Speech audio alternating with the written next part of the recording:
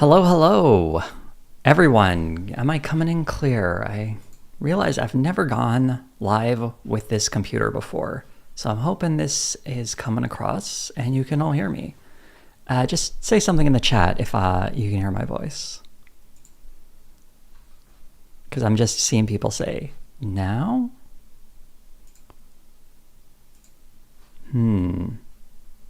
Okay, people can hear me. Just a little slow on the chat. I forgot, the chat sometimes takes a while for stuff to pop up. Maybe I can switch it in the settings. Okay. Well, I'm glad everyone is here. Hope we're gonna have a nice time today. I've got some fun stuff prepared. And yeah. How's everyone's end of the year going? Everyone held in there? I know it's been kind of a rough year for a lot of people. Certainly been not so easy for me. But I imagine a lot of you out there have had significantly tougher years, particularly if you're in parts of the world that have been dealing with some bad stuff. I don't know. I'd love to be more specific, but it's like, where does one even begin, right? So I'm feeling like let's bring on 2026. Let's turn it around. And maybe make this a slightly better year than the one we had before. I don't like saying how could it get any worse because I feel like that's inviting something. But for now, let's just keep it optimistic. As is the usual tradition with the stream, I'm going to we'll just chit chat for a couple of minutes here and let some people show up. I've got a decent amount of stuff prepared for us today. Even some ideas I've had about, I keep toying with the idea of doing a podcast, but I don't really have the bandwidth for it. And I'm not sure what it would be about. And technically I'm already on one, but we've been on hiatus for a long time. And for those wondering, the Warrior Cats podcast will one day come back. We've got stuff. We've definitely got stuff prepared, even stuff recorded. It's just been complicated getting all that done. And but it will come back once we can figure this and sort it all out. But I was sort of thinking of another one. It would be fun to do something else. But yeah, it's as someone who for those who don't know, my channel is 100% done by me. I write, research, record, edit everything by myself, and that's a lot of work for one person. So taking on any more projects like a fun podcast, that's more strenuous than you might imagine, unfortunately. For a while, I thought it would be really interesting to do something on Candace Owens, just because she's really having a moment right now. And it would be interesting to pick apart some of her stuff, even though her takes are not very substantial a lot of the time. In fact, if we run out of stuff to do in this stream, I'm thinking we might watch one of her videos just to sort of give you an example of what it's like to watch her stuff and be a little more critical. And most of her audience just doesn't seem to care. Anyway, just to respond to one question I'm seeing here, is your channel name based on Joey Bats 19? I assume you mean Joey Batista or Jose Batista. Joey Batista. No, it's not. Jose is my name, and that bird is it's just something I drew. So yeah. Someone asked for expose Nick Fuentes for his connections to Ali Alexander and how weird he was to Jaden. I didn't know he was, well, I guess he would be connected to Ali Alexander, wouldn't he? With that whole Stop the Steal movement. I feel like Ali Alexander is such a fringe figure, and he's kind of so displaced in this movement. I don't know if that would be something people would be super keen on. Anyone who's wondering about the topic today, we've got a number of things. We're going to be looking at some fun movie trailers for conservative movies, including a topic of, or one movie I feel like no one really noticed. I almost made a video of, but then just other stuff got in the way and I wasn't able to cover it. Maybe some weird tweets. I don't know. I'm sort of wondering if I should cover that now, but I might. We'll see. And also a weird channel that I kind of want to look at just because I don't know how to do a video about this.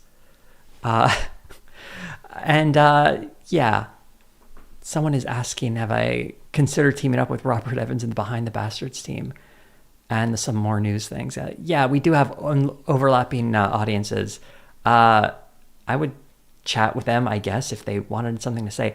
I don't really know What we would talk about, I would love to collab with people, but it always has to kind of make sense in my head. And I mean, I've never tried to approach them and vice versa, but I do know Cody watches my stuff on occasion because he has, we've spoken very briefly, like almost the blink of an eye. He's a nice guy though. So yeah, I don't know. Sure, I'd talk to them, I guess. I just don't know what that would be about. What would you want us to talk about? I guess I'm wondering.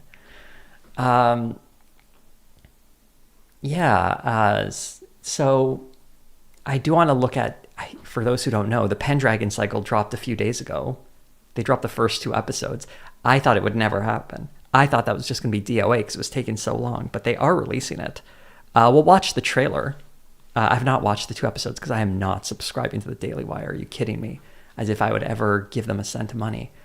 They are selling lifetime subscriptions, though. I don't know if anyone knows about that. Does anyone want to take a guess at how much the Daily Wire is spending for lifetime subscriptions? Just like take a wild guess. A lifetime. Let me pull up annual membership so you can get an example of what it costs for an annual membership to the Daily Wire Plus. There you go. So an annual thing works out to $745 a month, right? $745 a month. That works up to, I don't know. Do I want to do this math? Not really. 74 plus 15 roughly. So about $90 a year, right? Right? $90 a year. Or if you get a lifetime membership, I'm happy to say, aside from the person who said 10K, you're all way, way too low. A lifetime membership is $1,500. $1,500. That is, that's a lot of money, considering it's like $90, roughly $90 a year, if you're getting it on that discount. So, how many times does 90 to go into 1,500? Let's just do. That's the wrong way.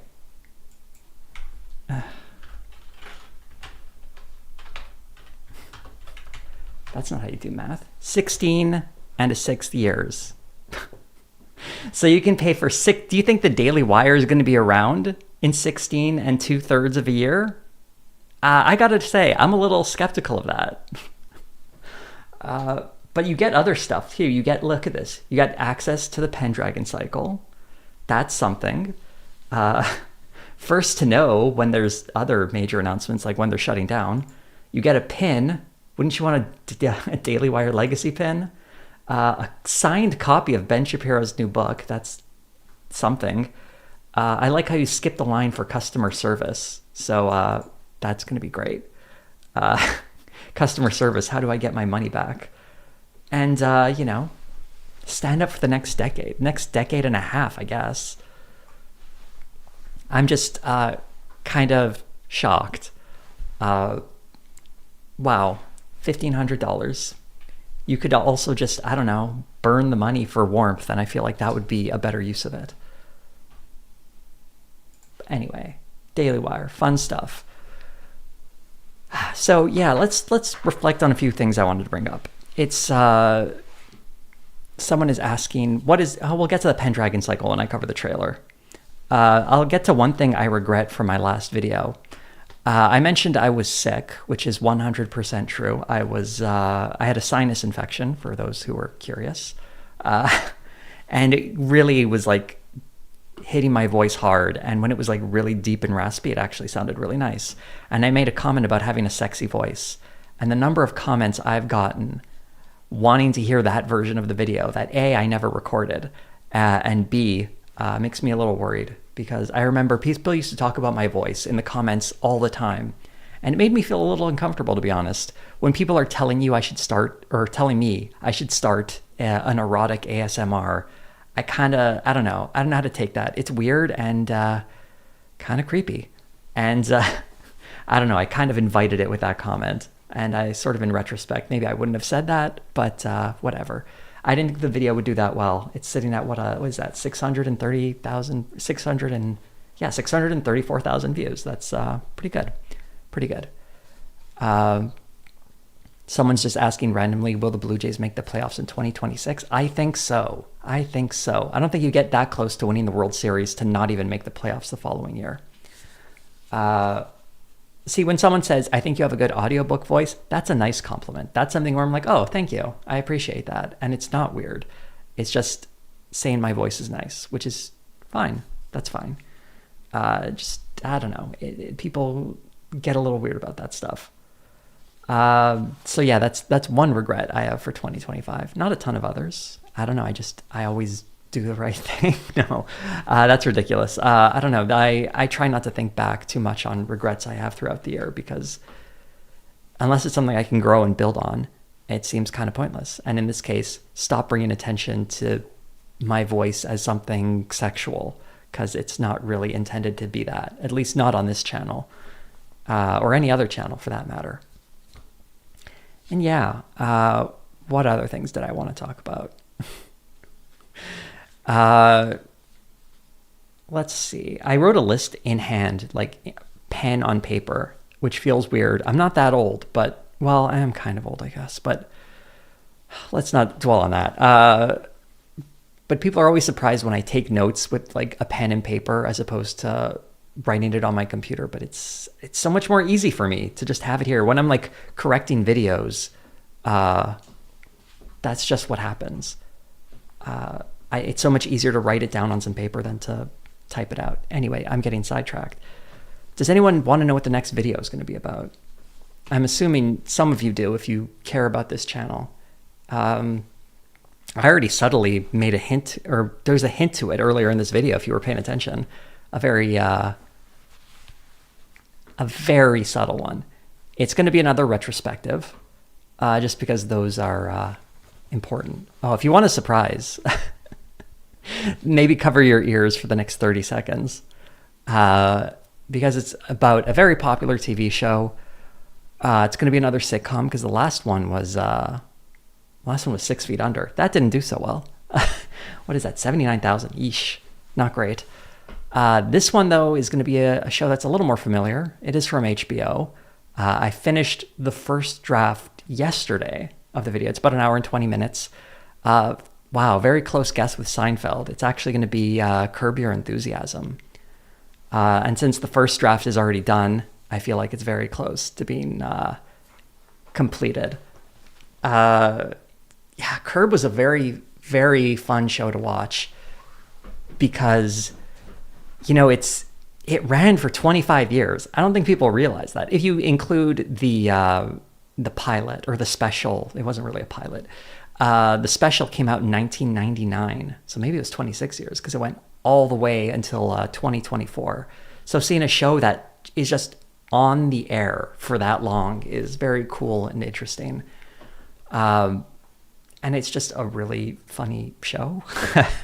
I'm still debating how much of it I'll be bleeping because there's a lot of profanity in it. And the clips will be untouched. I'm sort of just thinking about my own things because when I have to read a quote and someone uses a swear word, it seems weird that I would bleep myself saying it and not the clips. So I may just leave it all in.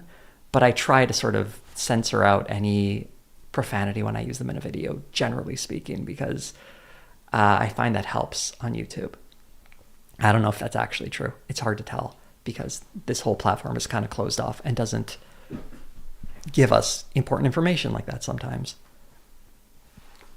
For someone who finds it a bit exhausting to watch, I think that's kind of true. Like, it's not something I can watch over and over again, but it's not something you can...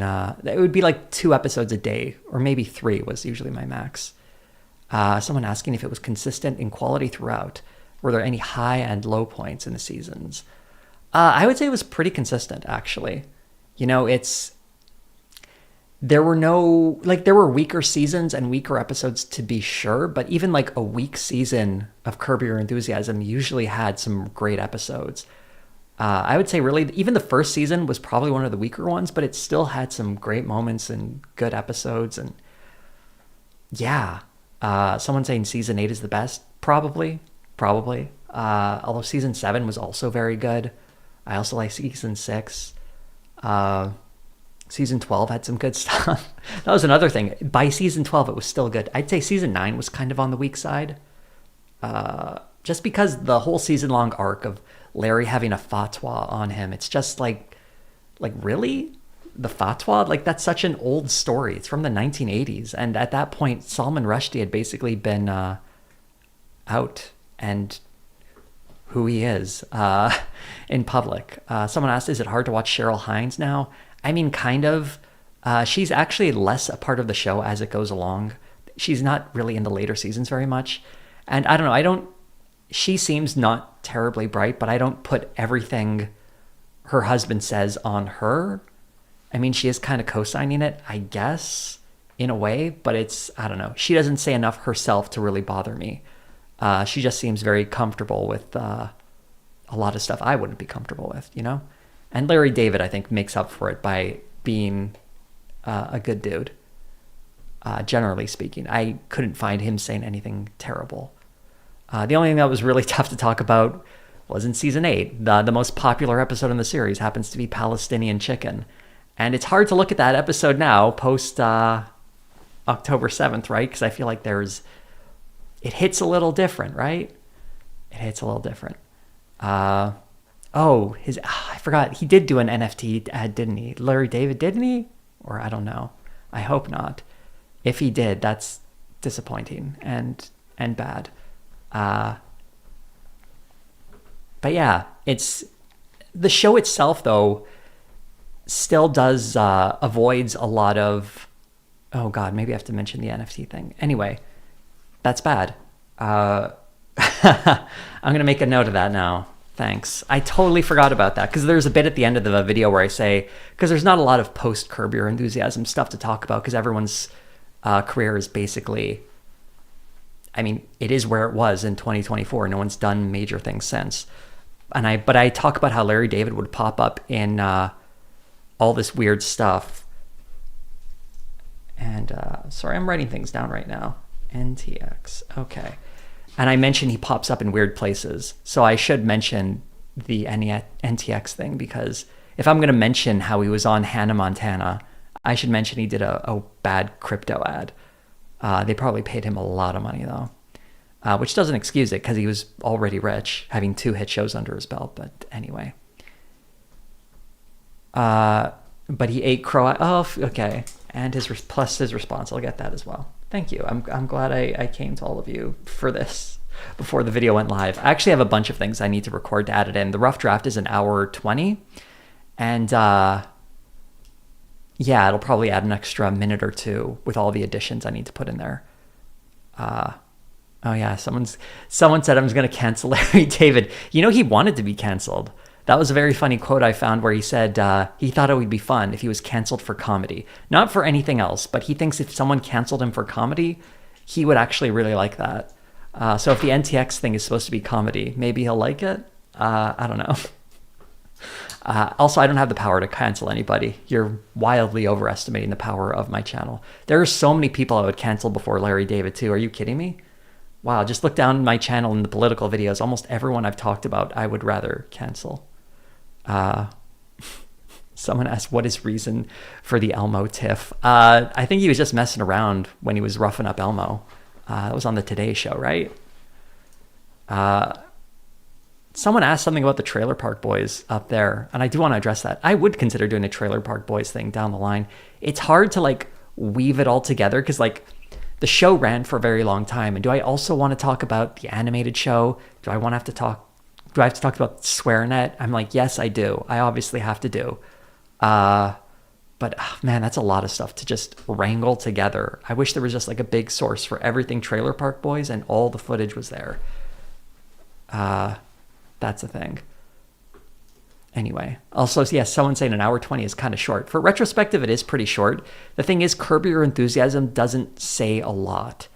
That's by design. It's not trying to deliver a message so much. that you can obviously engage with it critically and get a critical reading of it, of course. But the show itself has characters, specifically Larry, who's not about changing or becoming a different person. He's the same guy from beginning to end. And a lot of the times it'll explore an issue and not really come to a conclusion. I mean, I have to mention that Palestinian chicken episode again. That episode doesn't really land on one side of anything. It just kind of noodles around a bit, and it's very funny. It's a hilarious episode. And there's like some bad stuff in it, but it's also like, it's a caricature. It's supposed to be like that. And at the end of it, you're just kind of like, I don't know what to say. Literally the last episode of Curb Your Enthusiasm is no lessons learned. So there you go. We got a super chat. Thank you, Plixie Plox. Do sports reviews and look at Tate's recent loss. Oh, that was fun, wasn't that? Seeing him get knocked out. I don't really cover sports, but both Andrew Tate and Jake Paul, what a Christmas gift that was. Both of them getting knocked out. I mean, technically, Andrew Tate lost on decision as opposed to knockout, but even so, anyone watching that match can see that Andrew Tate was he had nothing. He had no gas in the tank. He was just a zombie for like 4 rounds. He's lucky he just kept to his feet the whole time. Yeah, I don't know. That's just fun. That's just a fun time. Yeah, winning boxing matches is wokeness now.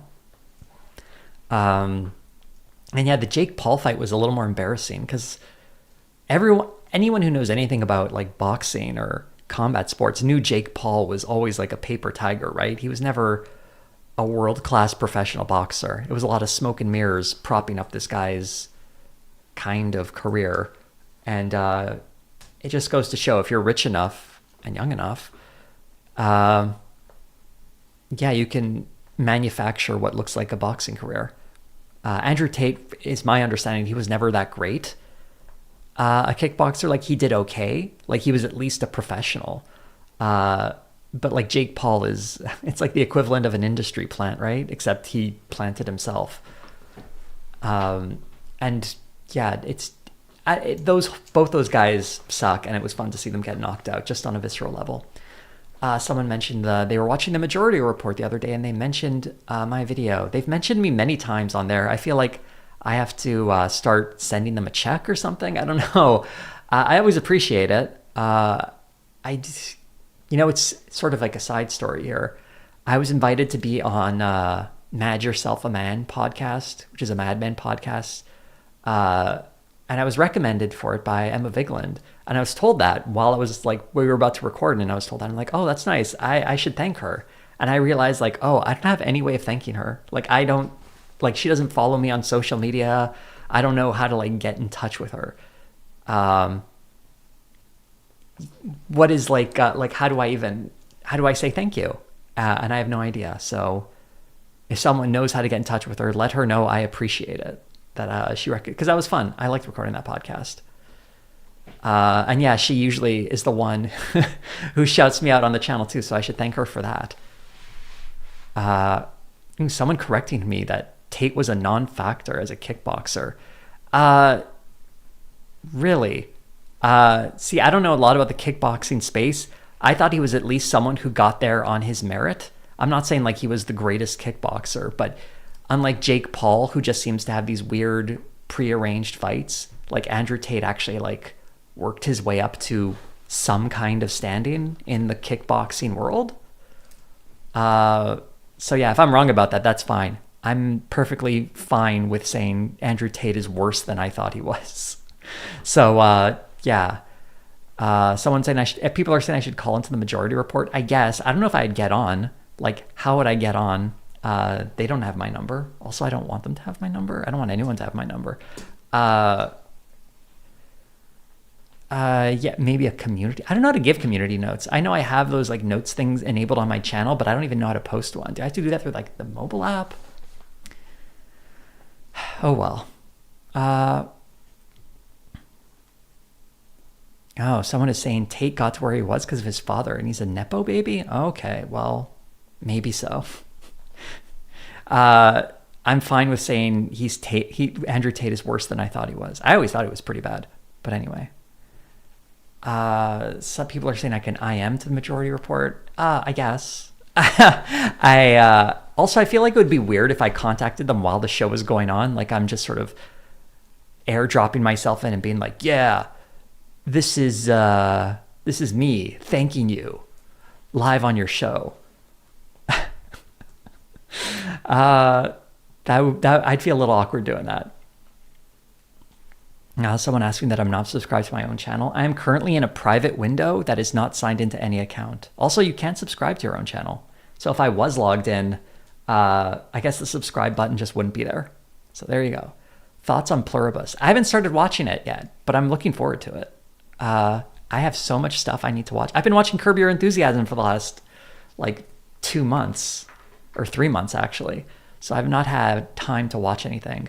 I'm just catching up to my things I wanted to watch, and I decided to start off with Bel Air just because it's the final season and I can cross it off entirely. And I don't know, Bel Air is fine. What do I got? 5 episodes left? There we go. But yeah, I'm looking forward to Pluribus when I get around to it. Is it self-contained? Is that one season all that it is, or will there be more Pluribus in the future? If you can tell me. If that's too big a spoiler, then don't, I guess. Because I've heard it's very strange and interesting. So either way, I'm looking forward to checking it out. Pluribuses, pluribi, I don't know. What else do I have to watch? I'm going to watch The Chair Company. So that's going to be fun. And there was an anime I wanted to watch. It was 2B Hero X. I think I watched a few episodes of that, and it's pretty good so far. Pluribus was a 2-season order. Okay. I guess that makes sense for Vince Gilligan. He would get a 2-season order, wouldn't he? So yeah, I guess we can go to the first thing I wanted to talk about. We're going to work our way up to the really good stuff, but I found out this channel recently. It's called Two Mad Explorers. Has anyone heard of this channel? As near as I can tell, it's these two Irish people go to cities in Europe and they just kind of walk around and they talk about how the city has fallen. First off, thank you. Fresh Off the Boat versus Kim's Convenience. Thank you for the super chat, Zane Rossler 6606. I've never seen Fresh Off the Boat, and I really like Kim's Convenience, but now that I've seen the Kim's Convenience stage play, it is so much better than the show. The show is good. The play is fantastic. Really good stuff. I don't know how you would see the play. It was performed here in Toronto. I don't know where you would watch it, unless they staged it somewhere. But the version I saw actually had the playwright, Ins Choi. He was playing Mr. Kim. Originally, when he wrote the play, because the TV show is based off of a play, he played the role of Jung. And so the fact that he swapped those roles around is kind of cool and interesting. But yeah, there's a bit of Kim's Convenience trivia for you. I hope you got your $2 worth there. But yeah, this channel just it's these people going to Europe. Look at this. Paris 2025 is out of control. This is the one I watched. 1.4 million views 2 months ago. Wow. Okay. No. I don't know if we're going to watch this whole video, but I found this fascinating. We can probably speed it up. I'll put on closed captions, I guess. Or was it already on? There we go. How fast do we want this? Do you think we can go 1.5? And let me know if it's a little too quick for people. But as someone who's been to Paris, does anyone in the chat living in Paris right now? Anyway, this is them walking around. Paris, it's out of control, guys. I don't know if you know this, but Paris is out of control. No country, no city has actually felt as unsafe as here right now in Paris. If you thought London was bad, you've seen nothing yet. Welcome to Paris, a city where every street... Okay, they're saying Paris is unsafe. I want you to pay attention to all the evidence they provide for Paris being unsafe. tells a story of love. Imagine walking hand in hand along the Seine, the golden lights of the bridges reflecting in the water as the soft hum of the city surrounds you. From the hidden gardens tucked behind historic streets to the sweeping elegance of the Eiffel Tower sparkling at night, Paris feels like a dream come to life. Here, romance is in the air in a gentle... This shot in particular is going to come up several times. You'll notice something similar about all the people walking by. Just something I can't quite pick on, like they've gone to certain places. Art, history and beauty weave together in every corner, inviting you to fall in love again and again. Paris isn't just a city, you feel it in your heart, in every moment, in every glance. This is the magic, the glamour and the romance that makes Paris unforgettable. Because in Paris, love is not just in the air, it's everywhere you look. Going back to this shot again, waiting for the tram, and oh, look at this, a lot of dark faces. Isn't that interesting? Why they're saying it's unsafe. It's almost like they're trying to suggest something here. Someone said hello from Spain. Hola, primo or prima. I won't make any presumptions. A lot of mentions of Tyler Oliveira. This is, yes, this is just his stuff, but much lazier, much lazier, because I'm going to skip the part in the beginning where they just walk around and look at these like places in front of the Eiffel Tower where there's like people scamming tourists with like gambling games, which is pretty common. But then now they're like going by like the gentrified parts of near the Eiffel Tower and noting that everything is really expensive. Like, we're not going to expose the shop because we're not sure of what the situation is, but I can tell you for certain those people with those sheets of paper that are saying they're raising money for charity is anything but that. So keep that in mind when you do come here. No evidence of that, by the way, but okay. And we missed the part where they were at the... I should have timestamped these, but I didn't want to watch it again. They went to like a place to buy a sandwich, and it was like 20 euros for a baguette for each of them and a coffee. I don't know if that's a lot or a little, but it's... I guess that's one way of saying that Paris has fallen, is that they're fleecing tourists. But I want to get to the part where they get to... oh no, here it is. 2 Americano as well. Thank you. The coffees are just Americano, right? In Paris, we're very close to the Eiffel Tower, and we just got ourselves 2. Is that like good for a lunch? This is like aside from the racism, I guess. Someone's saying that's the English-speaking price. Hell yeah. Someone's clearly been to Europe. As someone who's traveled around Europe, yes, if you're speaking English, that's gonna happen. One thing my sister and I did the last time when we were in Italy is we'd always speak in, my Spanish is not very good, but we'd speak in Spanish and we noticed we get a bit of a discount. It's funny because, and this is one thing to note, they're going to talk about how Paris has changed a lot, especially when they go to a certain neighborhood later on. Dry chicken breast. Dry chicken breast, lovely. Doesn't look like that great a sandwich. It looks very French, but I don't know.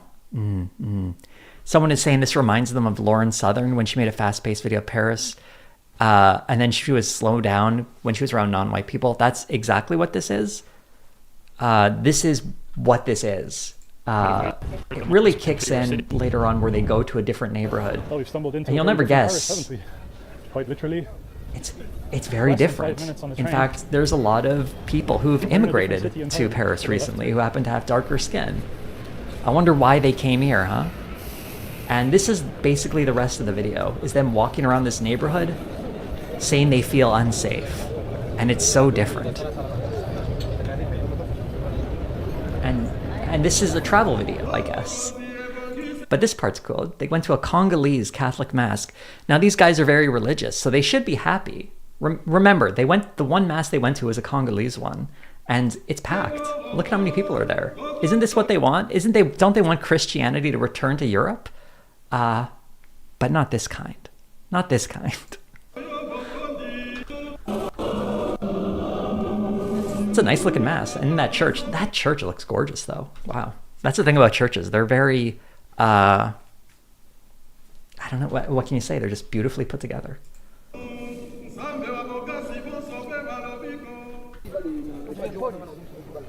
Police. What does that mean? Oh, no. Just tourist. You don't have chain on YouTube. You chain in YouTube. You're welcome. Au revoir. Ireland. Au revoir. You're welcome. Au revoir. You can say That guy got really nice, huh? That was pretty nice, right? Like I said, like we don't want filming, and they're like, oh, we're tourists. And the guy's like, oh, okay. Au revoir. Do you feel unsafe yet? Someone said police, though. It's crazy. I like how he's shouting about religion in French. I don't know what that's supposed to mean, but there's another example of how I guess Paris has changed. I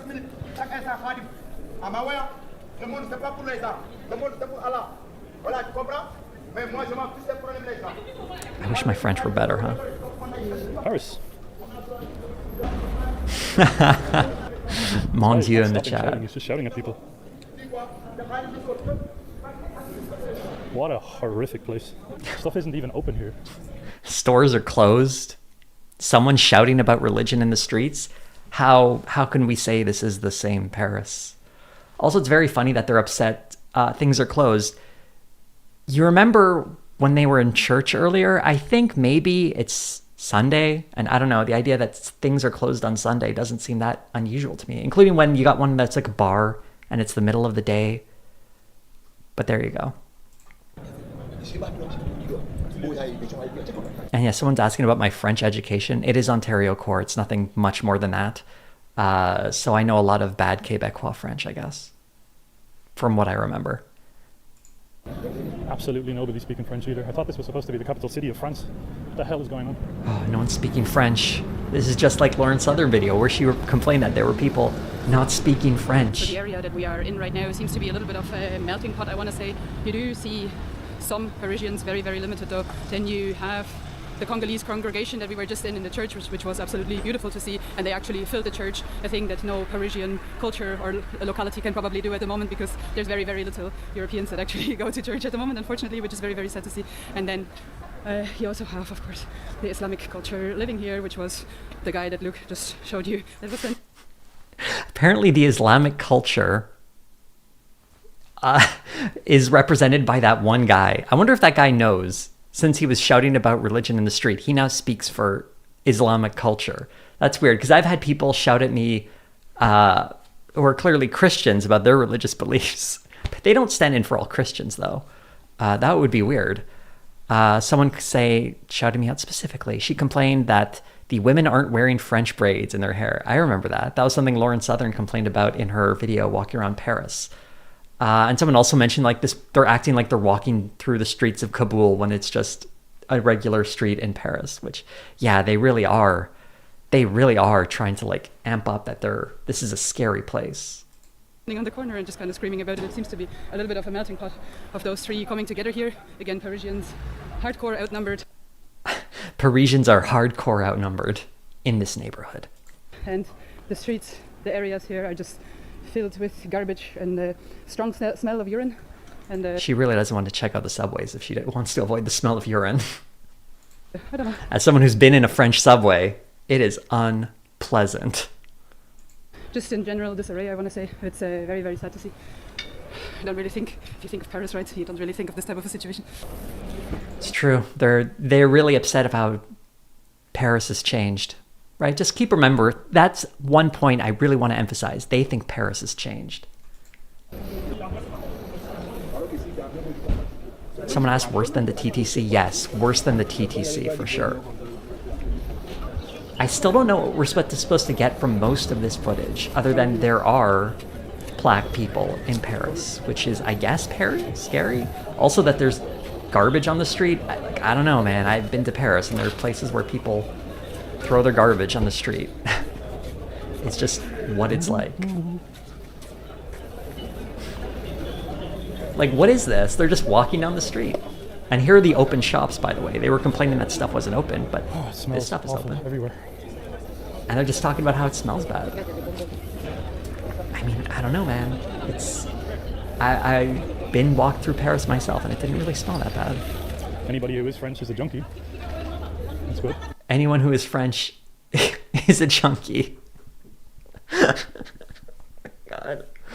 I don't know where they're getting that from. They just like said that out of nowhere. Has anyone seen a junkie in any of this footage?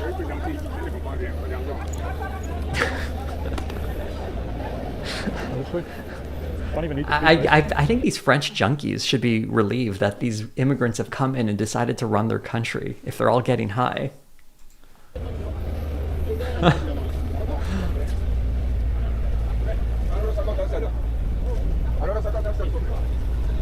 Again, it's just more walking. Oh, there's still more 10 minutes of this?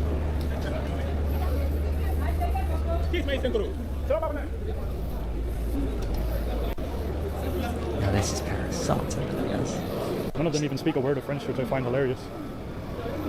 It's weird that they said none of them speak a word of French. I wonder if he'd know French if he heard it. I'm genuinely curious, because he hasn't spoken any French. And earlier there was a guy shouting something in French, and they didn't translate that. Makes me think maybe they don't know. Bro. I don't know what that was for. Let's scan for it. I want to get a little more commentary. This is the reality. Can you imagine? This actually looks really... Well, the previous shot. Like, this just looks like a nice part of Paris? Like, am I crazy? This just looks nice? If you thought London was bad, you have seen nothing yet. It kind of seems like the French, the Parisians, have already surrendered. They've been replaced. The city is no longer theirs, and whoever says that Paris belongs to the Parisians is, as of today, definitely wrong. Nothing. So they've walked through a neighborhood, and now they've declared that Paris has fallen, the Parisians have lost their city. This is some of the most brain-rotted content on here. She's going to get to some stats. You're going to get a little bit of that. And oof, it's the closest we'll get to any kind of actual evidence. Because this is just them walking around a neighborhood with a large immigrant population and going like, whoa, a lot of immigrants in this immigrant neighborhood. That this is French. Bonjour.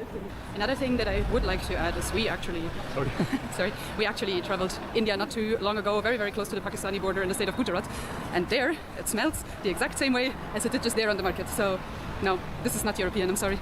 It just seems like... So it smells like India, people, which doesn't make sense because it seemed to be a very Congolese neighborhood they were in, that, at least the church, there was people from Congo. So when it smells like India, what does that smell? What is that supposed to be? I have a feeling like maybe she doesn't have the sharpest of nose. Kind of wild. Like everybody that is actually European that lives in the city is self-hating Europeans that just gave up entirely for the sake of political correctness. And that is a mistake that we need to change because this is unacceptable. Since that market smelled, these self-hating Europeans now need to make some changes. What is this? This is something I wanted to talk about in a video, but it's so hard to engage with because there's nothing here. They walk past some black people and are just like, this smells terrible. Paris has fallen. I can't believe these self-hating people have destroyed their city. Like, I don't know, this city seems fine. It's operating just fine. There are businesses, there's people walking down the streets, cars down the roads. This does not look like a fallen city. On every corner, there's literally... Police on every corner. I think this is the first police we've seen, actually.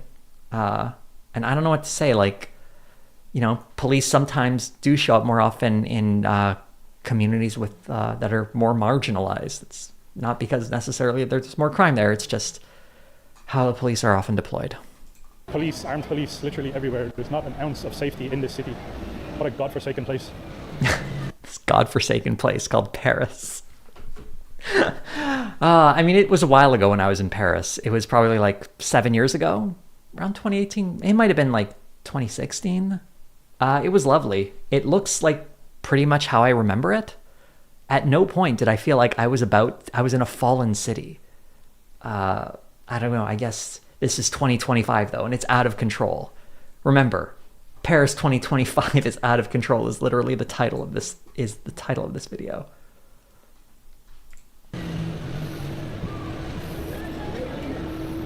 Of course, they focus on that person because they look normal society. This is what happens when you accept everything. When you are all about inclusivity and just accepting absolutely everything, no questions asked.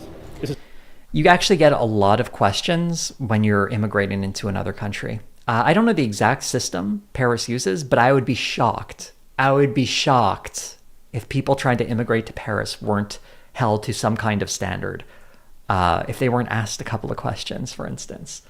It's actually very difficult to immigrate to a lot of countries. And I'd be shocked if France was some kind of exception. But that's how they talk about this, because they need to make it look like this city is in complete decay. When I don't know, it just looks like an average city to me. What you get. It was only about 2 weeks ago that Ashur Sarnea was killed. This woman is literally covering her face because she doesn't want to be on camera. By the way, we've never been told so many times This part's not good. to film people in a public place in Europe ever before. This is an absolute joke. There's a difference between people saying don't film me versus like don't film period. And I think it's fine for people to say to like don't come in here and film me or like point it at my business, or I don't know. It's this kind of entitlement that I can walk down the street and film anything I want. And if you don't want to be filmed, I'm going to talk about how you're suspicious. It's like, it's none, like people are allowed to not want to be filmed. And yeah, someone is saying, be clear that the only thing they're concerned about is the skin color of the pedestrians around them. Yes, that's it. That's literally it. That's all they've brought up. They keep saying they feel unsafe and that things, I guess they bring up the smell that obviously we can't corroborate. It smells like India, I guess. And yeah, it's just such a naked display of racism. You usually don't get this. Well, I mean, I shouldn't say you usually don't. It's become increasingly common on YouTube. I guess I'm still a little, there's a naivete to myself where I'm still shocked by this stuff. But even so. This is an absolute disgrace. It's disgusting. It was only about 2 weeks ago that Ashur Sarnea, an Assyrian, a disabled Iraqi, was preaching the gospel on Facebook live stream in Lyon, here in this country. So we're not in Paris anymore. We're going to Lyon. When people came up to him with knives and brutally murdered him while he was live streaming. If this is... I feel horrible that this guy was murdered, but A, you're going to another city, and B, one murder cannot be extrapolated to an entire community. And also, like, interesting that they chose the Iraqi guy. So I guess you're all right if you're a Christian, and I guess don't get close enough to them. Is what's happening in a country that was built on the backbone of the gospel of Christianity. Paris, famously built on the gospel. When I think of modern France, I don't know if he knows anything about what the revolution was like and the incredible secularism of in France, but clearly he wants to go back. I think he wants to restore the monarchy. That's what I'm guessing. All this talk about Christianity, fascinating. What has the world become? Also, remember who was it who was having that mass again? Was it the immigrants? The Congolese mass? Why is he, like, he should be glad that they're bringing Christianity back. But not that kind of Christianity, of course. Like, when they were... Oh, where's that clip? Or that bit of footage? Shouldn't they have been like, hell yeah, this is what we want. We want people praying, right? We want people all about this. But as soon as they leave it, they're like, oh, what happened? Where is Christianity? Where is Christianity? We miss it. We miss it. What has the West become in 2025? I don't even have... See, he's just kind of riffing now. What has the West become? It's when you have nothing to say. Clear words to say, because I'm just going to get completely taken off the internet if I say what I actually think right now. I really want him to say what he thinks right now. I don't think he would get taken off the internet. He'd have to say some pretty shocking stuff to get taken off of YouTube at this point. Anger inside of me is unbelievable for the disgrace that this place has become. Imagine walking through these streets and being so angry that you can barely contain it. It's like, look at this. They're passing by a store that looks like it sells cell phones and electronics, and there are people just walking down the street having a regular day. My country, and Ireland as well, it's no different. England is no different. Germany is no different. It's an absolute shambles. This is a shambles, guys. I don't even know what to say. Paris used to be, again, similar to London, similar to Rome, up there with... He's talking about what Paris used to be. Again, I want to remind you, he's talking about Paris used to be great, used to be something different. The cities that people really want to go to, really want to visit, and people still go there, they still visit these types of cities, but they ignore all of this stuff. It's ignorance. It's completely, blatantly just ignoring the reality as to what's going on the ground of the city and what life is actually like for the people here. And it is... He still doesn't remember.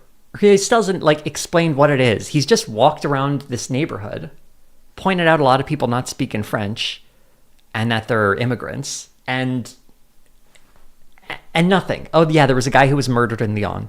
That as well. Disgusting. Literally disgusting. Illegal cigarette sellers. Now, I don't want to alarm you, but there are people selling cigarettes on the streets of Paris illegally.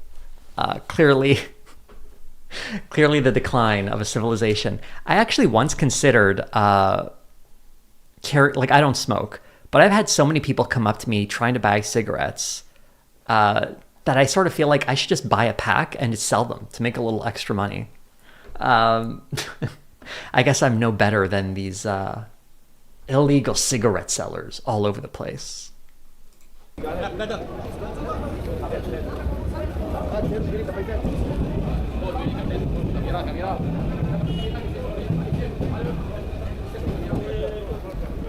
No country, no city has actually felt as unsafe as he. Okay, so now it's the worst. Just so you know, this is the most unsafe city they've been to. They've had this channel for years, so this is the worst place for them. Right now in Paris, London doesn't feel as unsafe. Paris actually feels a lot worse. And so if you're anyone saying London is fine, well, you haven't been to Paris. They're literally well, we haven't seen them being confronted by any crimes. They haven't witnessed any crimes, but somehow it's unsafe.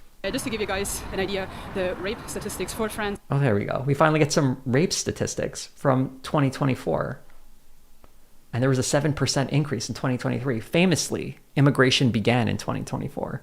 For 2024 were released only recently, and in 2024 over 40,300 rapes were committed in France. That is more than 100 a day in the entire country of France, of course, but also in Paris. Lots and lots of this is happening right here, right now in Paris, and it's absolutely insane. It really angers me to even talk about this. And about 50% or more of those rape cases are minors. So keep that in mind. Protect your children when you come here. Look after them genuinely. We're saying this out of genuine concern for you if you come here as a tourist. And if you're living here and you accept what's going on, I don't know what to tell you. I really don't. Because this is not normal. This is not... What's great here is the first time we get any stats. It would be nice to see something comparative, something that was even related to any of the footage we saw. I don't think we saw any kids. I don't think we saw any, we certainly didn't see any crimes. No one was the victim of anything. So now they're talking about rape stats. I think they're trying to make a clear connection between the immigrant community they walk through and people being raped in Paris. No doubt sexual violence is a thing in Paris. I'm sure it's terrible. But like, what does that have to do with what they've just been showing us for the last, 24 minutes? Nothing. And also someone pointed out, and this is true, the statistics show that the vast majority of attackers are people close to the victim. That's true. That's not what a lot of people don't realize about sexual violence. There's this like myth in people's mind that it's like, oh, if you walk down a dark alley, some like guy might jump out and attack you. It's like, I mean, that can happen, sure, but most frequently it's someone you know will assault you, particularly when it's a minor involved. So this isn't a case of like immigrants preying on people. It's just that there are bad people who will commit acts of sexual violence. It's not like some people are saying in the chat. It's not a race thing. It's, I hate to break it to you, but sexual violence has always been a problem in every part of the world. It's not something that Europeans had to import or an unintended consequence of immigration, like they're trying to suggest. And they keep going like they're like, oh, I don't have the words. I don't have the words. They don't have the words. They don't have the evidence. They don't have the arguments. They have nothing. That's why it is genuinely sad to see videos like this get 1.5 million views, because they have nothing. They are not saying anything in this video aside from just wandering around while like clutching their pearls and going like, oh, oh, like Paris is so unsafe. And again, we've watched a huge chunk of this video. I did skip over the part where they were hanging out in front of the Eiffel Tower watching people get scammed by like hustlers on the street. I guess those were crimes, but I don't know, man. If you're like dropping money down to play 3-card Monty with some dude in front of the Eiffel Tower, you got to have some street smarts. You're just getting like ripped off by these scammers. And now we're talking about sexual violence. This is a wild, wild video. There's not a lot left. But yeah, like they're saying, Paris has fallen. Used to be so nice, but now it's terrible. Normal reality, it's just horrendous. It's despicable. It's almost like sodomistic. Like just... Sodomistic? Sodomistic. Wow. Just getting a little anti-gay stuff in there, just for good measure. Pure evil. And if you're Pure accepting this evil. reality, you really need to question what's going on. And really need to It's so obvious and self-evident that they can't actually demonstrate it. It's just clear. It's taken as like a statement of fact. question what the government is doing to allow this type of stuff to happen in your country without questions being asked. It's crazy. What is happening in France at the moment is actually kicking European values in the face. It's I love when people start talking about European values. Which European values? Because especially an Irish person, someone brought this up in the chat earlier. Like being from Ireland, you should be very keenly aware that Europe is not united under a similar set of values. That Ireland in particular has been persecuted by its closest neighbor for what, centuries? Like just this idea of a unified singular European state of mind is such a new idea. They're trying to tie it to Christianity because this is just an extension of this whole notion of Christendom, which is also a bit of a historical revisionism. Christians have not historically gotten along. They've basically gone to war with each other for centuries. But it's trying to unite people around this sort of white identity. It's really nefarious stuff. European, and it's also anti-French, it's anti-Parisian, it's anti-life really, if you want to look at it. It's anti-life when you think about it. It's really anti-life immigrants. The whole time that we're here as well, we just permanently feel on edge. I just want to... You will see dealing. What are they dealing? I don't like... Is this more of those illegal cigarettes or someone selling drugs? If they caught someone on drugs, I'd be curious to see it. So if anyone spots that, let me know. Make it very, very clear. The atmosphere is not pleasant. Once again, they're headed to the train. As best I can tell, they spent an afternoon in Paris. Train strikes. Okay, the train strikes approach is an interesting critique of what's going on in Paris and maybe how workers in the transit system are being treated. But no, it's just an opportunity to film all these people. And all the people going to an immigrant neighborhood look like they've recently immigrated to the country. What are the odds? Of course, they're filming them all because they need to get this on camera. This is, I guess, part of the danger. This is why they're so terrified. They have to live with this. The following day, we made it to Notre Dame, and for a moment it reminded us of how great Paris once was. Standing there, looking up at the towers, you can feel the weight of centuries. A city that shaped the world through art, faith, and culture. But when you step away, the contrast hits you hard. The streets outside tell a different story, one of scams, one of chaos, and a Paris that feels detached from its own soul. This was our first time in Paris. That really says it all, doesn't it? They kept talking about how Paris has changed, Paris is different, and they just said, this is our first time in Paris. How would you know what Paris was like? Oh my God. And they were there for what, like 2 days? This is why these people are so exhausting. They're trying to tell us that Paris has fallen, but like, no, this is actually our first time. But it's the worst place we've ever been, the scariest place in Europe. And we're going to tell them how they should run their own country.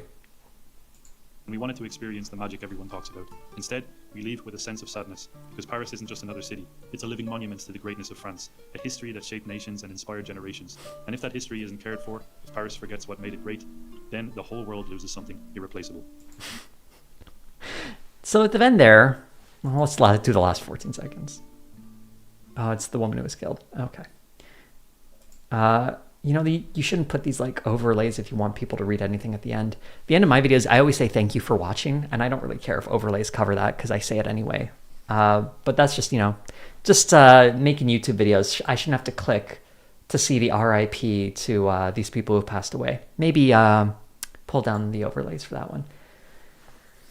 But I like how at the end, how they were talking about how they came to Paris wanting to experience the magic.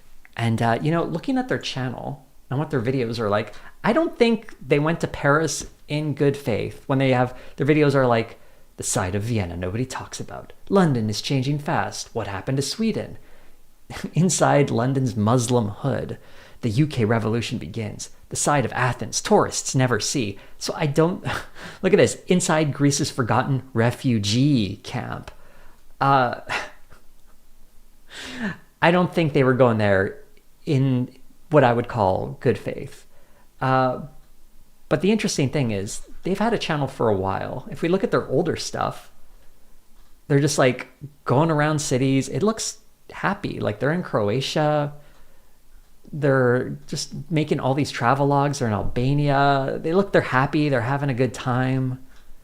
Oh God, they have a lot of videos. But their more recent stuff, it's like they've, and of course these videos only have a couple thousand views. But when you look at their more recent stuff, it's all about Italy has fallen to the migrant crisis. Or Brussels is a nightmare. Rome is worse than we expected.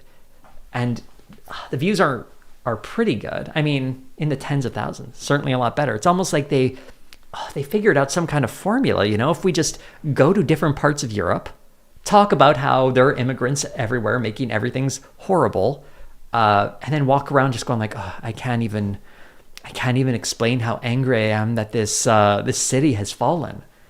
And then they get the views. And then one pops off and gets 1.4 million views. And they probably made a lot of money off of this video. If I had to wager, it's probably thousands and thousands of dollars, maybe in the tens of thousands, who knows? And, you know, just rinse and repeat that. Actually, probably not in the tens of thousands now that I think about it. But even so, certainly enough to make the trip worthwhile financially. And there's no real research or attempt to actually understand these places or the people who live there. They're not even talking to the people who live there, you've noticed. They're just kind of wandering around with the camera going like, oh man, this place, oh wow, oh, do you hear that? They're not even talking French. Oh man, and this smells really bad. And that is the entirety of their analysis. What is the difference between them and like one of those cars Google hires for Google Maps that just drives through? At least those cars go through the entire city. But that is the equivalent of what they're doing for their research. I could go into Google Maps right now, drop a little guy in a neighborhood and just sort of click through, and I'd basically be recreating their videos. I just have to throw in a few statements about how, oh man, immigrants, aren't they the worst? And maybe find a spurious news story. Well, I don't know if it's spurious, a random news story, and pull up a couple of cherry pick stats, and there you go. So yeah, this is just a channel I wanted to share. Someone mentioned it in a comment under my recent video, and I'm like, I gotta check that out. I wouldn't make a video about them just because I feel like they're not really worth it, but they are fun to highlight in the stream. Anyway, we're gonna move on. Remember the Pendragon cycle, the rise of Merlin. Okay, this was a thing they started filming this, in 2023? It was during the actor strike. So all these people were strike breakers. I'm not too angry at the actors just because they're all like British and stuff and maybe they didn't know. But the company behind it was an American one, so they were basically violating the strike. But yeah, this is actually happening. We're going to watch the official trailer.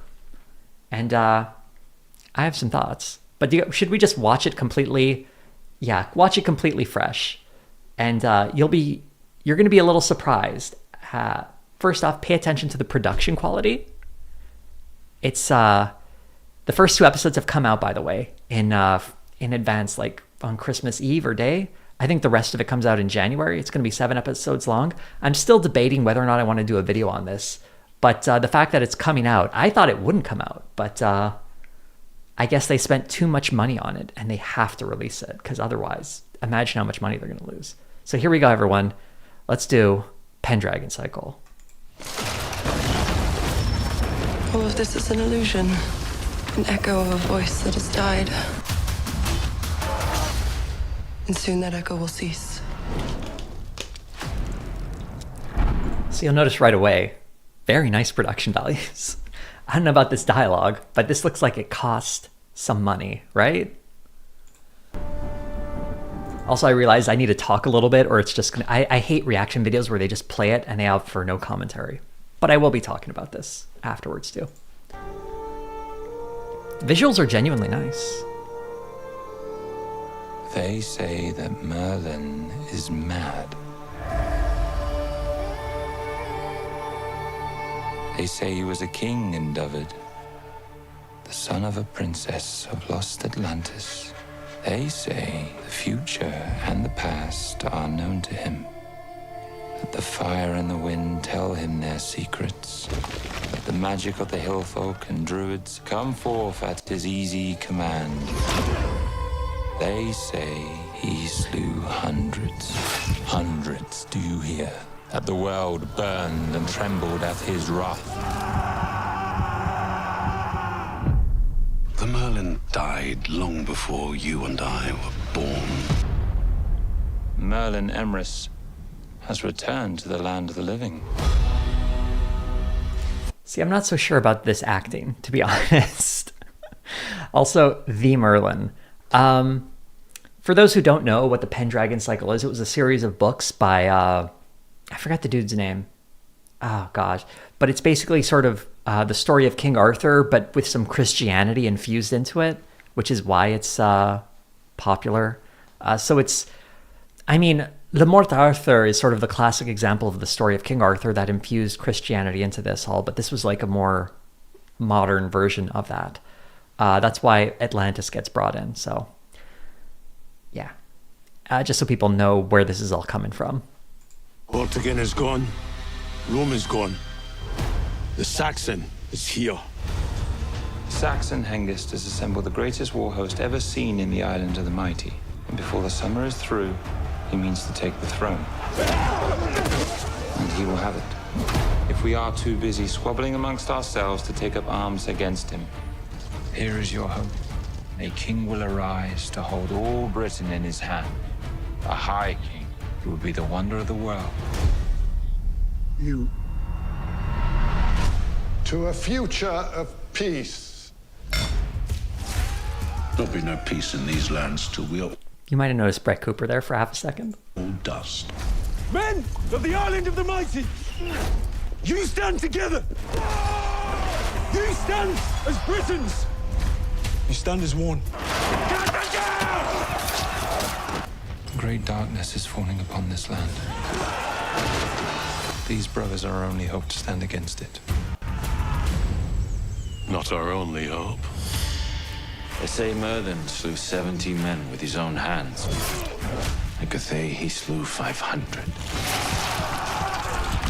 No man is capable of such a thing. The mortal man.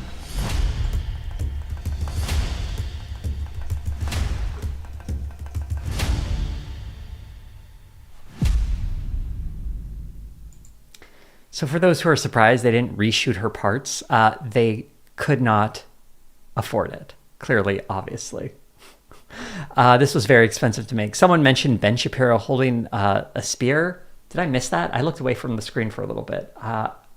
It would be right around here, right? It's where all the replayed bits happen.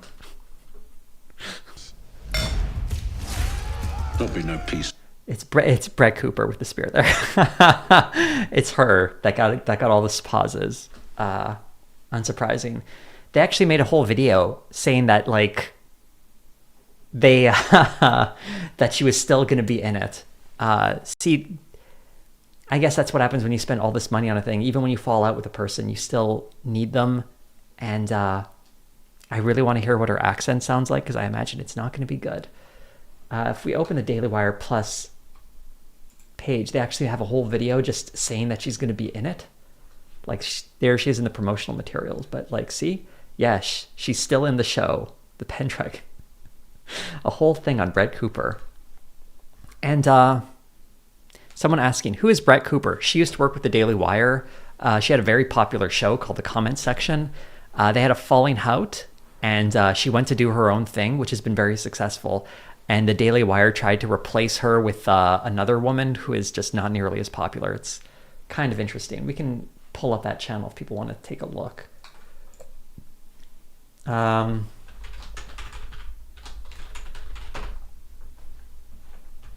So this is what it looks like now. You might be wondering, I'm convinced. how does a channel with 3.68 million subscribers only get like 10 to 20,000 views a video? This is dire stuff. Because when Brett Cooper was on it, it was doing millions of views pretty easily. She was very, very popular. But, you know, they thought they could swap her out with someone new. And it's not really working. But yeah, you can see she got crazy views. And her channel, Brett Cooper, what is it called? It's just called Brett Cooper. It does pretty well. Like, not as good as she used to be, but she's still pulling in hundreds of thousands of views. So yeah, although she got less than 100K for her last video. That's kind of surprising. Anyway, going back to the Pendragon cycle. Are we all excited about this? Do we want, like, I know you guys want me to cover this.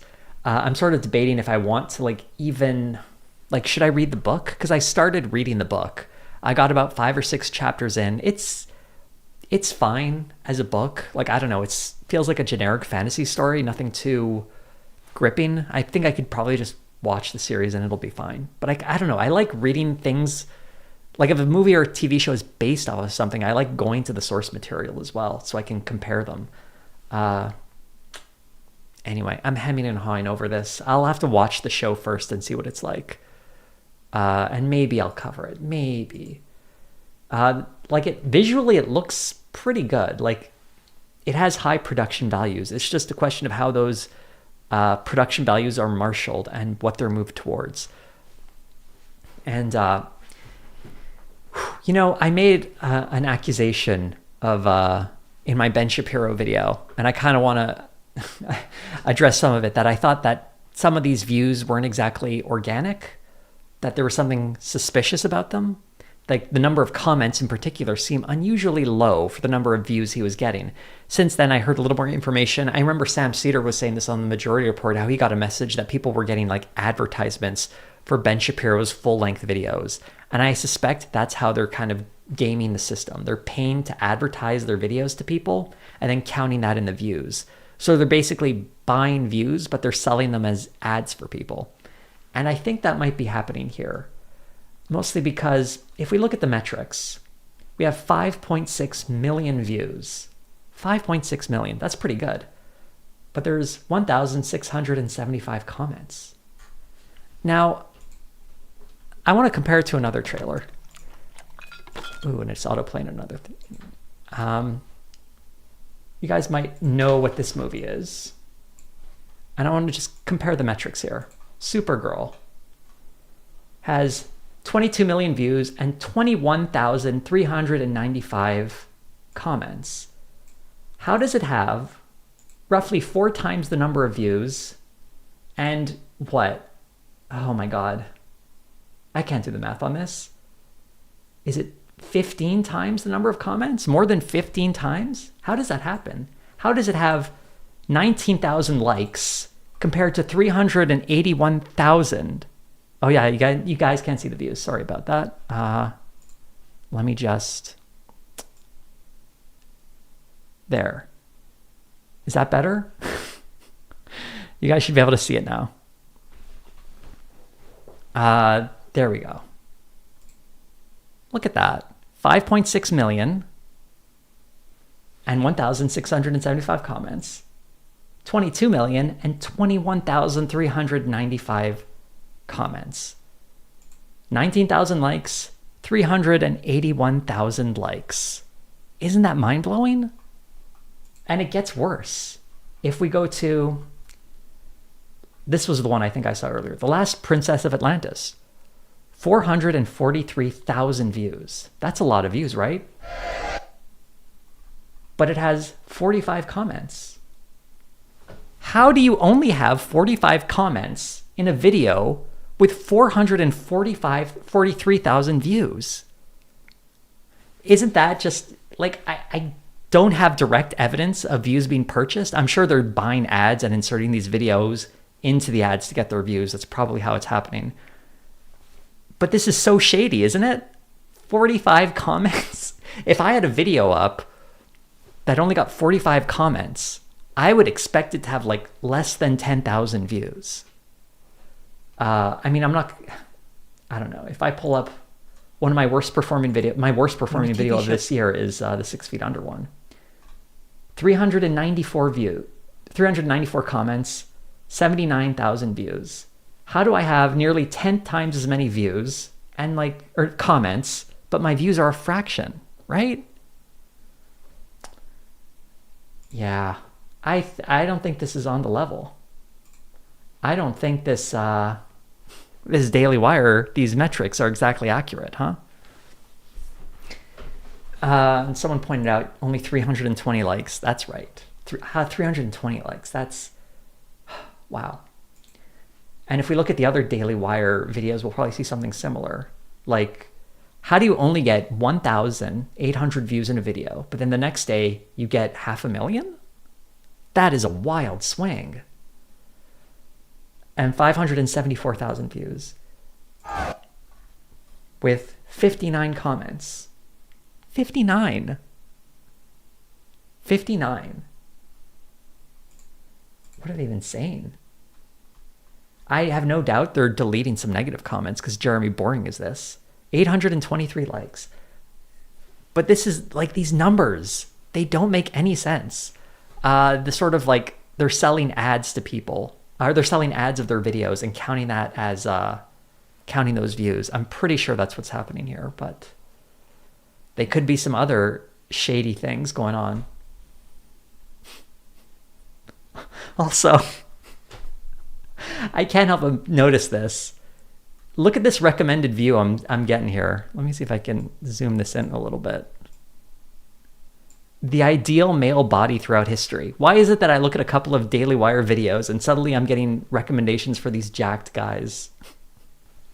That's weird. This is a fresh account, by the way. So it's not like this was in my algorithm already. If it was, I'd own it. But I just think it's kind of funny that that recommendation popped up. I'm like, what are these jacked guys doing here? But hey, good for you. Hey, if you're into that sort of thing, you'll get some of it when you start looking for Daily Wire stuff. Yeah, it is probably a Manosphere thing. Thank you, Superman, for the super chat. I hope Ben Shapiro debates Nick Fuentes. The amount of smugness between those two would be entertaining. Ben Shapiro would never debate Nick Fuentes. For so many reasons, he would never do that. It would be funny to watch, of course. Well, I mean, how much anti-Semitism isn't that funny? And he's going to throw some shit at Ben Shapiro for sure. But I think it would be an interesting meeting. But Ben Shapiro would never do that. It's as much as they try to portray this as some sort of professional disagreement with their commentary, I think it's very personal as well.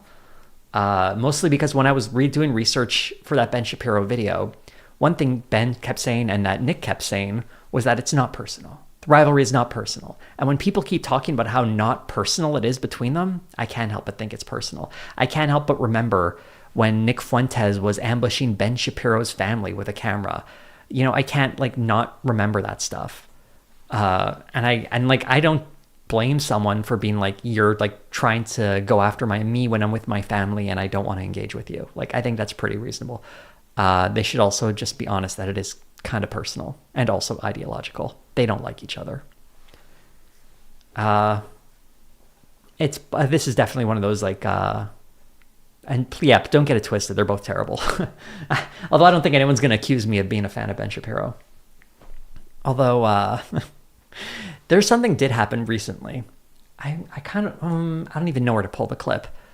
I was watching it on another YouTube channel, and in my recent video on Ben Shapiro, I made a comment about about Tucker Carlson, and I said, if oh my goodness. So hold on. I just noticed someone is look at these comments. Definitely the $1 bin at Dollar Store. Candace Owens. Christ is King. Those are Candace's people. Crasheneer. So some of these 59 comments aren't even popular. I don't know. I just noticed that was funny. Anyway, so I'm talking about the Ben Shapiro Tucker Carlson thing, and I mentioned Tucker Carlson specifically, and I think a lot of people noticed. Maybe I'll just pull up the video. Things haven't been.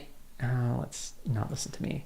When I say anyone who's falling for Tucker Carlson's commentary is a sucker, and some people notice this. Can't control it. Just that I have like Anna Kasparian on the screen, and I can confirm that is not a coincidence. That wasn't me being subtle at all. I think she's being a sucker. And I listened to that whole conversation, and it was mind-numbing. So yeah, the term sucker is very deliberately chosen. And I saw in a random clip from TYT where Cenk Uygur, for some reason, got really... Like, for some reason, he was talking about people being suckers, which is something I don't usually hear him saying. And it was specifically about Tucker Carlson, and saying if you're criticizing Tucker Carlson... you're a sucker for Zionist propaganda or some shit. And part of me was just like, did he watch my video? Because I have heard that he's the sort of guy who likes watching all the videos that are critical of him, and he's like, gets kind of obsessive about it. So I'm kind of wondering, did he watch my video? If so, that's very funny to me. I don't have much more to say than that, but it's just something I noticed. And I wanted to make it very clear. I am calling her a sucker because she 100% is when it comes to Tucker Carlson. And anyone is who tries to give him any credit for anything. It's embarrassing. Because he's been doing this shtick for years. I remember when he first got that Fox News show and he started talking about the elites and the corporation and all this stuff. And wow, everyone was like, Tucker Carlson is talking some sense. Not everyone, but, you know, certain people who like call themselves on the left were like, oh, Tucker Carlson, maybe he's onto something here. But he was still saying like the anti-immigrant stuff. He was still like carrying water for neocons in some cases. People like try to pretend like he's anti-war, anti-interventionist. When he was on Fox News, he'd have like these former CIA goons come on and talk about how China's the real danger. We got to gear up and fight China. Like, if you really want to test that anti-war stuff, like, look at his special on the dangers of China when he was at Fox News, on Fox Nation, where he had a lot more control over what we was doing. And you got a lot of these sort of unfiltered Tucker on that streaming platform. That's the one where you saw that, the one where The End of Men, I always bring that up because that was like the guys tanning their balls. Like, that was funny. The fascist messages of that special were not funny. They were very creepy. But that's kind of his stuff in general. He does like the outrageous, silly things that are over the top, and you can just be like, oh, whatever. That's Tucker kind of losing his mind for a second. It's like, no, he's doing that so you focus on the guys tanning their balls, so you don't notice the fact that he's got a guest on his show who publishes on Antelope Hill. For those who don't know, Antelope Hill is like this Nazi book publisher. Antelope Hill is Adolf Hitler. That's the joke. That's what they're like. Anyway, just a little sidebar there. Someone said they can consume my media too much without fear of being triggered. I'm glad you don't get triggered with my stuff. I try to keep it pretty even keel, I guess. So that's nice to hear. Whew, okay. Do we have anything else we want to say about the Pendragon cycle here and the Daily Wire clearly buying views? Look at this. I feel bad for this Gus Plus Us lady. Well, not really, because it's like a weird Christian kids show. But she actually had a good thing going. I think she was on Amazon or something, and she decided to jump ship from Amazon to the Daily Wire for her third season of the show for Bentkey. And man, that was a sinking ship. I bet she wishes she was back with Amazon. Also, maybe I should like promote a friend of mine. If anyone wants like a video on Chip Chilla, does everyone remember that show, Chip Chilla? It was the Bentkey Bluey knockoff. My friend Lola Sebastian is going to have a video on that coming out very soon. And I'm in the video too. So like, everyone go subscribe to her channel. Video. And then like say, oh, Jose made us subscribe, so she knows. I saw the video is really good. We talked about it for a while. And yeah, she's really great. And I 100%, and I am forcing you all to do it. If you're not going to subscribe to her, you bet as well not subscribe to me or whatever. If that probably made sense to someone, I hope. And yeah, Rob Schneider plays the dad, but they only got Rob Schneider for the first season, or most of the first season.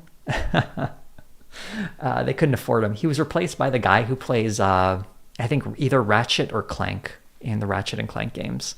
So he's the guy who plays... Let's look it up so I know which Ratchet and Clank actor I'm besmirching here.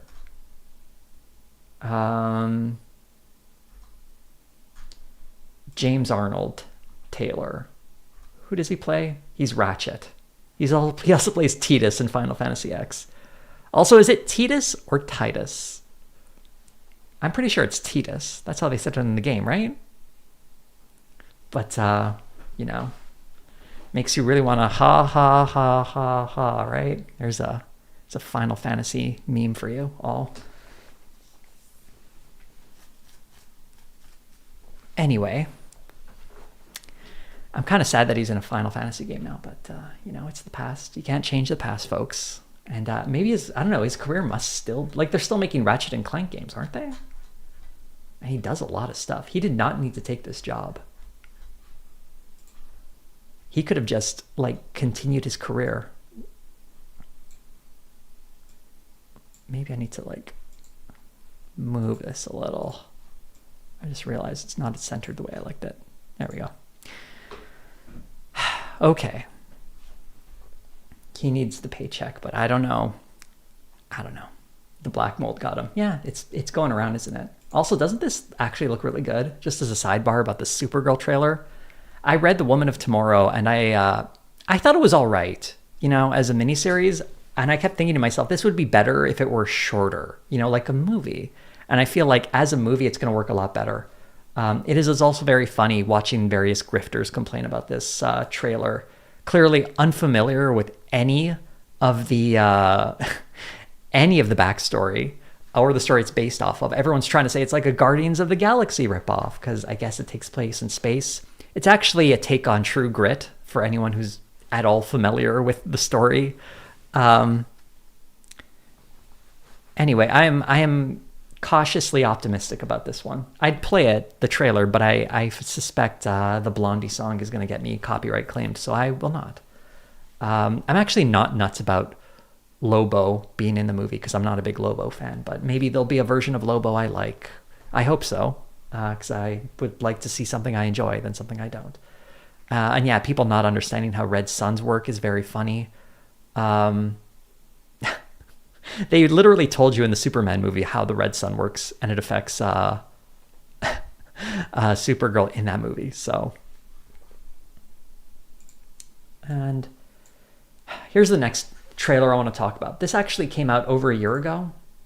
Also notice 1.1 million views, 51,000 likes, and 5,129 comments. I think that's organic. Oh yeah, you guys can't see this because it's off-center. I think this is organic. This is genuine interest in this thing. And we're going to watch this trailer. For those who don't know, it's a Babylon Bee movie. They're trying to be funny. This is a goof. I've actually watched this entire movie.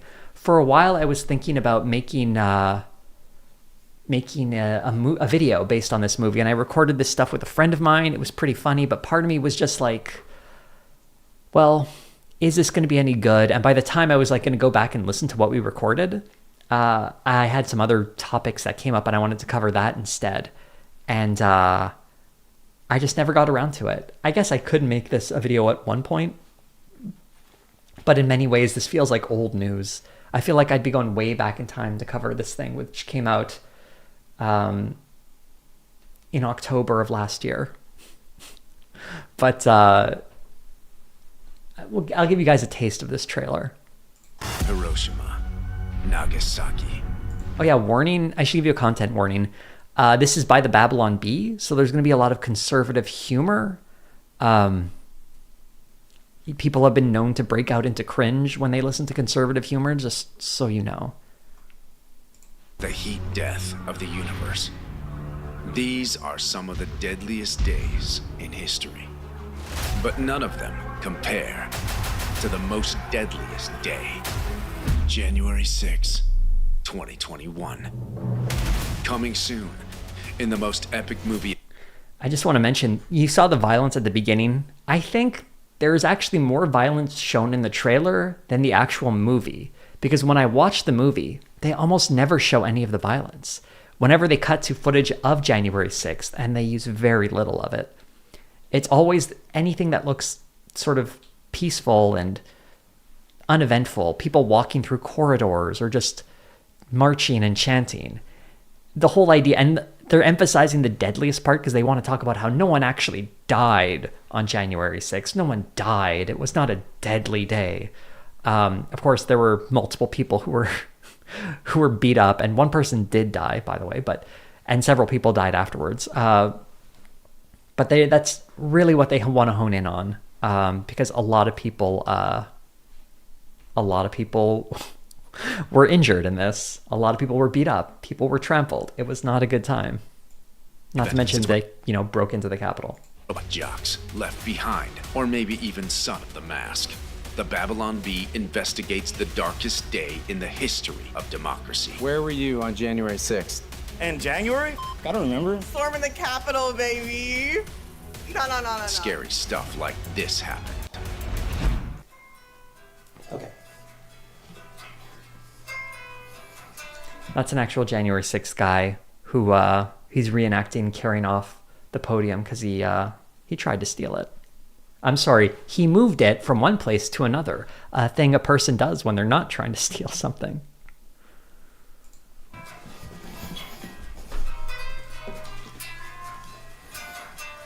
So on a scale of 9 to 10, how terrifying was what you just witnessed? 3? I don't know. We go on location. We bring you 100% true facts.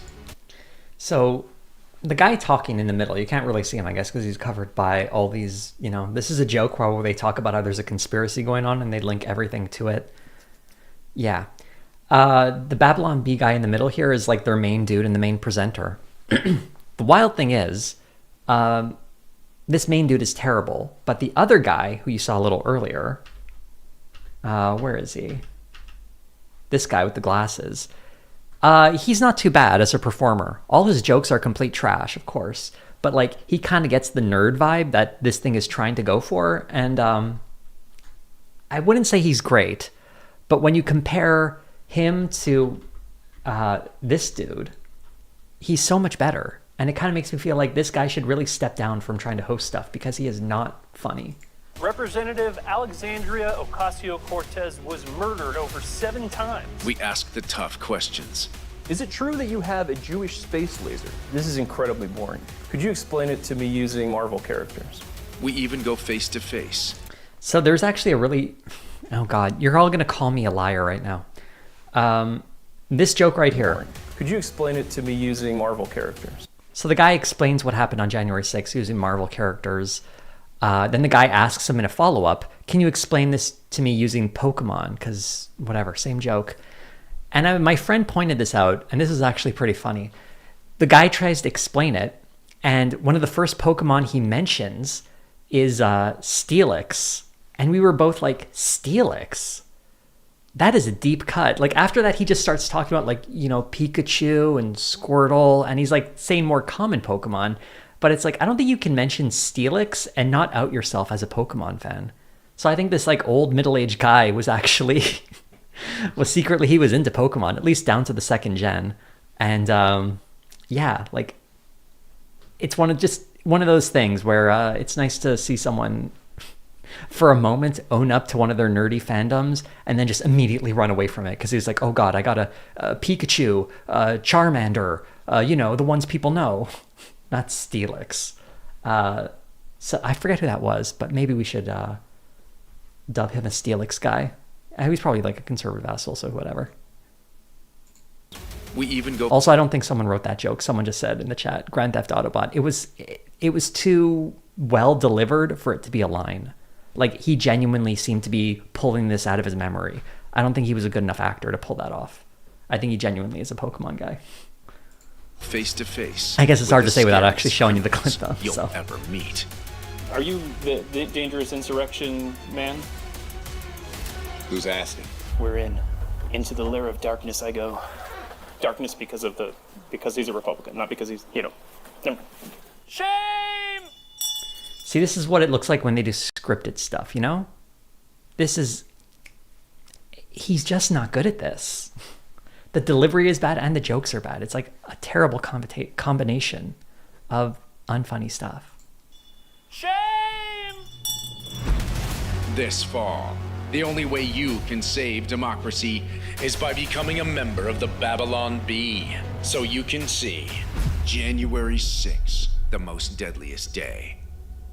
Where were you on January 6th? I was in that mob that was going into the Capitol. Does that make you want to join the Babylon Bee? Whew. Oh man, I have not seen that trailer in a while. I just pulled it up because I was considering, I was like, what other movies can we talk about? And I'm like, oh yeah, that thing. And watching that trailer, I feel like this was a mistake because it just bummed me out. And this is how I feel about the Babylon Bee in general. It's not really offensive humor. It's not like, oh, I can't believe they said this. It's just sort of like, oh man, this is a bummer. This is just, someone thinks this is funny and it's not. It's like watching someone tell a really bad joke that doesn't land. It doesn't matter what that joke is about. It doesn't even matter that what they're saying offends me in some political sense. It's just watching someone fail at telling a joke. I feel bad and I have like secondhand embarrassment for them. Oh man. Anyway, I did watch this movie. I'm trying to think of some stuff that happened. The part I did, there were parts I thought that were funny, not because they were telling jokes, but because it was like silly that they would do certain things. But the only part I actually laughed out loud at was at the very end. They finally mentioned Ashley Babbitt. They went this whole movie saying like no one died. There were no deaths on that day. It was totally fine. And then they're like, they have just like a caption at the end that reads, but seriously, folks, it's really sad that Ashley Babbitt died. All the best to her and her family. And it was like, I was like, the gall to do that, the absolute gall to pretend like January 6th was nothing. It was just some people walking around and not a big deal. When one of your own people got killed that you're supposed to pretend is like, you're very upset about this. I personally suspect they probably don't care that much about her personally. I'm sure they're upset that someone died, but like, if she hadn't died, I'm sure they would have thrown her under the bus as one of the few violent ones or something. Because that's what they did to the guy who was standing next to her. Although I guess now, at this point, they're all patriots in their minds. I don't know. Things keep changing with the January 6th protesters. They're gradually being morphed into heroes. It's very weird. But yeah, the whole thing throwing her in at the very end was so strange. And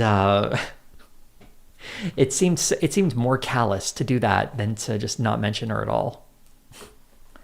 And yeah, people watched this, I guess, and maybe enjoyed it. Did they? It certainly got a lot of views, this trailer. And again, they really want to harp on the deadly part, because if you talk about the violence, it undoubtedly was violent. Someone is asking why I would torture myself when just the trailer was rough. I thought I was going to turn it into a video, but I didn't. I actually watched the whole thing twice, once alone and then once with my friend. And yikes. Okay. Maybe we can go along. Do we want to talk about why the Crusades were awesome, actually? Which I say because that just got recommended to me over here. If I move my thing here. Do we want to learn about how the Crusades were great? 5 million views? I've actually learned a little bit about the Crusades. It might be interesting. Do we want to go into history?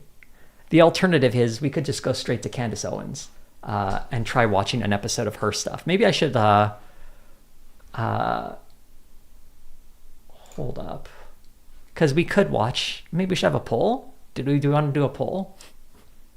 If we do Candace Owens, I don't know what we would talk about exactly. I was thinking maybe the Brigitte Macron stuff, just because I've actually read and researched about some of that. Or we could do something more recently. It's going to get real anti-Semitic if I do this Ben Shapiro one. Because I would put multiple Candace videos on here, but I'm worried she's going to split the vote. Okay, let's let's think this over. A poll is the way to go. How do I do this? They kind of change the way it looks. We'll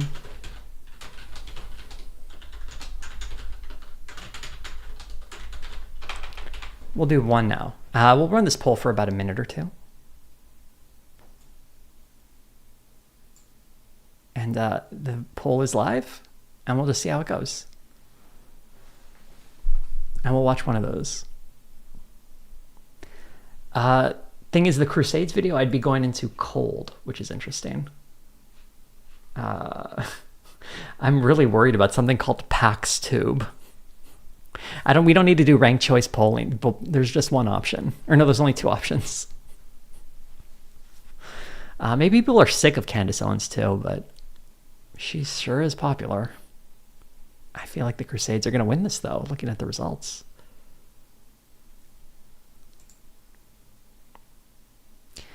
Yeah, wait, why are the votes doing this? I guess you guys can't see this, but for some reason the votes keep fluctuating on my end. It'll say 70, and then it'll say 67, then 71, then 68. This is very confusing. Okay, 1 minute has passed. I'm going to call it 2/3 of the way went to the Crusades were good video. So I'm going to end this poll. Oh yeah, you can all see that too, huh? That's weird, huh? I mean, YouTube, not always a great platform. This is from PaxTube. 5.3 million views. Not just they were good, they were awesome. I feel like I'm... Wait, how are you deleting votes? Wow. It was rigged. It was me the whole time setting this up. I feel like we're opening... Like, since this was 3 years ago, it's probably not an AI-generated image. But this looks like straight up Christian fascist propaganda. Wow. Because I can guarantee you the Crusades did not look like this. The amount of money required to fully armor these people. Is this from a movie? Yeesh. Okay. Let's get into this and see how far we can go. 5. The film Kingdom of Heaven was released to the world. Oh, it's from Kingdom of Heaven. The film takes place during the major historical conflict between the Christian world and the Islamic world that we today call the Crusades. Beginning in 1096, Catholic Europeans embarked on quests to retake the Holy Land and spread the faith to new areas of the globe. You would think that in a... It actually started off a little differently. Okay. So like the Eastern Orthodox Church, or Eastern Orthodox kingdoms in the East that were Eastern Orthodox were requesting help to deal with some of their neighbors. And suddenly it was like propagandized as like this big movement to recapture the Holy Land. It was really strange and bizarre. Even like the kingdoms petitioning Western kingdoms for help. They didn't think this was going to be like a crusade. So it kind of got out of hand. But anyway, let's go a little deeper into this. Historical drama like this, we would get a fair portrayal of both sides, with the nuances of the conflict being shown. We don't. The film portrays the Christian Crusaders as bloodthirsty barbarians, while their Islamic opponents are shown as intelligent and peaceful. Now, it should be said that Ridley Scott, is this going to be a movie review for a movie I haven't seen? director of the film, is an atheist, so we can see why he deliberately decided to portray things this way. Wait. Why would an atheist choose to make the Christians look bad and the Muslims look good? Right? Like, has he not met atheists? You wouldn't choose one side. Also, clearly the Crusades was like an offensive operation. Like, they were invading that land, trying to take it over. I mean, you can argue it was taken over earlier. Sure. That doesn't make another invasion okay. And if you wanted nuance, gosh, I don't know how long this movie is, but it's the First Crusades were a lot more complicated than that. But regardless of Scott's motivation, the portrayal of the Crusades in Kingdom of Heaven reflects how they've been understood by a majority of Westerners for decades. Documentaries like the History Channel's Mankind, The Story of Us single out the Crusades as a uniquely evil chapter of human history. I think of I all highly doubt that. I highly, highly doubt that. the wars fought over religion. The Crusades belong in their own category. It is one of the most shameful undertakings ever embarked upon by our species. In all of the That's an interesting take. Was the Crusades worse than colonialism? I don't know about that. But also, why are we listening to Brian Williams? I don't know who that other dude was. Why is someone asking how long I can hold my breath? What a weird question. Longer than you'd think, because I do yoga. these cases, the same narrative is presented. One day, crazy Christians decided to attack the peaceful and enlightened Islamic world just because they could. The events are held as a staple of why we need separation of church and state, and why Catholicism should have no place in government. I mean, I agree with all of that. Well, I mean, I'm not going to say the peaceful Muslims. Part of the reason that they were, the invasion worked as well as it was is because they didn't really take the threat from the West seriously, and there was a lot of division within the, which was it, the Umayyad Caliphate at the time? I don't remember. But they kind of caught them unaware. But they weren't launching like an invasion of Europe. It was just sort of general conflict that you would see throughout history. You know, neighboring kingdoms always going to war. It's kind of how it goes. And it isn't something that's split along religious lines the way people think. Someone had a comment about how Muslim princes would help some of the Crusaders at times. This was like a regular thing that happened. If you look in the West, specifically in the Iberian Peninsula, where there were a lot of Muslim kingdoms, they often aligned with Christians against other Muslims or other Christian kingdoms. It was all about like the interests of individual areas. This whole like clash of like Christianity against Islam. This is like, this is like a very reductive and simplistic way of looking at history. So when he's talking about wanting to see nuance, he's really, I don't think we're going to get a lot in this video. The way he's framing it as an attack specifically on Christians. Because like, yeah. Led to believe that if Christians have power again, they'll start unnecessary wars of religion, just like the Crusades. But I think that's a stretch. I don't think anyone would suggest Christians haven't had power. Has there been a non-Christian president of the United States? Ever? I can certainly not think of a single one. Of course, we all know Obama was a Muslim atheist. That was the exception, I guess, right? Someone's saying Trump. Yeah, I mean, Trump says he's a Christian, but I secretly thought maybe Obama's faith was not super sincere either, but I don't know. We're getting a little conspiratorial there. I think Trump worships himself, though. I don't think he's an atheist. in reality, there are few events in history more misunderstood than the Crusades.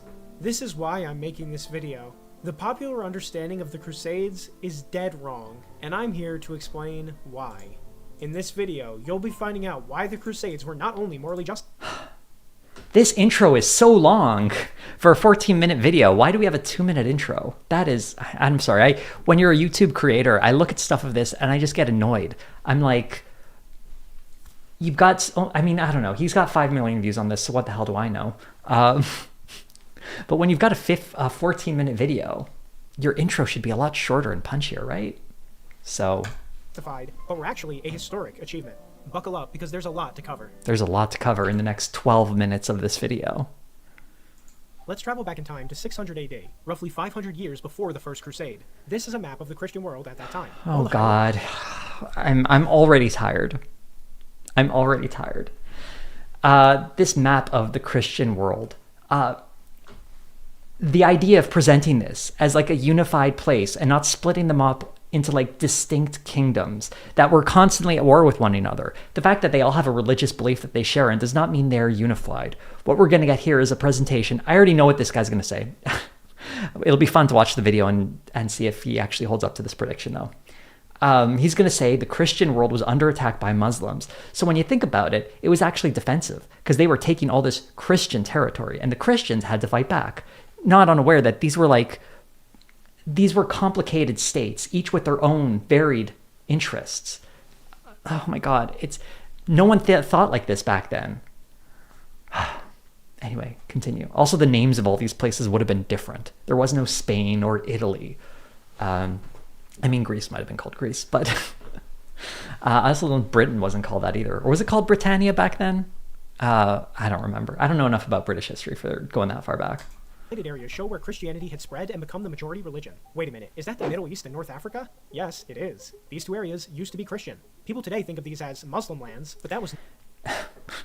Do you think of them as Muslim lands? Muslim lands. Also, if you're going back to 600 AD, I can guarantee you none of those countries or none of those regions were Christian several hundred years prior. Jesus. Not always the case. It all began when Christianity spread far and wide after being legalized by Emperor Constantine the Great with the Edict of Milan. This led to the Christianization of both the Western and Eastern Roman Empire. Even as the western part of the empire fell to barbarians, Christianity remained, and most of the barbarians also converted. So if that happened in Europe, what happened in the Middle East and North Africa? Oh, so someone's saying I'm wrong about Spain? How am I wrong about Spain? They called it Hispania, but that was like when it was a province of Rome kind of thing. It wasn't a unified nation. It wasn't a unified nation in the way we think of Spain until until like the 16th century or maybe the 17th century when it was completely unified. But it was like a series of distinct kingdoms in like the medieval period. That's what I'm trying to say. That's why when you say like Britain might have been called Britannia, but it wasn't exactly a unified place that we would consider. And yeah, someone is also mentioning there were Muslim states in the south. Yeah, there you go. Africa. In the mid-600s, Arab warlords sprang out of the Arabian Peninsula and began conquering everything in their path. They brought with them their own religion, Islam, and unlike European barbarians, they did not convert to Christianity. The Middle East at the time... Wait.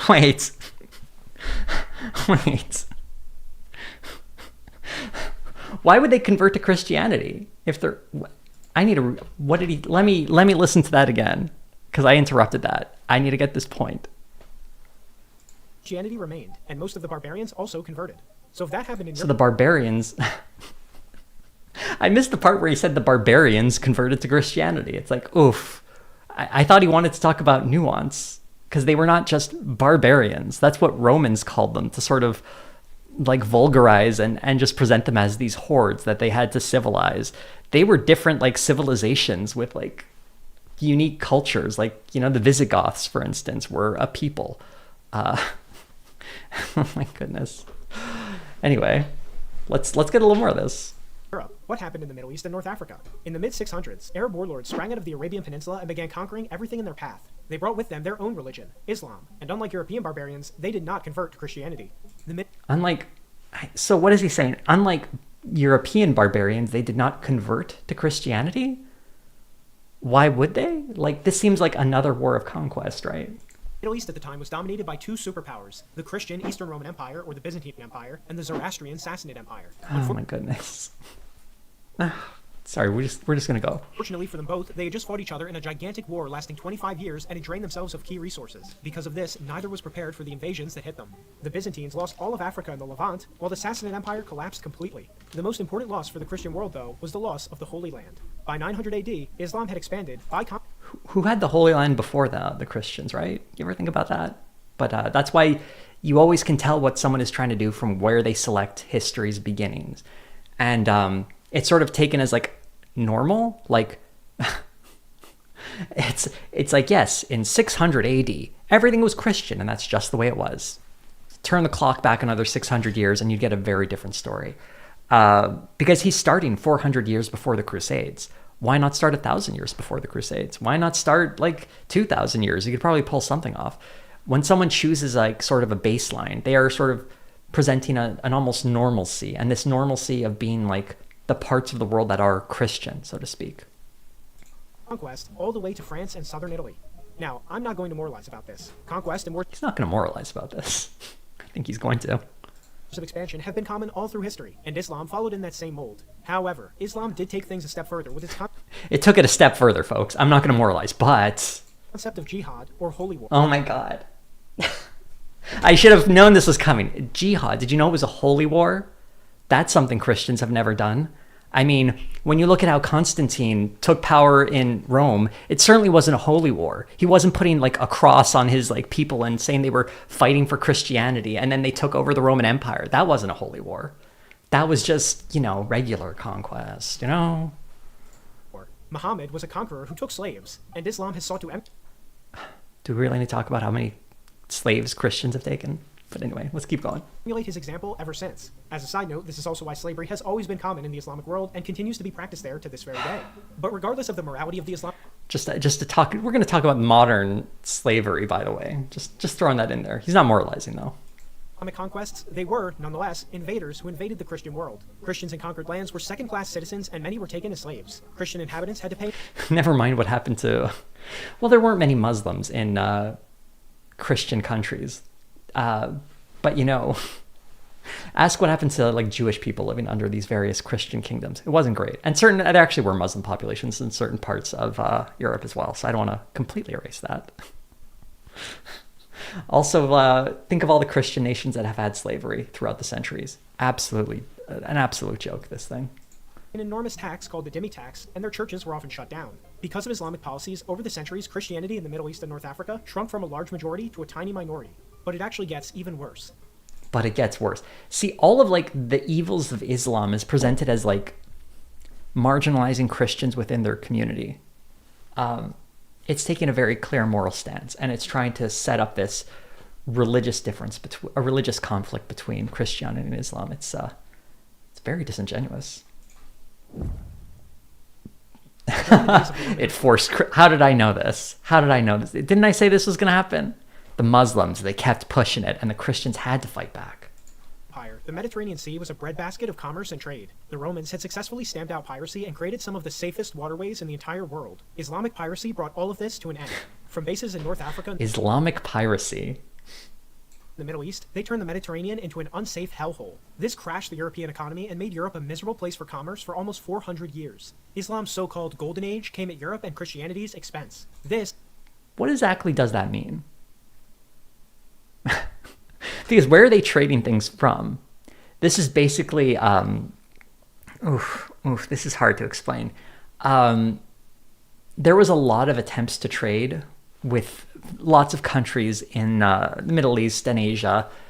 And the fact is, it became very expensive to import a lot of stuff. And this was something that was very much an issue in international relations for European countries.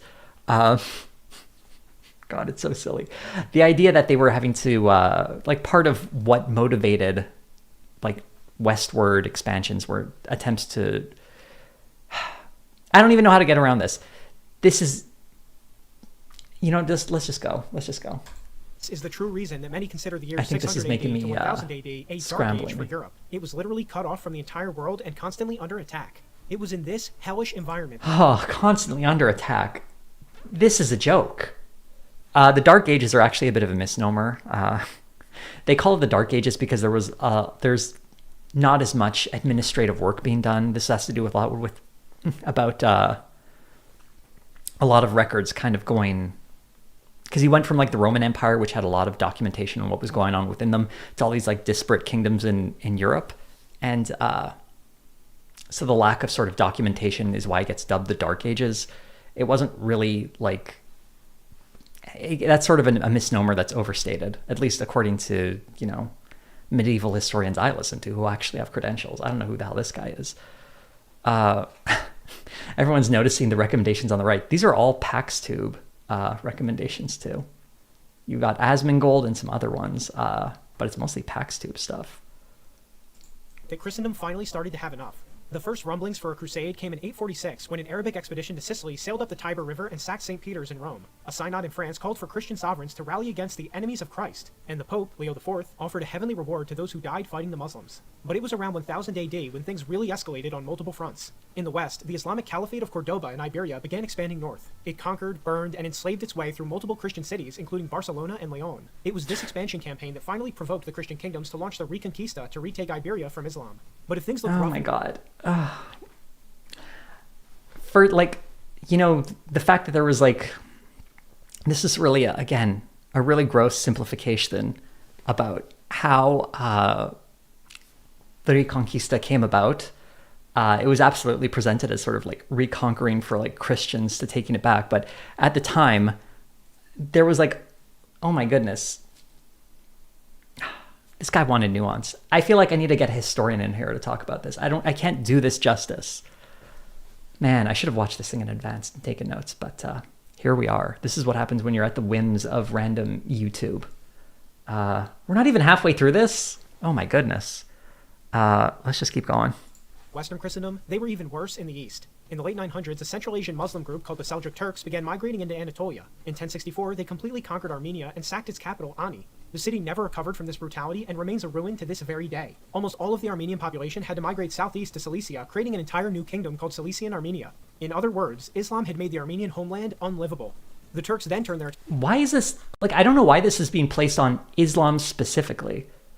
I mean, this sort of... Like, this is a unique thing that people were chased out of countries and, like, different powers were sort of jockeying for position, and you had invasions displacing, like, native populations. This was not that unusual. I'm still not seeing how this is unique to, like, Muslim countries, or why Islam has to answer all of this. Why is this so hyperfixated on Islam uniquely or specifically? Because he's trying to make the case that Islam was worse. Are you going to tell me that I couldn't find this happening the other way?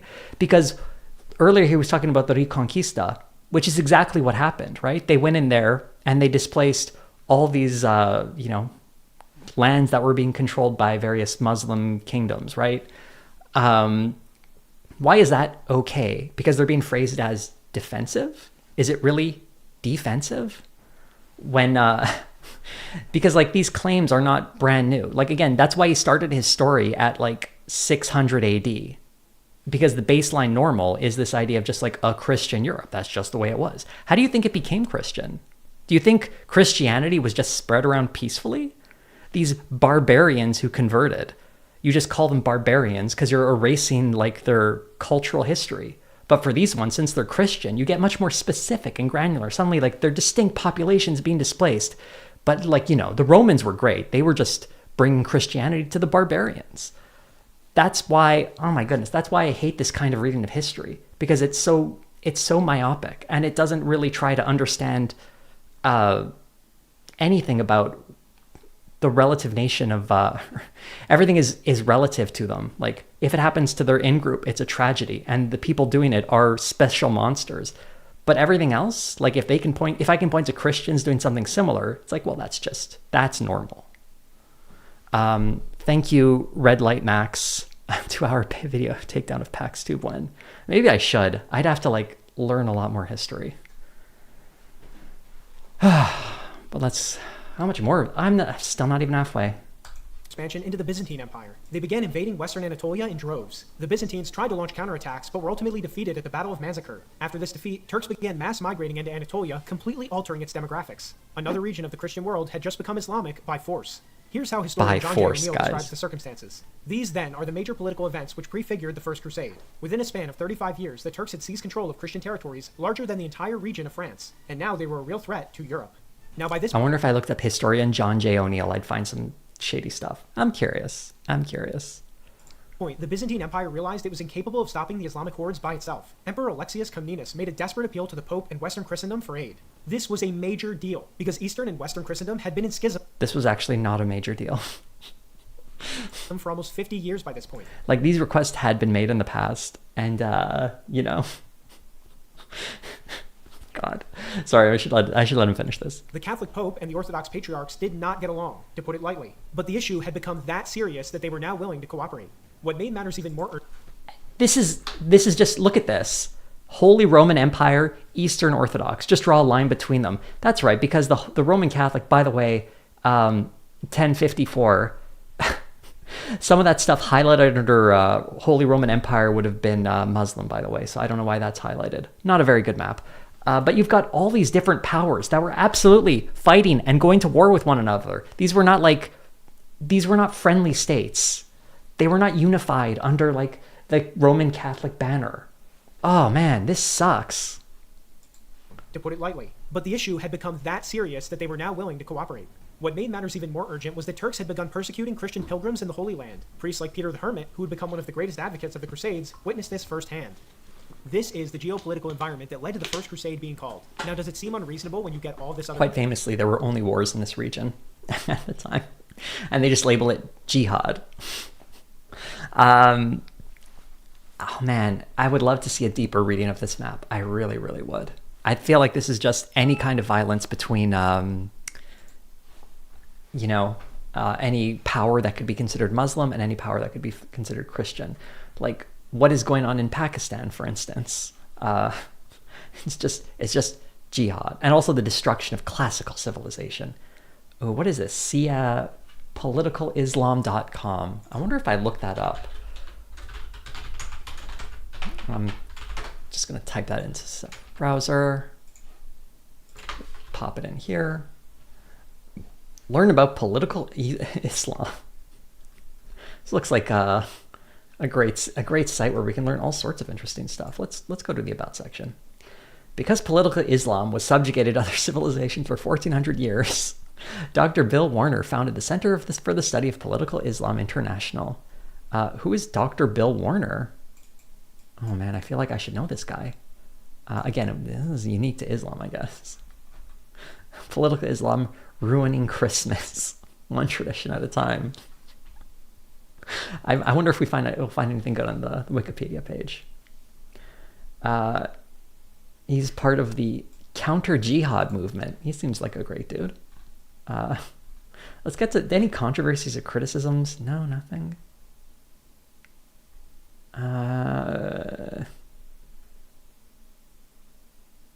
Wow. Some weird associations here.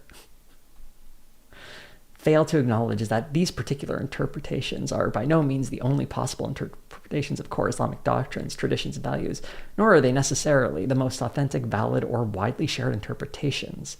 What is he arguing here? Alleging that such characteristics are intrinsic to Islam itself, and therefore the Islamism and jihadism are simple logical extensions or simple applications in practice of the authentic tenets and core values of Islam. Wow, okay. So I guess he's just saying this version is like, this is the true Islam. He is the Islam understander. He's a physics professor. Okay. I was hoping for something in the history department or religious studies, but okay, a physics professor. That's why his doctorate is being held up, not for his understanding in physics. This is also, by the way, a classic appeal to authority. He's a professor, so he would know, but his specialty is not in any of these subjects, which why he's being cited as a source. Someone's saying he's a hobbyist. Exactly. I could start this organization. I don't have a doctorate, but I have just as much educational expertise as he does on this subject, in that I've read a couple of books. Context? This is what Catholic Europeans knew about Islam on the eve of the First Crusade.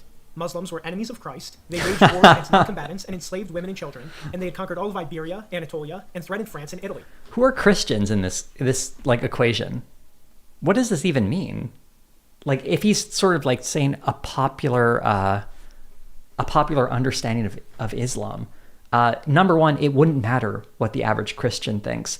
It would only matter to the people who are in charge, any sort of element of the ruling class here, what they think of it. And I don't think they'd have such a basic understanding, or if they did, they probably wouldn't care. But what a weird slide. Also, they had conquered all of Iberia, Anatolia, and threatened France and Italy. I don't think the average Christian would know or care if they didn't live near one of those territories, but I don't know. Maybe he's going to present some research. It was important that this all happened at the turn of the first millennia. By this time, the elites of Europe were finally starting to become much wealthier and better educated. They were developing a much stronger grasp of history and world affairs. Europe was safer. They were just getting smarter, sure. And more interconnected than any time since the Roman Empire. They were beginning to truly understand just how much damage Islam had done to the Christian world, and how much of a civilizational threat it still represented. All the pieces... That is so vague. What does that even mean? They were becoming interconnected, and they were starting to understand the threat of Islam. Were now in place for the Crusades to be launched. The Crusades are called. We're going to get that in 5 minutes. In 1095, the moment had arrived. Pope Urban II called for the First Crusade to retake the Holy Land and drive back Islam. It would be the first of many. An excerpt from Urban's crusade speech reads, "Your brethren..." Oh my goodness. This speech got circulated a lot at the time. It was a major piece of propaganda. But who it mobilized was not like, well, there were some people's crusades, but that's sort of a separate thing. Who live in the East are in urgent need of your help, and you must hasten to give them the aid which has been promised them. The heathens have killed many, and they have destroyed churches and devastated the Greek Empire. If you permit them to continue with impunity, the faithful of God... I like how he changed how he was, and that's just a creator note. ...will be much more widely attacked by them. On this account, I, or rather the Lord, beseech you as Christ's heralds to publish this everywhere, and to persuade all people of whatever rank to carry aid promptly to those Christians. Let therefore hatred depart from among you. Let your quarrels end. Let wars cease. And let all dissensions and controversies slumber. It's important to point out how Pope Urban's speech emphasized not only the defense of Christendom, but also the end of internal wars between Christian kingdoms. The That's something that didn't happen. I hope he mentions that. Pope envisioned an international brotherhood of Catholics who fought... Oh my goodness. I feel like we're going to get a lot of praising for Pope Urban here, as this is a similar like magnanimous thing. He just wanted to unite everyone together to, I guess, wage war against the Muslims. Oh my goodness. This is such...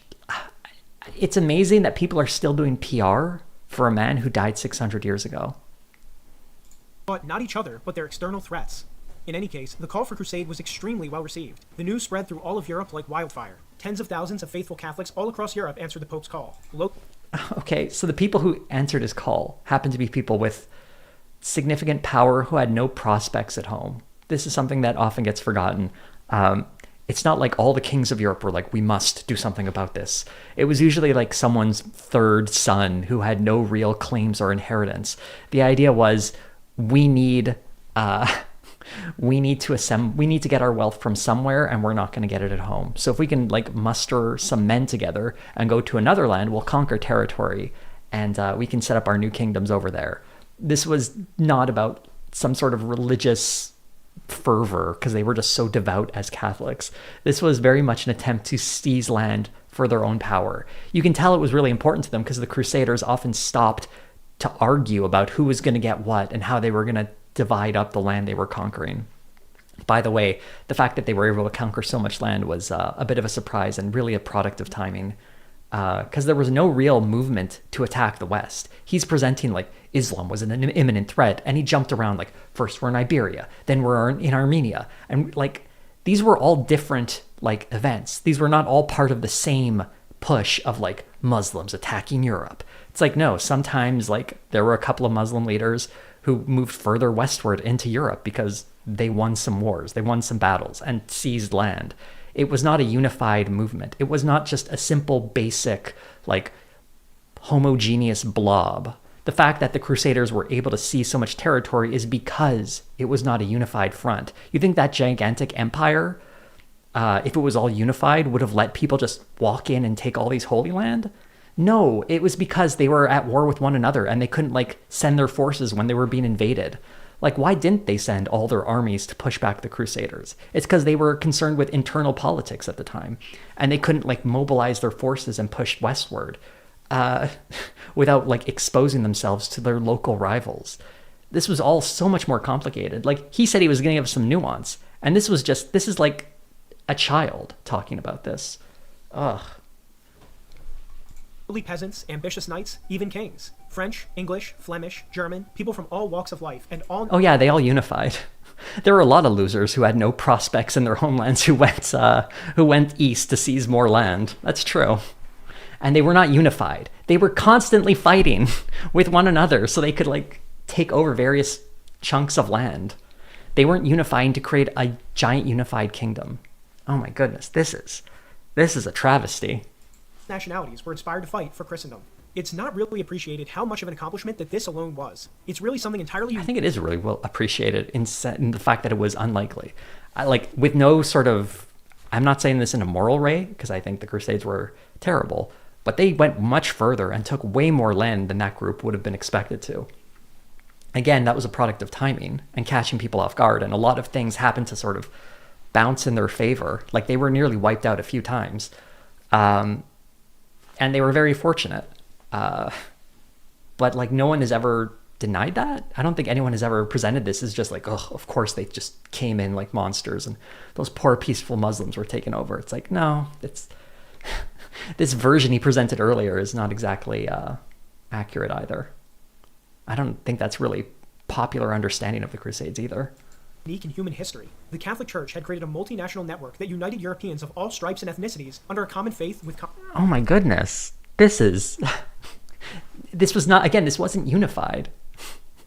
Oh my goodness. Like, the other kingdoms in Europe didn't stop fighting each other. They were not like, let's put down the swords and invade the East.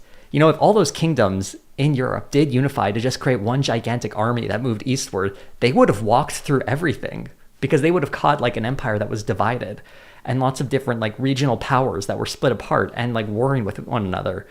But they weren't like that. This was like a token piece of their, well, maybe not a token. It was an invasion force assembled by a lot of different powers that found a common interest for a little bit. This is, common goals. So many different Europeans being united by one religion and engaging in a civilization-wide struggle had not happened before and has not happened since. Truly, there was no other crusade after the first one. Don't tell me there was another crusade. Catholicism achieved what hundreds of other religions and ideologies could not. And perhaps this is why our modern secular system demonizes the Crusades. That's why. They just don't realize how great it is, so they have to demonize it.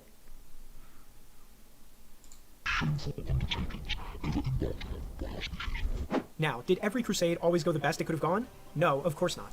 They didn't all work out, guys. Really, to be honest, after the first one, it was all pretty much downhill in terms of success. Some worse than others, but yeah. Crusades were huge successes, like the Reconquista, while other... Oh my goodness. The Reconquista. We're going to talk about that. Oof. Those were called the Crusades in the West, but they're not really considered part of the Crusades in the way we say like the First Crusade, Second, Third, etc. The Reconquista was a series of many wars over the course of hundreds of years.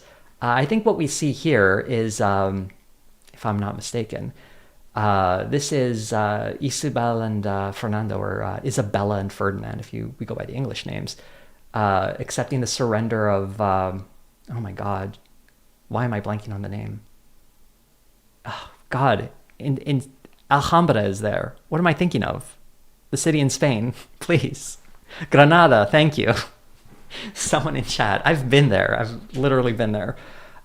This happened in 1492. So this is how long it took for the Reconquista to be completed.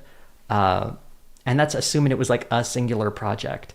Like this didn't happen until Isabel and Fernando married, unified in their kingdoms, and decided to seize more land. You can present this as them like, oh, wanting to free the poor Christians from slavery. Do you know what else happened in 1492? Quite famously, Columbus, at the behest of the Spanish crown, went westward to find a passage to India, instead found America. And do you know what happened afterwards? I'll give you a hint. There was a lot of slavery. A lot of slavery. So the fact that those two things happened at the same time is interesting. And like he made a thing about Muslim slavery when around the same time as we're seeing this, this is when we saw one of the worst examples of slavery, chattel slavery. Well, not exactly chattel in the beginning. It was, it's interesting. I was reading, I'm reading a book right now about the reign of Carlos V or Charles V in Spain, which was 16th, 17th century roughly. I'm sorry, I'm just getting the dates in my head. And when they counted, and the slavery that was done there was really interesting because there was some concern for the indigenous people in the Americas and whether or not they could or could not be enslaved. And the idea was like, if they could be taught to be Christians, it would be wrong to enslave them.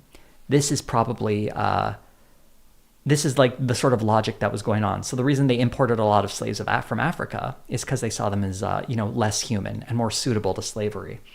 Of course, they did enslave people who live from the Americas as well. They enslaved a lot of people from all over the place.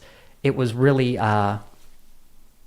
grotesque. And if you're going to call this like the legacy of the Crusades, I feel like you're kind of telling on yourself by not discussing that part of the story. But yeah, okay. he's really bothered by something like slavery, but not when it's done by Christians. That's when it's done for good stuff, I guess. Others were dismal failures like the Fourth Crusade, but even the failures are understandable in Weird that he said the fourth. I would have said the third, but whatever. context. Crusaders were going halfway across the world to fight unfamiliar enemies on their... That is not halfway across the world. Halfway across the world would be like going to China. I mean, it's far for in those days. Yeah, it was pretty bad. Also, someone said the Reconquista was horrible for Iberian Jews. It absolutely was. They were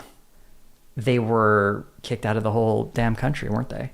That was, it's one of the was part of the Inquisition, which was revived in that period as well. And I bet this guy liked the Spanish Inquisition. It wasn't so bad, is what I imagine he'd say. Own home turf. The logistics of the Crusades alone were a monumental undertaking, and despite all these challenges, the Christian forces still often came out on top. The First Crusade could... Often came on top? I mean, the First Crusade, sure. Really only be qualified as a roaring success. Crusaders defeated almost every Muslim army they encountered and captured Jerusalem. For the first time in hundreds of years, the Holy Land was back under Christian control. The First Crusade... First time in hundreds of years. Who was controlling it before the Christians? They had also established Crusader states that would remain in the Middle East for another century. It's wait. Crusader states. I thought they were a unified force. I thought they were all... I thought Europe had come together and under a common banner of being Catholic wanted to set this up. Why are they carved up into distinct territories? Huh. It's almost like they weren't unified. It's almost like they were going to see different interests, wanted to see territory for themselves. Also established Crusader states that would remain in the Middle East for another century. One crusade I personally like was the Sixth Crusade.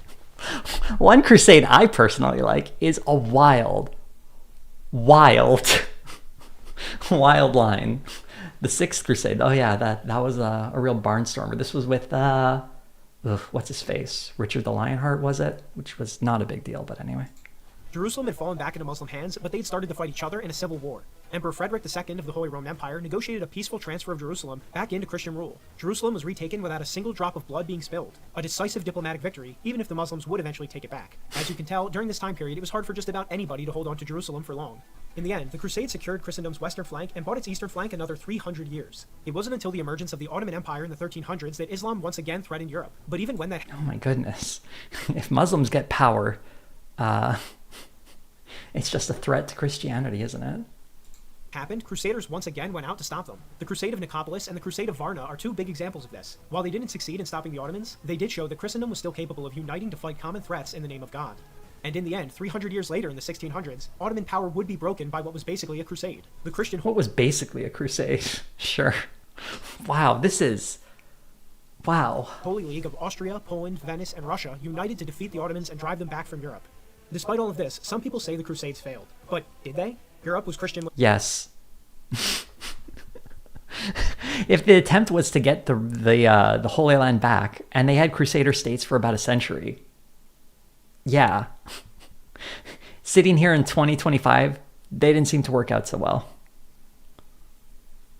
When the Crusades were launched, and it's still majority Christian today, 1,000 years later, although it is secularizing due to modernist ideologies. Ironically, it's only after the Pope lost his power to call Crusades that Christianity started to decline in Europe. But when we look at... It was bad news when... It's interesting, like this complaint about secularism. I think Europe has probably been at its best in terms of providing safe, peaceful, relatively prosperous lives for the average person in the last, I don't know, 50, 60 years, basically the post-World War II, which also happens to be one of the few periods of time in European history when Europeans weren't going to war with one another, because that is basically a long history of Europeans killing other Europeans. But he's like longing for a day when, like, I guess the average person would just be a serf, basically, and serving the Lord and dying miserably, living a rough life. But he wants to, like, revive this old time when armies were assembled and we just invaded for these religious holy wars. Like, this was not a good time. This kind of sucked, actually. This was not a good... Like, when an army could just roll up and just wipe out your entire city. When you see some of the stuff that... Even in the First Crusade, it was brutal what some of the Christians did to these cities. They would just roll up into them, and it was chaos. They would kill people. There was a lot of looting, pillaging, raping. It was horrible stuff. But he looks on this almost wistfully. It's very sinister. And this image I'm frozen on feels like quite the tell. He likes seeing this guy being stabbed. And you've got someone with a cross on their shield stabbing a guy who looks vaguely Muslim. Yeesh. Back at these events, history shows it's not a shameful chapter of Catholic history, but the total opposite. The Christian world defended itself and spread the faith abroad after hundreds and hundreds of years of abuse. And that... Hundreds of years of abuse. Again, just this reductive reading of history as just religious entities. These were all disparate states with their own interests. I'm just repeating myself at this point, but he's just making the same mistake over and over. Ladies and gentlemen, is why the Crusades were awesome indeed. This has been Pax, and thank you so much for watching. If you'd like to see more videos, please consider supporting the channel. Also, leave a comment letting me know your thoughts on... I will not be supporting Imagine the channel. a country where... I want to see... I'm sorry, this most recent video, with Ben Shapiro and Netanyahu. This is what bothers me, because this clearly religious fascist type is sort of getting in on criticism of Israel, and it's gross. Why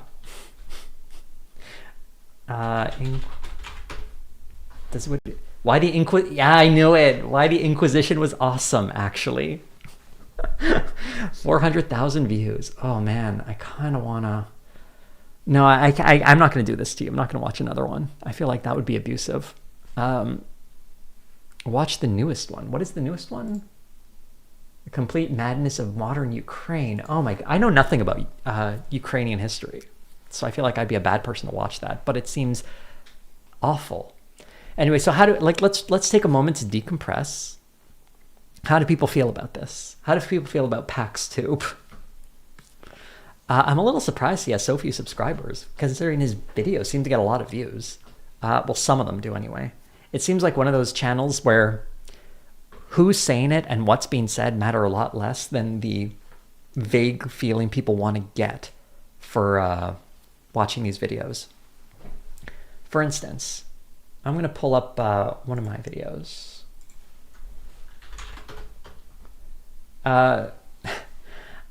I made this video more than 5 years ago. The Camp of the Saints, an introduction to the worst book. I 100% stand behind that. And, if you sort this by the newest comments, you get so many people here talking about the book is great. This video didn't age well. This book is just, okay, maybe that one's fine. Wait, violence because deep down you are a self-loathing one. Yeah. It's amazing that you don't get it, considering the book is about you. I hate this is recommended because they are releasing this book. Yes, I'm... Okay. That's a good one. See, some of them are fine. Where are all those other ones? I constantly get comments under this video about people being like, this is a terrible video that's trying to hide the truth. The truth is that if you've not seen this video, it's a book about how immigrants are destroying France. And there are a lot of insane things in there. And when people look up the Camp of the Saints, there are a group of people who just want a hit of that racism. I think that's what people are doing when they want to look up PaxTube. They want to know why the Inquisition was awesome, and look at this. A guy's got a video just for you to tell you that. They don't really care about him so much and what he has to say. They just want him to justify that belief and explain oh, this thing I've heard is bad. Well, actually, it's not. I don't think people really care about this alternate history he's presenting as sort of a unified project. And I'd imagine if you looked at more of these videos, you'd find out that they're really incoherent. But I think that would explain why his success has been and he's only got 32 videos. That's probably it as well. Also, someone noticed he looks to be on the sides of Franco in the Spanish Civil War. That is pretty dire. As someone of Spanish background, I find that to be deeply stupid. But whew. So yeah, the phrase history slop I've noticed a couple of times in the comments. I guess it is bullshit, whatever it is. The word slop seems to get thrown around a lot these days. I guess it's fitting. It's kind of interesting. So what do we want instead? So do we want something fun, something less depressing than PAX Tube? Should we look at what the recommendations are telling us to go to next? Imagine in 2005. We're just writing a recommendation. They're all PAX Tube things. I don't want to watch What You Weren't Told About Colonialization. Oh my goodness. I don't think we want to watch Asmongold, do we? That sounds rough. It's all PAX Tube. How to Kill a Nation. Why Canada is Dying. Did I watch this? Bofang Chang. That sounds intriguing as a Canadian, but it's 50 minutes. I don't know if I want to watch a 50-minute video on why Canada's dying. It seems familiar. Let me see if I've seen this one. If it's oh yeah, I have seen this one. This kind of sucks. It's not as bad as you think based on the title, but it is pretty bad. I like this part here where he starts talking about how housing is really expensive. And he starts pulling up these like random houses right here where it's like, next stop, we have the most gorgeous it's like, look at these houses. 6-bath villa. And he'll like find random ones and he'll be like, built just look at these few... great houses in other parts of the world. And the Canadian one is more expensive. Like, do you think I can't find crappy homes in other parts of the world that are more expensive than like this home in, I don't know where the hell this is. But if I turn off the closed caption, you see the difference here.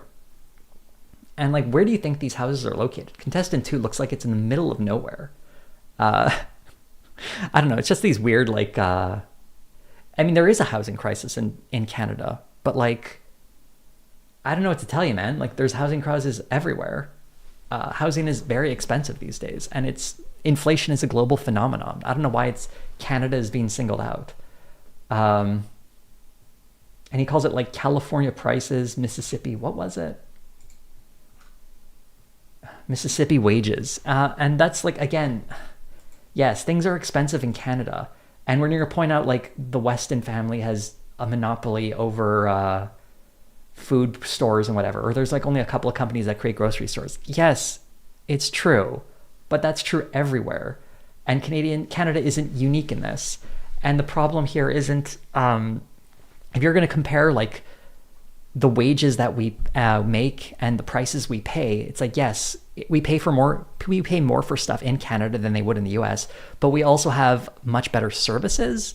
Like, we have healthcare and they don't, for instance. I'd rather live in Canada than the US if I had like a chronic health condition, because you were going straight to the poorhouse. You know, like, this is not a good analogy. If you're going to say Canada is worse or has it rough and is like a dying nation, I mean, I don't look up what's happening in the rest of the world, or you're really going to lose hope, because a lot of places are rough right now. There is a real cost of living issue, and I don't know. How to Kill a Nation is just kind of dumb. The brain drain, a problem that's been going on for decades. I don't know why that's a specific thing here.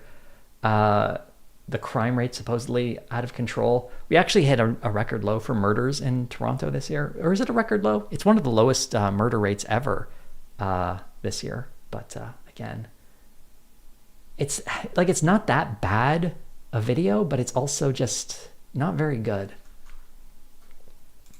Not as bad as that thumbnail would suggest. I was like ready for some real slop, and it ended up just being kind of eh. What else do we have here in the recommendations? We got based Play-Doh, every Crusader military order. Ooh, excuse me. What they don't teach you about Native Americans. Let me guess. They weren't always so peaceful. I love this like colonialism apologia. It's like, yes, there were Native populations that acted violently. No kidding. And they were violent even before colonialism. No kidding. If you think that justifies what the genocide of Native peoples, then I don't know what to tell you. You're just a hateful person. But anyway, maybe there's something good here in the recommendations. Has anyone seen anything? The Crusades Myth by Steven Crowder 8 years ago. I feel like that's been responded to online.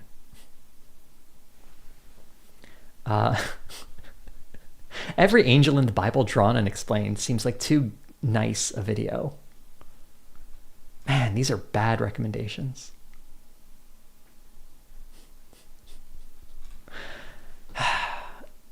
So how are we feeling, everyone? I feel like we need another video to watch, but I'm like at a loss here.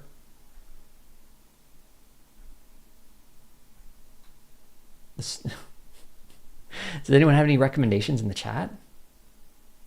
Or do we want to go to the Q&A portion of the stream? Because that's how this always ends up, with me just answering questions people have. The Crusades were right. The lie you've been told. The Alpha Path. Oh, I kind of like the sound of this. Oh, I kind of like the sound of this. Do we want the Crusades were right? The lie you've been told.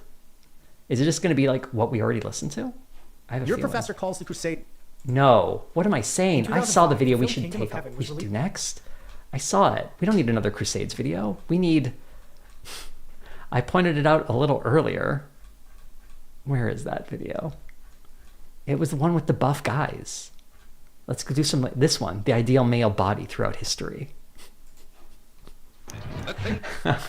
I want to know what this is. I want to know what this is. Maybe we'll go back to the Alpha Path afterwards, but I want to know what this is because I am so curious. This was the world's most perfectly developed man in 1922. Today, it's called a dad bod. This is an advertisement. What? Over time, the idealized physique has changed, from bulky to fit, gangly to dumpy, flabby to enhanced. If we can make sense of some of the most bizarre trends throughout history, we can make predictions for the future and come closer to understanding what the ideal male body really means. This could be interesting. This could be good. I like this intro. And someone is saying Josh is actually good. Is he? Is this going to be a good video? Hell yeah, I'm up for a good video. A gleaming chest, bright skin, broad shoulders, tiny tongue, strong buttocks, and a little prick was the ideal physique, according to ancient Greeks. This was symbolic of someone more noble and civilized, as opposed to lustful That aligns with stuff I've learned from history. and depraved. These traits can be seen in the Rhea's bronzes, the Discobolus, and the Laocoon sun statue. Physical strength was celebrated. In the words of Socrates, it's a shame for a man to grow old without seeing the beauty and strength of which his body is capable. Probably why Greeks invented the gymnasium, which translates to school for naked exercise. Masculinity is about facing adversity head-on.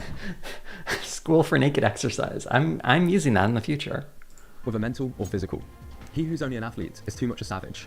He who's only a scholar is too soft. The ideal citizen is a scholar athlete, the man of thought and the man of action.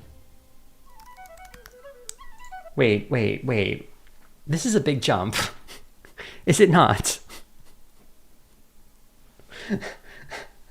We're going from the Greeks and then nothing to the Tudor period in England. Okay, that's an interesting choice.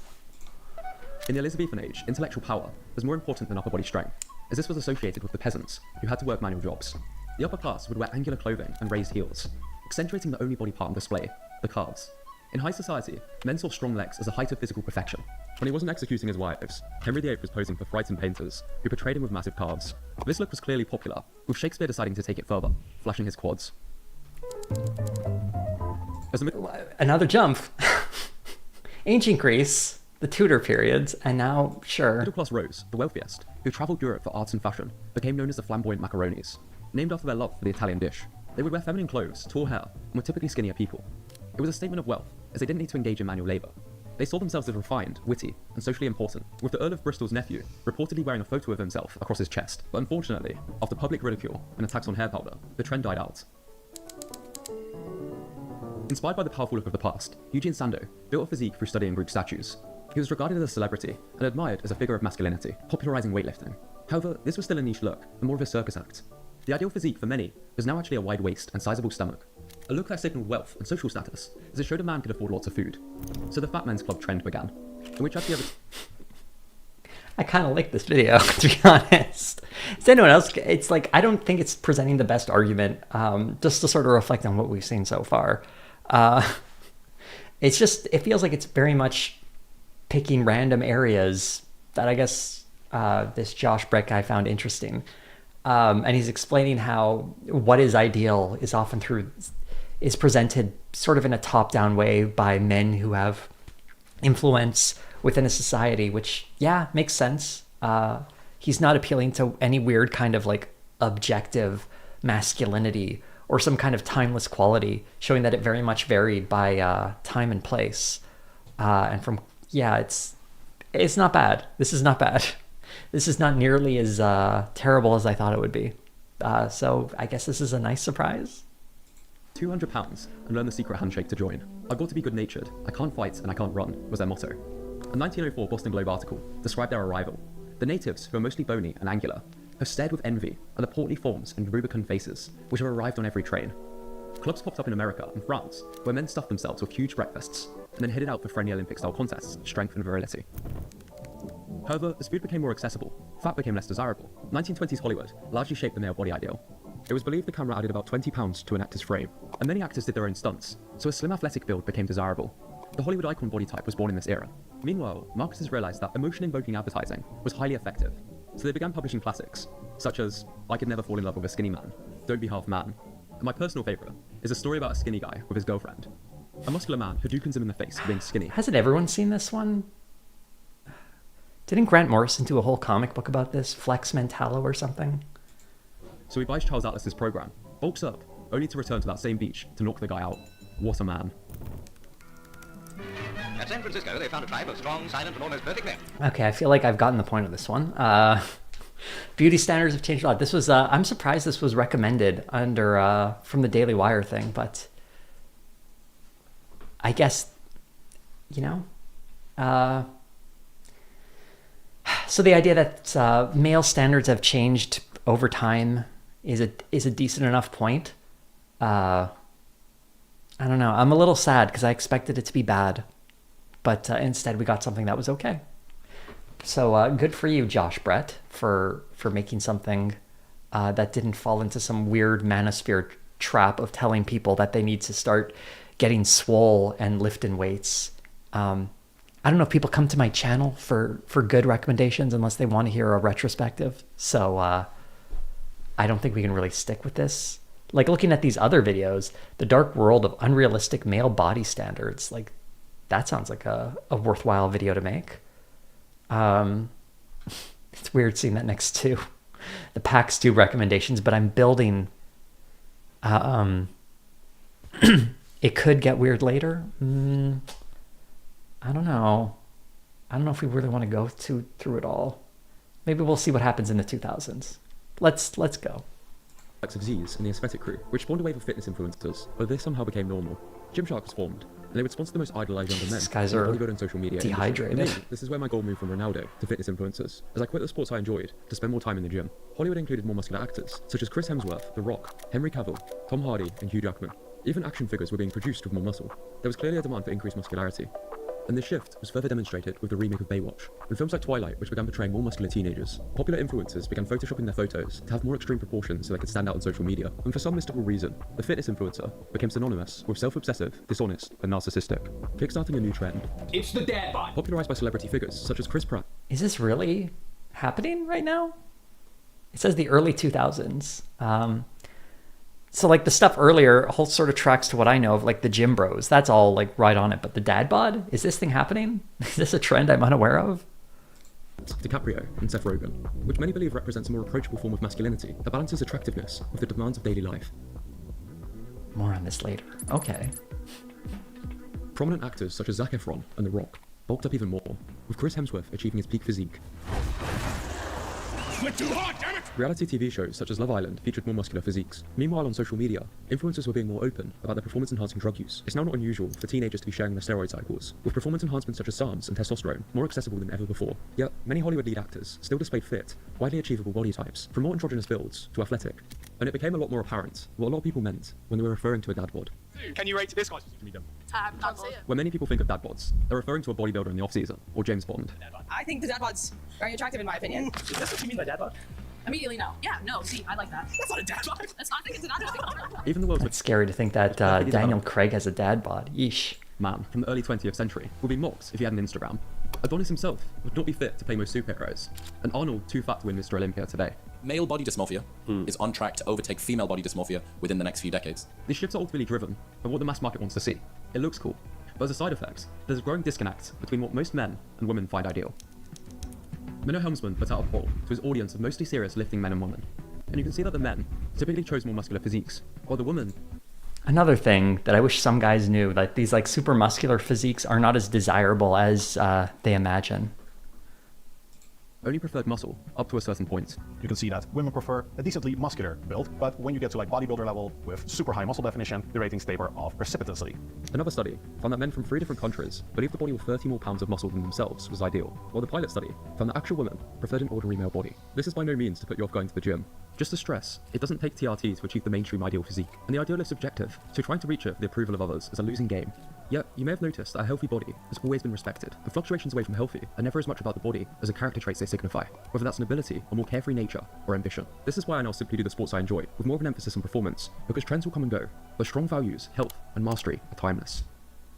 If you enjoyed this video, I'd love... Okay, that was not too bad. A different conclusion about focusing training on performance over your appearance, which has always been how I trained personally, and it's what I would recommend. And I don't know, if you don't need to perform, then just try to stay healthy. Yeah, that was a good video from what I saw. So we didn't see any turn towards the end. This is fine. This is fine. Not a common thing for my channel to stumble upon a video like this, but this is what makes streams fun. Sometimes you come across things that are okay, actually. Now, do we want another video? What was the other one we were talking about before? That weird Crusades one? Maybe we should do that instead. Or do we want another topic and see what the recommendations get it? Why were the Nazis so stylish? That seems, ugh. That feels like it's baiting us. I'm suspicious of that one. More PAX tube.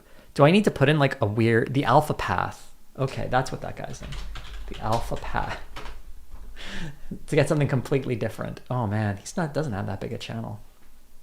I feel like I'm punching down a little bit. The Crusades were right. I feel like we'll get a little more here. Let's do this guy. He looks like Your professor called... He looks like the kind of guy who would have a channel called Alpha Path. calls the Crusades unprovoked Christian aggression. They were. Your professor is right, everyone. We're hitting the Crusades a lot in this stream.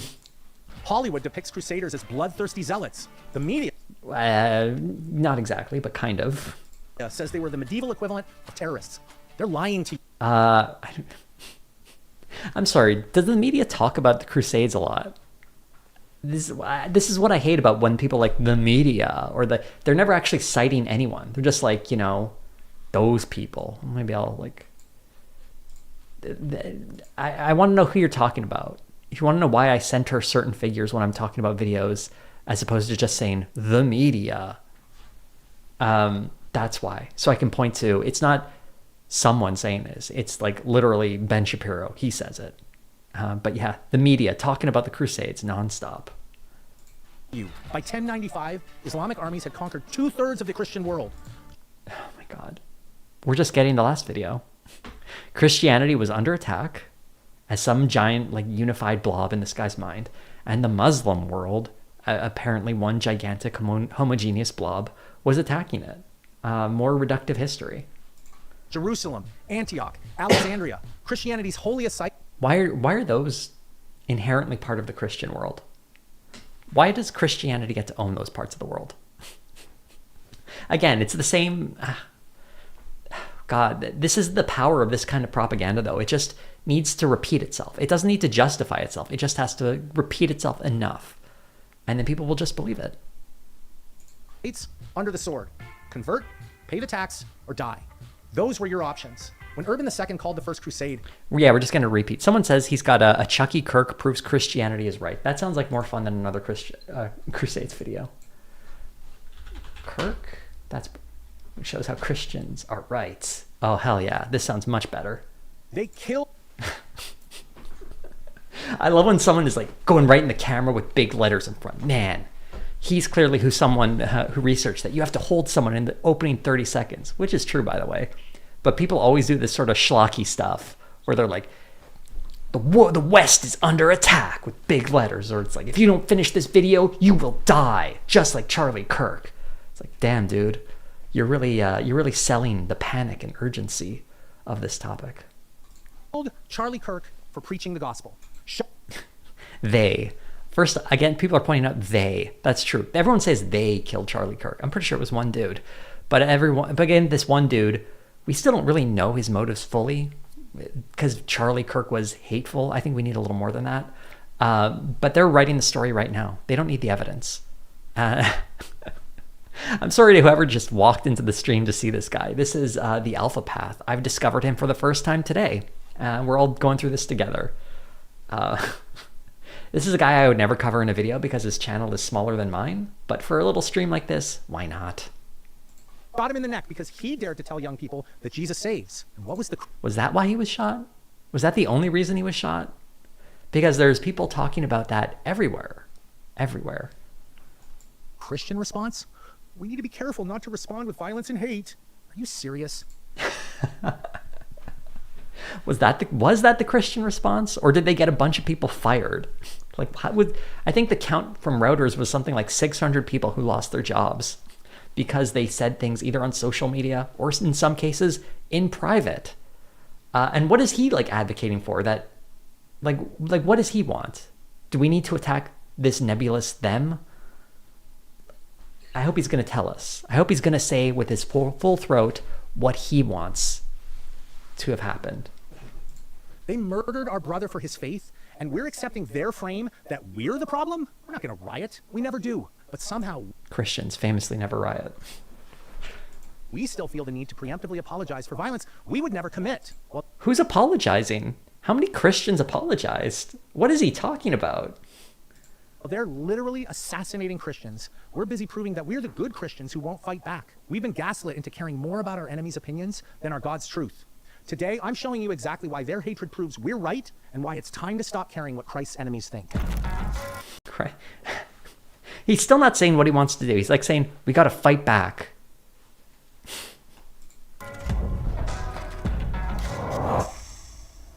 Here's what's actually happening.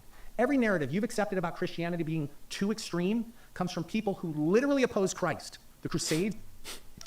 The Crusades. Oh my God. Why are we back here? Can we, I guess it's because one of his few videos that did very well, so he's got to mention it here. Were unprovoked aggression, the homophobic, misogynist religion that needs to evolve, the transitioning children is progress, all... I like how it's like, well, you're saying we're homophobic and we need to evolve. He doesn't actually state a position there. He's like saying, like, yes, if you don't realize homophobia is like something very common in Christianity, like, I don't know what to tell you, dude. Read a history book. And then just like, they're transing kids. It's like, well, it's not exactly the same as homophobia, but it's under that LGBT umbrella for a reason. Because like a couple of decades ago, he would have phrased that point about homophobia very different. He would have said something like, they're trying to turn your kids gay. But since he can't get away with that in 2025, he has to sort of pretend like we're not hateful. Because does everyone remember that slogan? God hates, the F slur. So, yeah. All from people who want Christianity destroyed. If the world hates you, keep in mind that it hated me first. John 15:18. Jesus warned us that this would happen. They hated him. They'll hate us. The question isn't how to... Who hates Jesus, by the way? Like, people who complain about Christianity don't go around talking about how they hate Jesus. Like, as someone who appreciates and supports the idea of a secular society, no, I don't hate Jesus. I don't spend a lot of time thinking about him, to be honest. Make them like us. It's why we're still trying. Also, like, why are we trying to make them like us? Christianity is a missionary faith. Winning over converts is a big part of it. I think that, man, he's not even doing Christians right by this one. Let me destroy every lie you've been programmed to accept by asking one simple question. Says who? I wonder if I could use the question, says who, to just like undermine everything he says. I mean, I'm sure he'd say the Bible, but then you can just be like, the Bible is the word of God? Says who, right? Crusades were unprovoked Christian aggression. Says who? The same academics who teach that Christianity is a colonizing force, while Islam gets praised as a religion of peace? He doesn't really cite any academics about this. No doubt, Islam spread through conquest and the subjugation of people, just like every religion. It's kind of what they do. The religions that survive tend to be the ones that affix themselves to power structures, and then those power structures will replicate themselves in different conquered areas, and with them sort of recreates their culture. This goes back, gosh, like human history. If you look at the spread of Hellenism throughout Europe and the Middle East, that was done by Alexander the Great, because he was conquering all this territory and he spread this sort of cultural tradition. This is just history. I don't know what to tell you, dude. Like, the alpha path can go on though. They conveniently skip the 400 years of Islamic conquest that triggered the Crusades. And he skips the 600 years of Christian conquest before that. Like, what are we doing here? We're just hitting the same points. I imagine he brings this up in a lot of videos. The Crusades were good, actually. It was fine. Let me make the same point again. Christians are homophobic and misogynist and need to evolve on sexuality. I want to hear a response to this, because it's 100% true. Says who? The same. Says who? Now he's gonna like say, oh, what about people who say it's okay to trans kids? Same culture that celebrates pride parades in front of children while pride parades. Calling anyone who objects a bigot. Plus, they're progressive Christian allies who've lost the right to call themselves Christians, who abandoned 2,000 years of biblical. Wait, they're not allowed to call themselves Christian? Says who? Oh my goodness. Truth because it makes secular culture uncomfortable. Women should be in the workforce instead of raising children. Says who? The same. It's not misogynist though. It's not misogynist. Says who women should be allowed to work. Same feminists who call motherhood oppression, but slaving away for corporate masters while strangers raise your kids, that's liberation, right? No, it's actually not. You should need to learn more about intersectional feminism and how it orients itself towards how feminism interacts with a lot of different systems of oppression, including capitalism. The idea that anyone has to slave away for a wage and not be there with their kids is tragic. And not just mothers, by the way. Fathers should be able to raise their kids as well. I don't know why this guy hates men, apparently. So I can play his stupid game. Christianity is too old and patriarchal for modern times. Says who? Progressive Christianity, which isn't Christianity at all. Just no, they aren't the real Christians. They just ask this guy. Like, says who?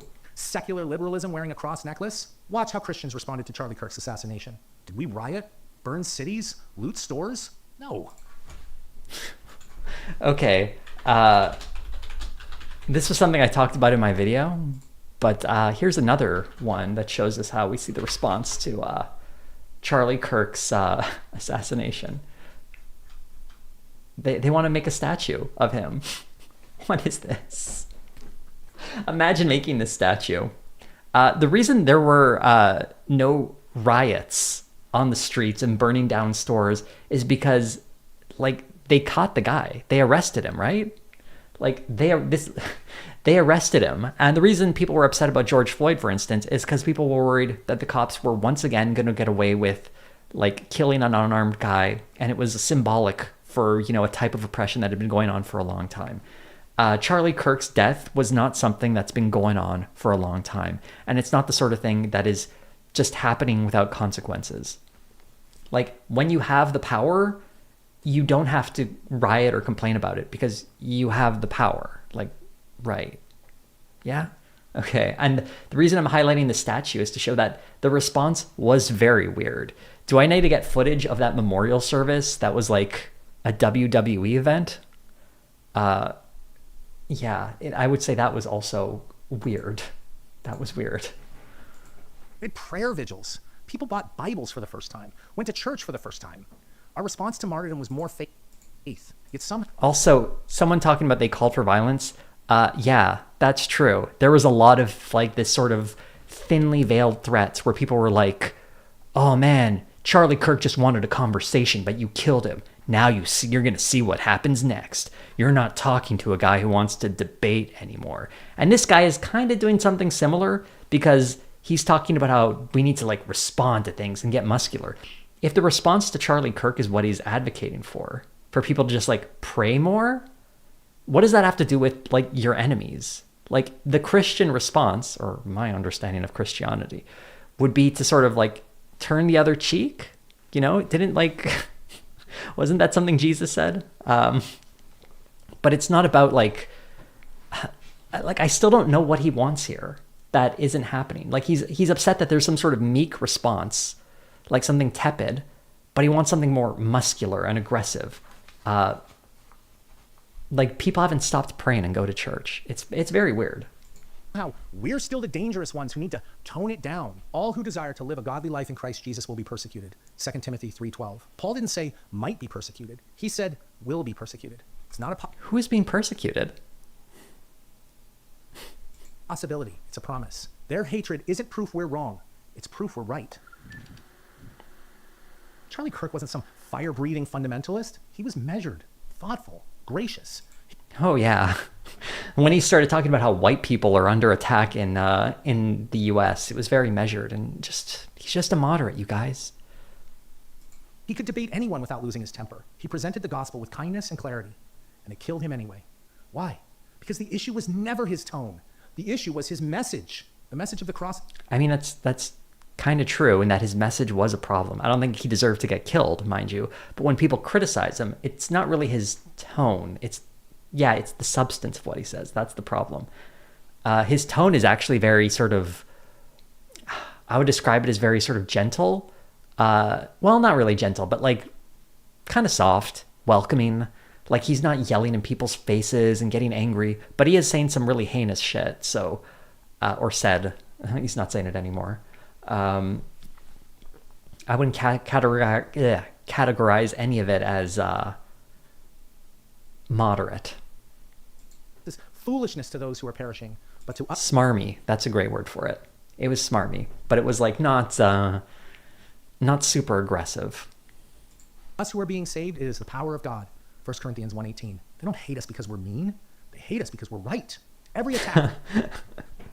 Actually, no, you're wrong. And I don't think anyone hates people for being wrong. If anyone hated Charlie Kirk, I mean, maybe some people hated him for his religion. I don't see a ton of that. It's usually because he was spreading bigotry and hatred himself.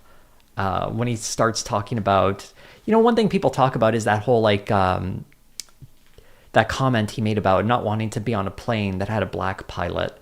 And they're like, oh, he was just complaining about DEI. He's not actually racist. It's like the problem with the whole DEI complaint, specifically when it comes to pilots, no one ever explains what standards are being lowered and why certain people shouldn't be allowed to be pilots.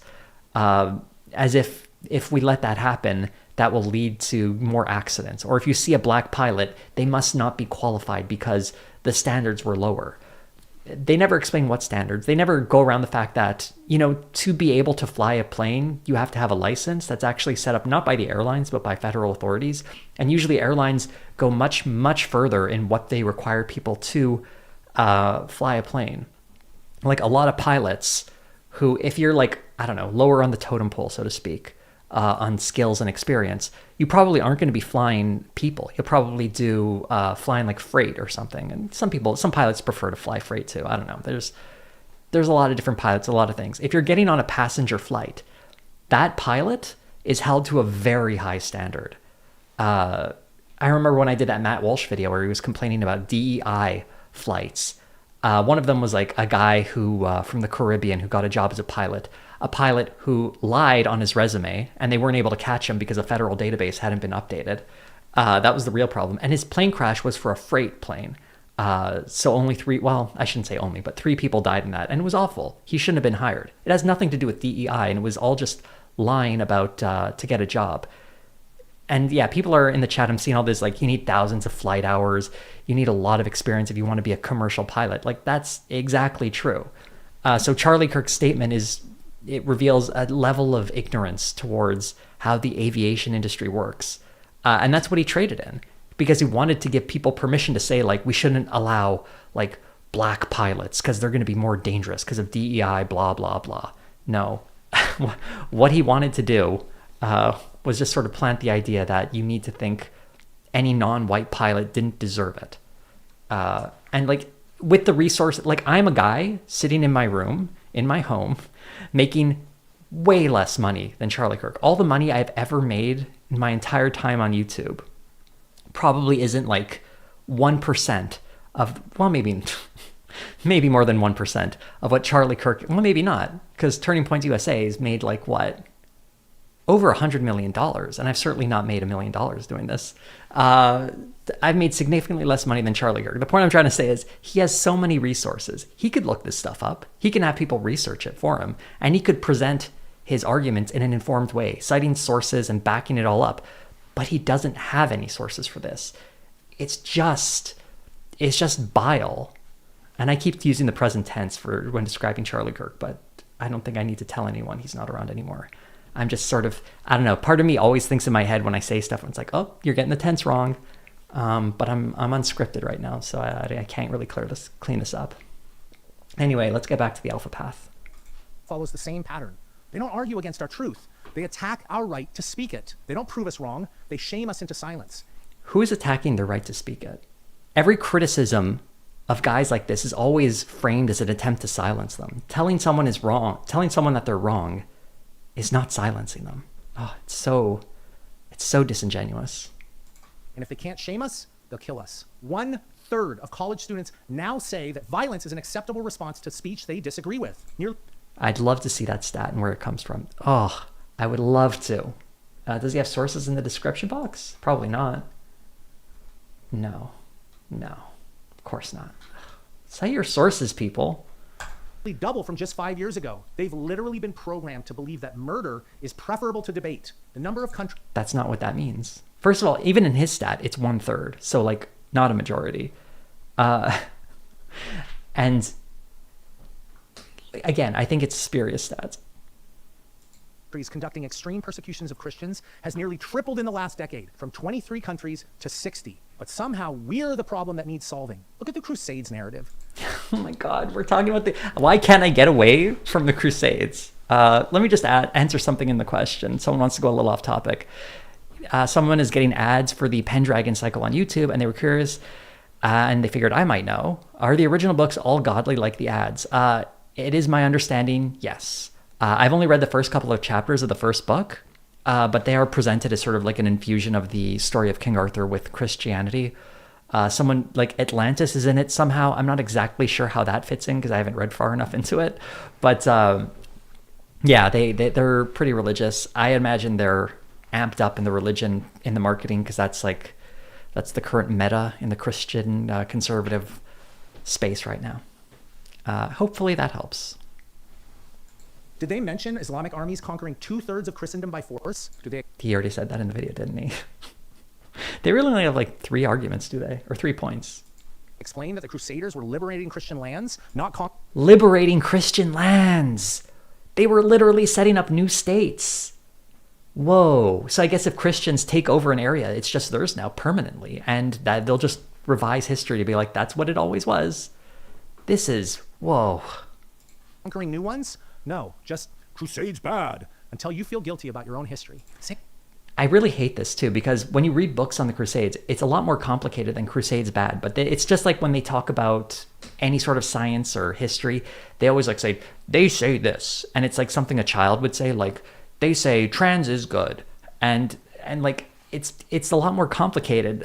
Trans identities have a rich history and fascinating science. It's not just like, this good, this bad, and they want you to think that. It's like, no, it's because you're not listening to them and you can't present the other side's arguments without making them, like, reducing them to these caricatures. Because if you expose someone to, like, the real arguments, they might notice that, oh, they're a lot more sensible and reasonable than you might think. I was actually talking to someone a couple of, if I can get a little anecdotal here for a moment. I was talking to someone who was a little more conservative than me. This was a while ago, now that I think about it. And she was actually kind of surprised that I was so sensible, because she was a little more moderate, a little conservative. And she was surprised that I actually had reasons for what I believe and I could like cite real evidence. And it was a nice conversation. This was a date. It didn't work out, as you might have guessed. But, you know, we walked away from it being like, okay, we disagree. That's fine. We don't have to yell at each other and whatever. And it just made me think, like, what is her understanding of people on the left if her understanding of it is just this weird, simplified caricature that guys like this put out there? And I really think this is one of the real problems on the left that we are still struggling with. We can present ourselves as best we can, but it's very hard to contradict the caricature of us that's been created by conservatives. And it's not so easily unprogrammed. The more I do this, the more I see how pervasive this caricature is. And like liberals fall for it too. Well, some of them, not all of them, but some of them. I'm sorry, I just noticed someone said Adam something would blame you for incels as well. I didn't watch that video he did, but I did watch Big Joel's response, and it was very funny. I'm not super familiar with Adam something, but it's not a great take. The way Big Joel presented it anyway. Fun stuff. Anyway, let's let the Alpha Path go on for another 4 minutes. And with every issue, they don't prove traditional marriage is wrong. They call you a bigot until you shut up. They don't prove feminism builds better families. They shame you for being patriarchal. They actually provide evidence, like prove traditional marriage wrong. I don't think he knows what traditional marriage is. What was that last one? Call you a bigot until you shut up. They don't prove feminism builds better families. It 100% does. Like, I don't know what to tell you. Like, first of all, what does that even mean? A better family? It's a very nebulous term. And again, it's like very vague, but a family where, that isn't patriarchal, where both parents have a say, I think is just going to be better. If you want evidence of that, like look at the results of any sort of modern parenting where you have like two parents who are involved in their children's life versus just one, you know, sort of the traditional structure he has in his imagination doesn't really exist in history. It sort of existed for a brief period of time and he's sort of generalizing it. But a sort of feminism is like required. Like if you want to raise a kid right now, one of the things you're going to need are financial resources. And to do that, you're probably going to need a dual income family. And you know why dual incomes can exist? It's because of feminism. I mean, also capitalism is forcing us to do a lot more work than perhaps we should to extract more labor out of us. But that's a separate issue. And I don't think he's going to bring that up. Probably not. They shame you for being patriarchal until you apologize. They want to use chemical castration drugs and mutilate the genitals of children. But we're the ones who are called dangerous to kids? I was wondering when the anti-trans stuff would come up. Do we need to talk about how children have fared in the Catholic Church and how as an organization it systematically covered up a bunch of priests who were harming kids? I don't know. I don't think Christianity has a lot to stand up in this area, and not just the Catholic Church. There's been a lot of stuff. Also, oh my goodness, the anti-trans propaganda here. One of the things that's so exhausting about this, obviously, it's not about mutilation and castration. That's just a caricature again.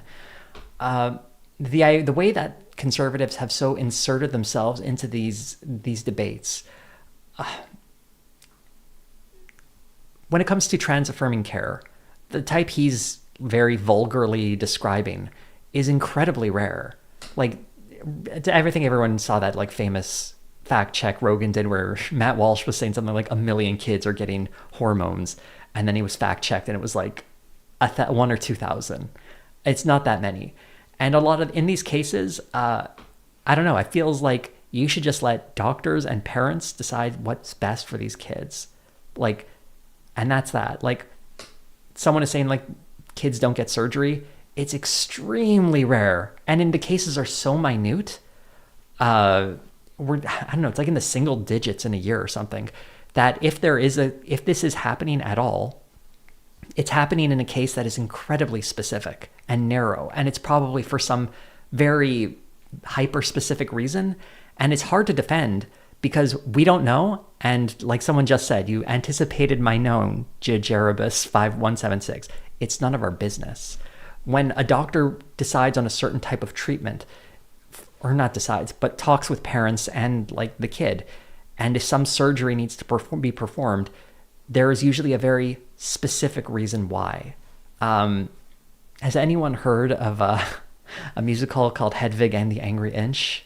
The Angry Inch refers to a botched surgery where a surgeon did some stuff. And it was, if I remember the play correctly, or the musical, it was because like Hedwig tried to do something first, or I don't know. But like that story is not the average experience. And it's not like a normal, ordinary experience as well. And this is what, like, if any of this kind of thing happens, it's in these very fringe cases. And by sort of going into them, and the fact that like this information isn't going to be shared by any of the doctors or parents because it's private medical information, they can concoct these elaborate stories and present them as like they're performing surgeries because they want to like sacrifice the kids to like Moloch or something. No, that was what they said about abortion. Sorry. Whatever weird ass things they're trying to construct. And it's very hard to push back because it's so emotionally charged and so free of any evidence. And then like this asshole will just like repeat it. Oof. And yeah, someone is like saying the writer for Hedwig doesn't even say Hedwig isn't exactly a trans person because their entire transition is based on trying to be with an American military dude. Yeah, it's a complicated story. I'm sort of vaguely remembering it, but it was an interesting musical. Some good songs in there too. I really like Wig in a Box. And what was the last one? Wicked Little Town?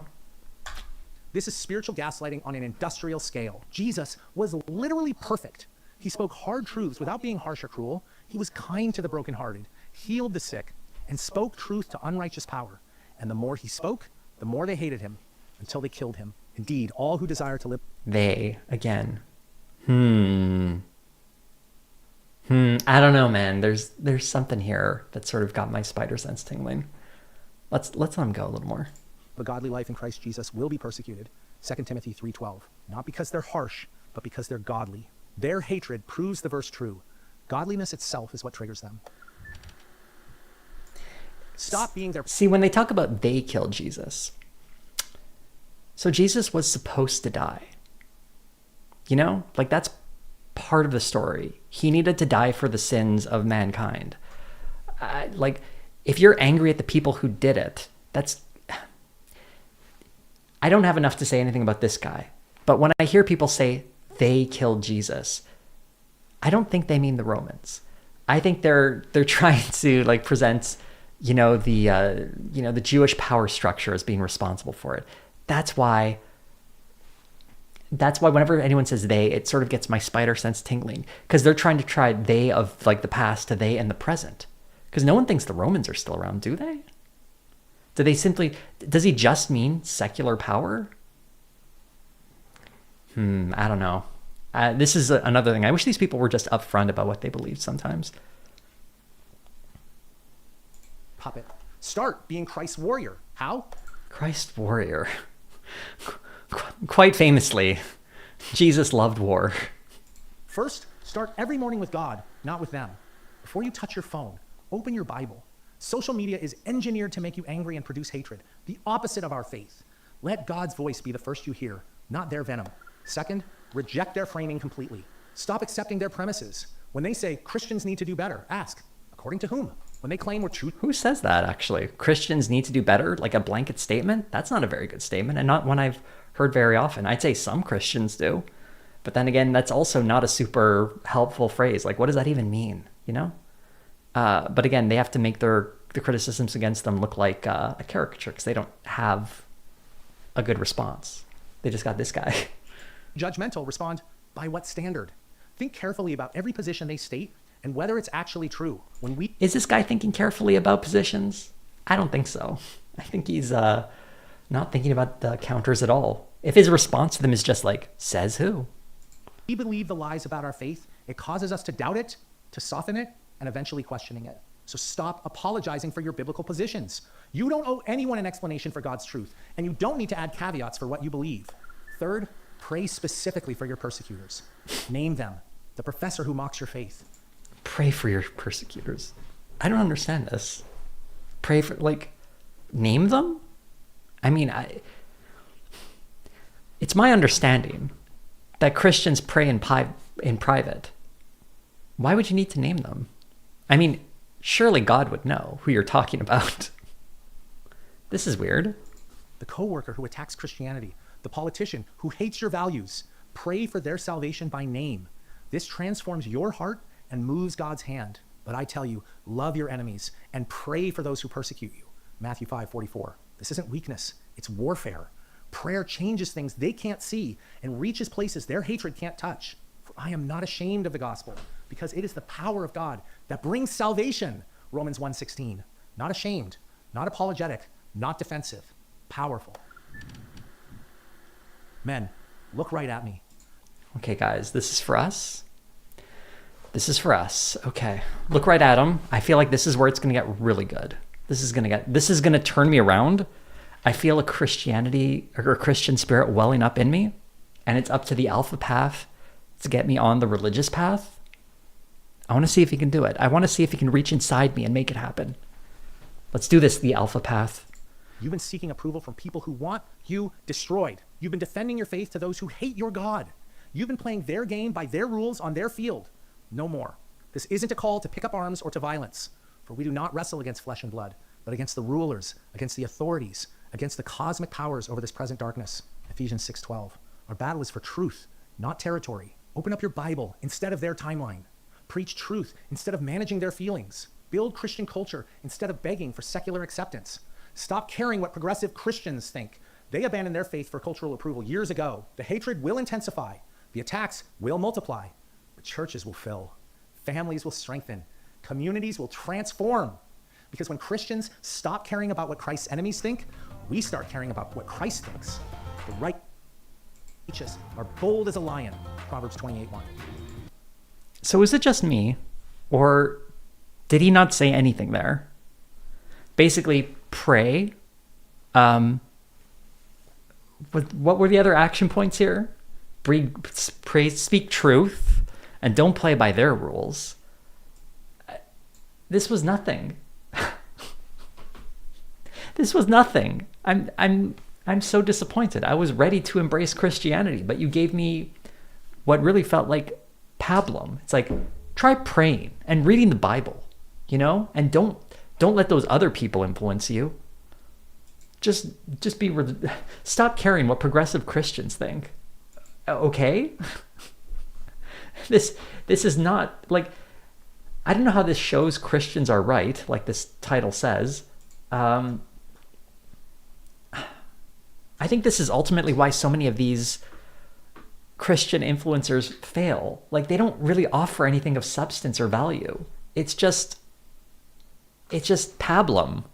Oh man, the Alpha path. I didn't really expect better, but I guess thank you for living up to the stereotype. I didn't exactly click on this, I have to admit, thinking I would be converted to Christianity, and I once again remain unmoved by the Holy Spirit. What do these comments say? Now is more than evident than ever that this is good versus evil.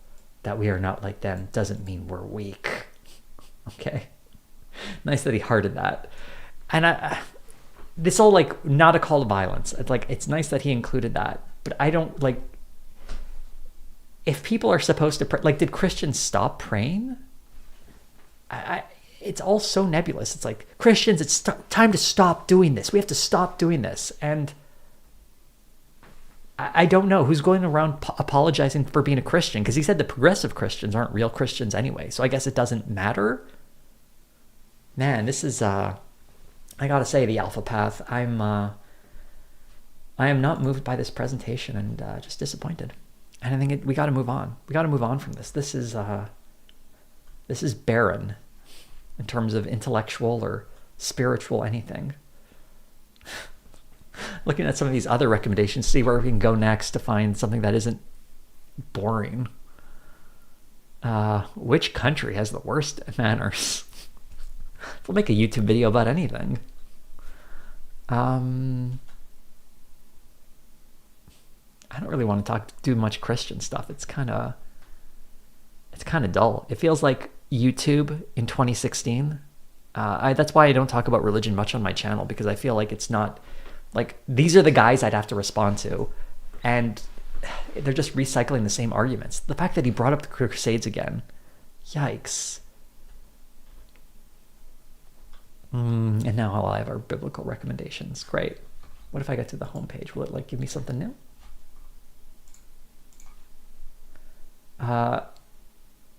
This is the world's fastest white man, but why are they so slow? I'm tempted, but I don't think that's going to be a good video. Why alpha males are actually weak men. Andrew Tate exposed. I don't trust you, the Alpha Path. Sorry, even though that sounds like a good title.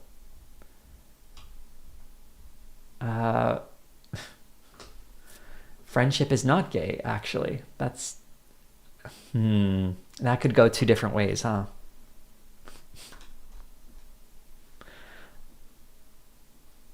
Okay. I'm not feeling these recommendations.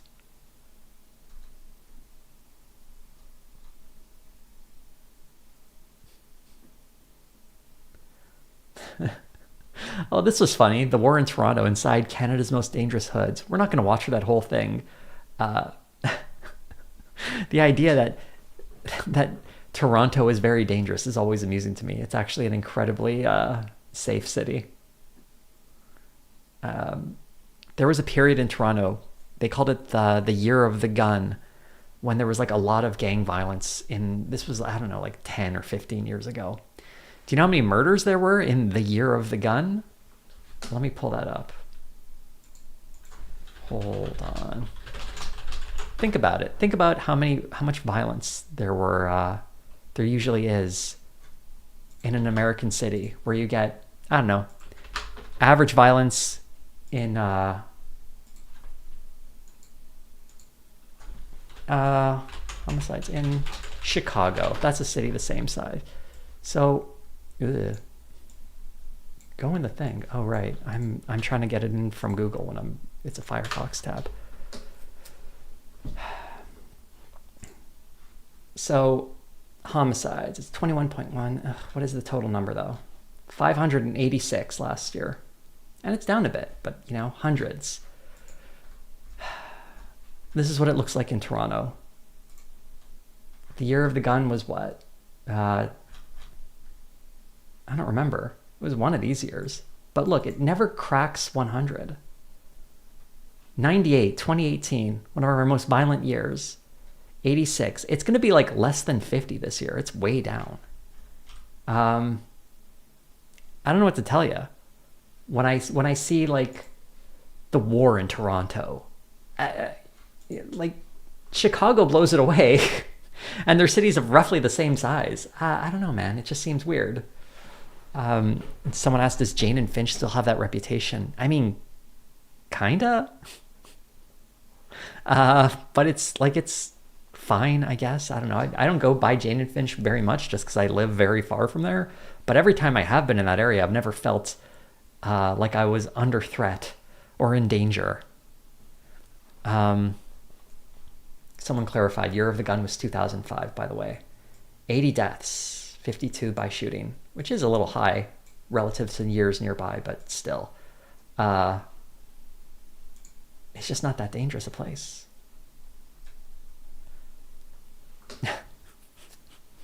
Someone wants a genetically modified skeptic. Which one is that guy? Is that a good guy or a bad guy?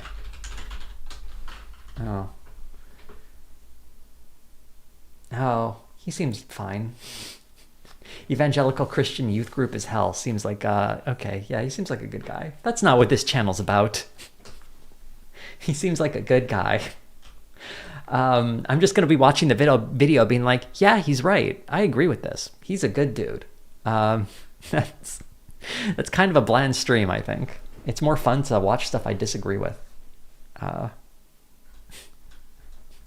Okay, yeah, like Why is he not a humanist? That's weird. Oh, he just doesn't want that label, maybe? I don't know. Atheism as an alt-right problem. See, like, that's good? Like, that's what you kind of want a guy saying? And that's sort of... okay, so no, we're not doing a response to him. Or a review. Can we get some bad guys recommended here? Do we want to see a Babylon Bee video? FBI infiltrates extremist Christian group. I want to check the metrics on this just because I'm worried. Are they padding their views? Oh no, this probably genuine. It's funny because I'm not doing, don't worry, I'm not going to do Babylon Bee. I won't torture you guys that one. Everyone remember PragerU? This is what got me onto the whole like zombie channels that aren't getting genuine engagement, because I would see videos like this. Zuby on why angertainment dominates social media and blah, blah, blah. 413,000 views. I've not looked at this. I'm going to guess. We're not going to watch the video, don't worry. We're just going to look at the metrics. I'm going to guess not a ton of comments. When you just spend too much time on... Let's see if I was right. 19! Oh, man. How do you have 413,000 views and 19 comments? Holy crap. Tell me that, like, that was random, you guys. That was random. But this is how I got into this. Someone mentioned PragerU to me like months ago, and I'm like, I haven't heard that in a while. I should look up how their channel's doing. Wow. 413,000 views and 19 comments. Oh my goodness. Amazing. Amazing. I love jackpots. Only 19 viewers know how to read and write. Well, if they're watching PragerU, you might have something there. Here's another one about Cutter's shadow strategy. Oh man, 545,000 views. This could be a game. How many comments do people think this one has? 545,000 views. Everyone start guessing how many view comments. Okay? Comments. How many? Also, someone said Jubilee video. We're not watching those because they copyright claim people. And I don't want to deal with that headache. We see 24, 23, 26. Lots of comments here, or guesses. Okay. I'm going to give you guys about 15 more seconds before we look at the number of comments. Man, we could do like a whole competition here. Maybe set up a leaderboard. Man, I should have thought of this in advance. Maybe like for a future stream, I'll do this. And I'll try to find I'll actually purposely find videos that I can test you all to see how bogus this is. All right, it's time to see the moment of truth. Cutter's shadow strategy, Sheikh Khalid on Hamas, Al Jazeera, and Western influence. We're going to scroll down. We've got, 5,003. This might have a lot of comments, guys. 545,000 views. 1,308 comments. Whoa, we were way off. This might be a little closer to real. That is a lot. Like for 500,000 views, that's actually really low. But that is, again, if we, I don't know, compare it to, let's say one of my videos. What's got 500,000 views?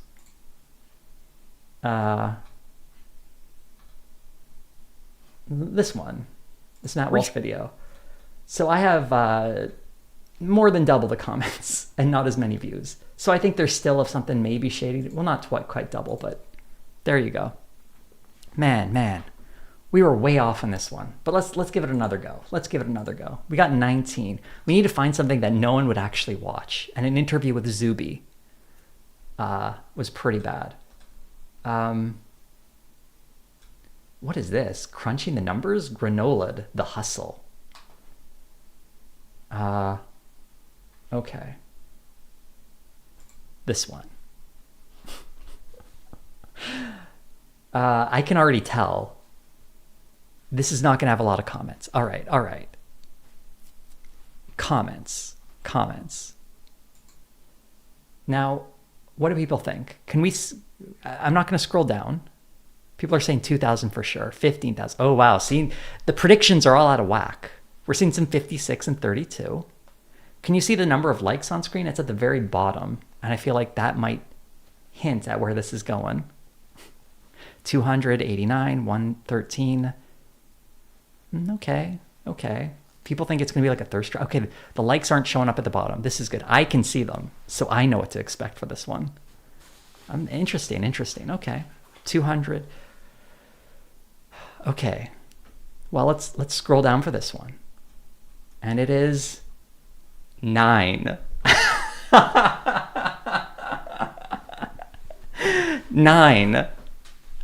There was one person who said 6. So Sean 1831, you are the closest to the answer without going over. I'm sorry, Teddy Nuck, with your answer of 12, but this is Price of Right rules. I've just decided that. You cannot go over. Oh my goodness. 9 comments. Woo. And I'm sorry, L. Brady, if you guessed 9 on the first video, that doesn't count. We'll do another one, though. This is fun, because you never know where this is going to go. Like this. Aaron Mullen says, mass immigration and media lies are erasing the West. 313,000 views. See, that could go a couple of ways, right? That could go a couple of ways. Let's see some guesses for this one. I have an inkling on how it's going to go. See, like, it could be like 7. It could be 1,000. Who knows? This seems like, well, I don't want to like push you in one direction or another. To answer a question while you all get your votes in, someone asked, do I know about Warhammer? I've never engaged with Warhammer at all. I've heard it's good, and I have no like grudge against it. I've just never done it. And thank you, Volcatronic, for becoming a member at the thanks tier. It's a good tier to be on. Second best tier. And okay, we're going to go down. We're going to see how many comments it gets. All you people going low, I think you're a little too low. I don't know how many comments it is, but based on the likes, I think it's going to do okay. 238. Ooh, that is not a ton. But Pixeled Brain with 236. Damn, that is a good guess. Of course, that is a miserable number of comments. Pixeled Brain, oh, you were off by 2. Good for you. Wow, that is a great guess. I'm going to do this game in the future. The next time I do a stream, by the way. This is great, especially with PragerU. What do we want next? We need to do things with high views, right? Like, how about private property for the win? Crash course. We'll get a look at this guy. I don't know who this guy is. The video is only about 6 minutes and 30 seconds. Right? Okay. Now let's get our guesses for this one. Someone's asking if this is John Green. I don't think this is John Green. Okay. What was the number of views on this one? I don't remember. I can't scroll down, but it was in the hundreds of thousands. Because if I scroll down, it might reveal the number of likes, which will influence the number of views people think it got.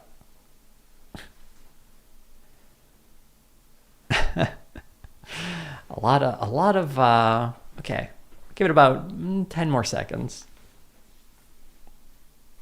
I want to start a league of guessing the number of comments under a PragerU video, and I don't know what the top commenter will get. Maybe they get to see a video early. Oh, I can, if you want to see the Curb Your Enthusiasm video early, maybe I can send a link to you. Like, that's a prize, right? It's worth $5. But I don't know. We'd have to start some other way. I don't know how I would do that, actually, now that I think of it. Anyway, we'll scroll down. Let's see how many comments I got. That was way more than 10 seconds. 48 comments. Oosh, who's the closest? We have John Miller Mulder with 45. Careful 2484 with 45 as well. Wow, that's a tie, huh? Oh yeah, there's probably Someone just pointed out we've had more guesses than comments under some of these videos. That's pretty funny, actually. I don't think we've had more than 48 guesses for this one, though. But wow, a couple of very good guesses. Wow. Then the problem with this, though, is I guess people can cheat. They can just pull up PragerU and look at the things in advance. But why would you cheat in this game? So maybe I shouldn't put a prize. We'll do one more. One more. What's a good one?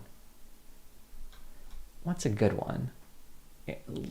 What's got a lot of views? A lot that no one would want.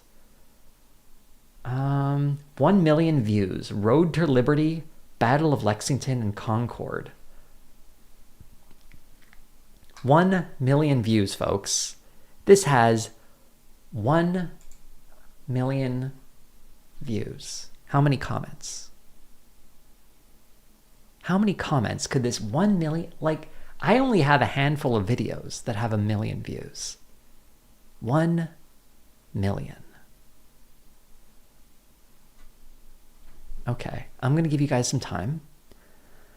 Let's say we'll have about 10 seconds. And let's see if I remember that it's 10 seconds and not just start blathering for like a minute or something. Okay. We're going to scroll down now. It's been 10 seconds.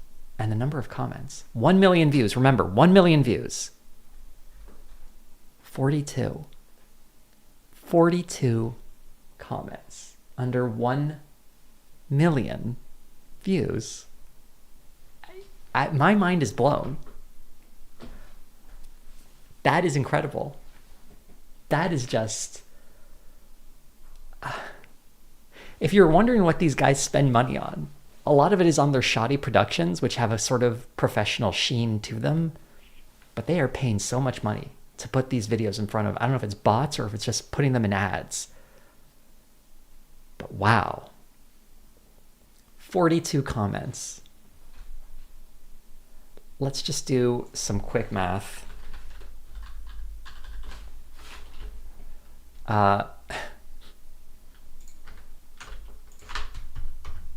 If we calculate that, so what is that? We've got 10, 1, 0.1, 0.01, 0.004% of people comment.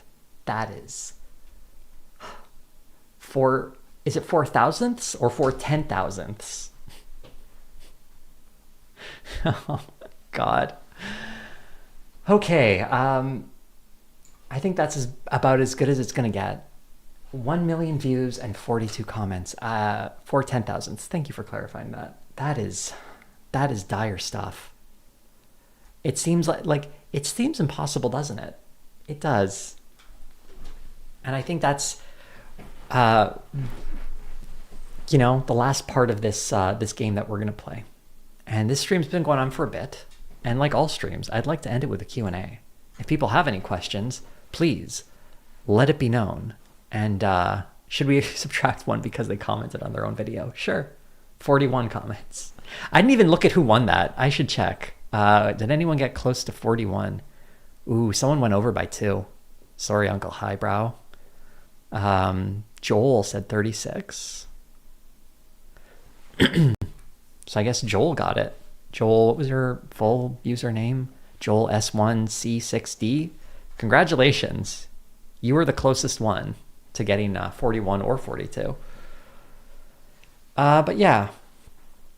So yeah, if you have any questions for me about anything at all, feel free to drop them in the chat. Because this is the part we sort of like wind down the stream a little. We've been having a good time. Been having some fun. We didn't even get through all the things I wanted to talk about, so I feel like it was very productive. We watched the Alpha Path. We watched that PAX channel, whatever it's called, and we found out that PragerU has some outrageous bots or purchased ads for their videos, whatever it is.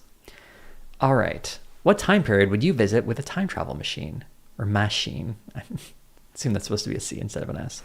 Typos happen. It's fine. Where would I go in a time machine? I'd probably choose somewhere in the future, assuming I'm coming back. Because I think the past, while it would be interesting, I'm more curious to know what happens next than get a better picture of what happened before.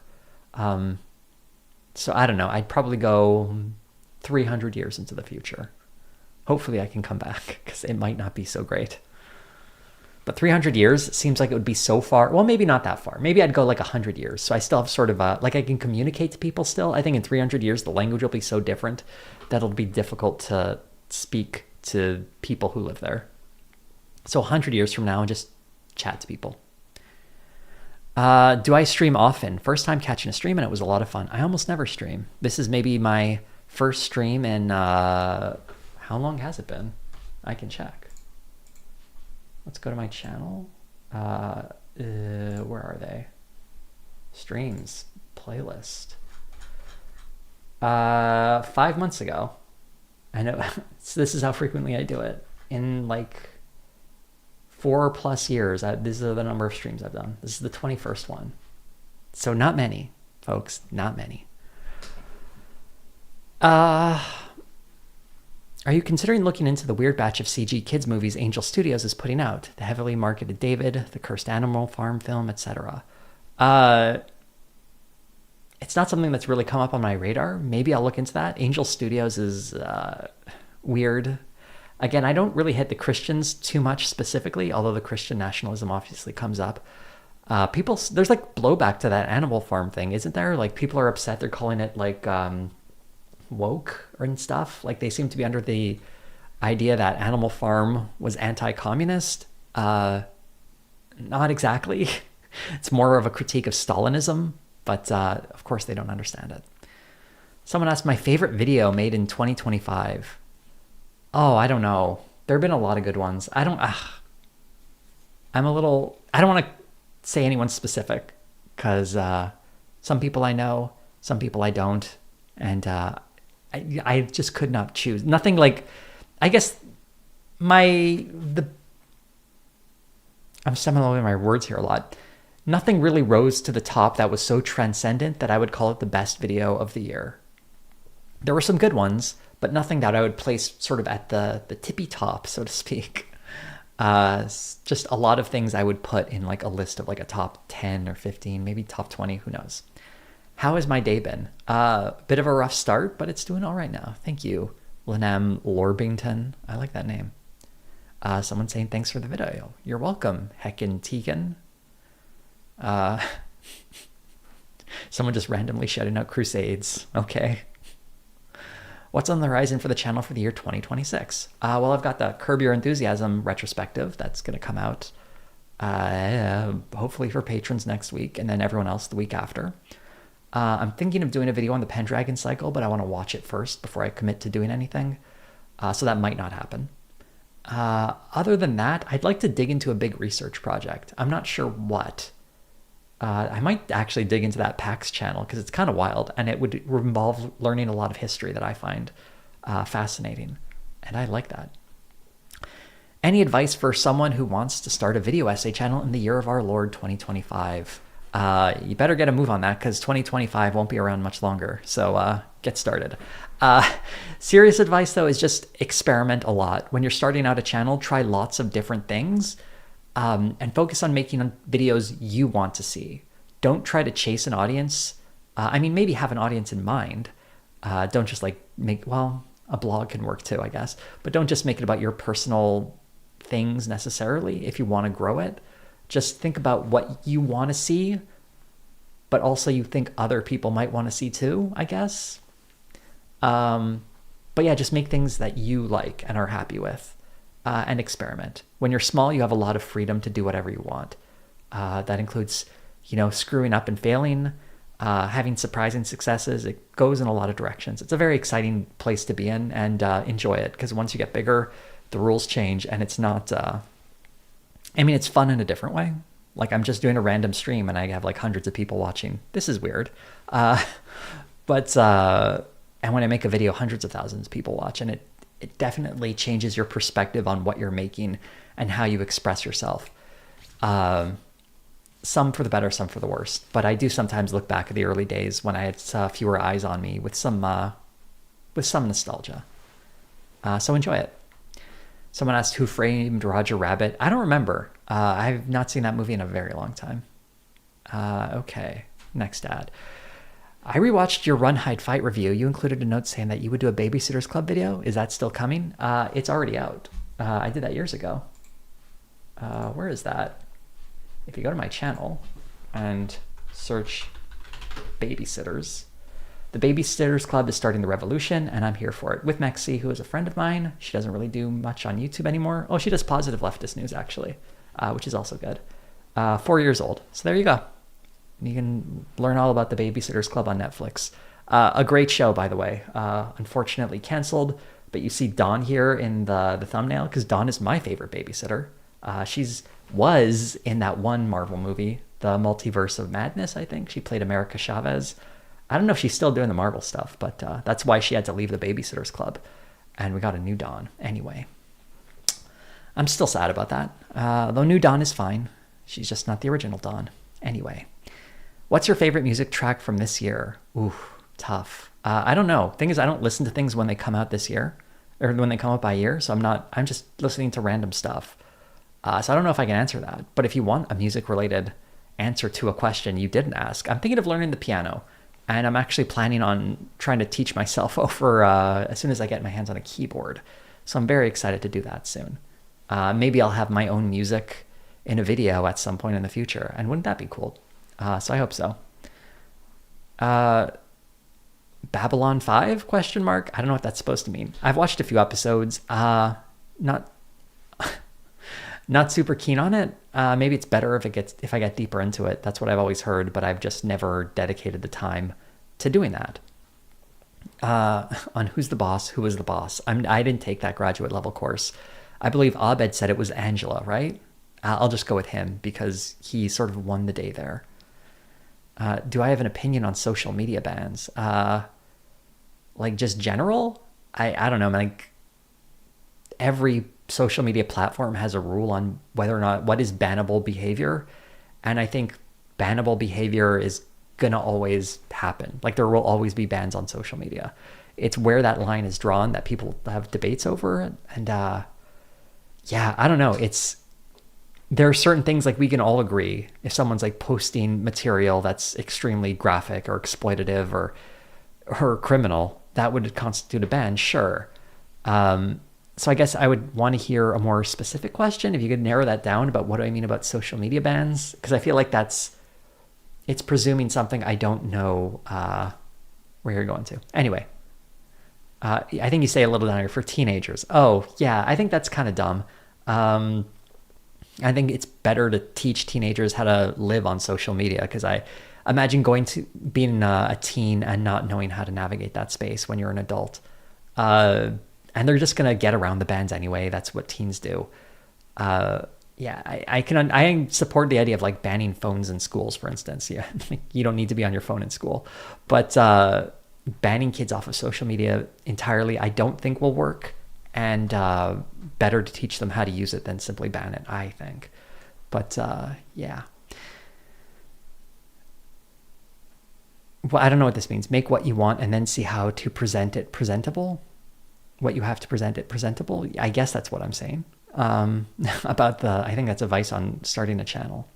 Have you ever considered reviewing something like Gravity Falls? I've never seen Gravity Falls, but maybe. I mean, then my newest video is going to be looking at Curb Your Enthusiasm, which is kind of a recent show, but it did start technically in 1999. So I kind of want to do something old, but I'm always wary of doing something really old because not a lot of people like hearing about old shows, I've found.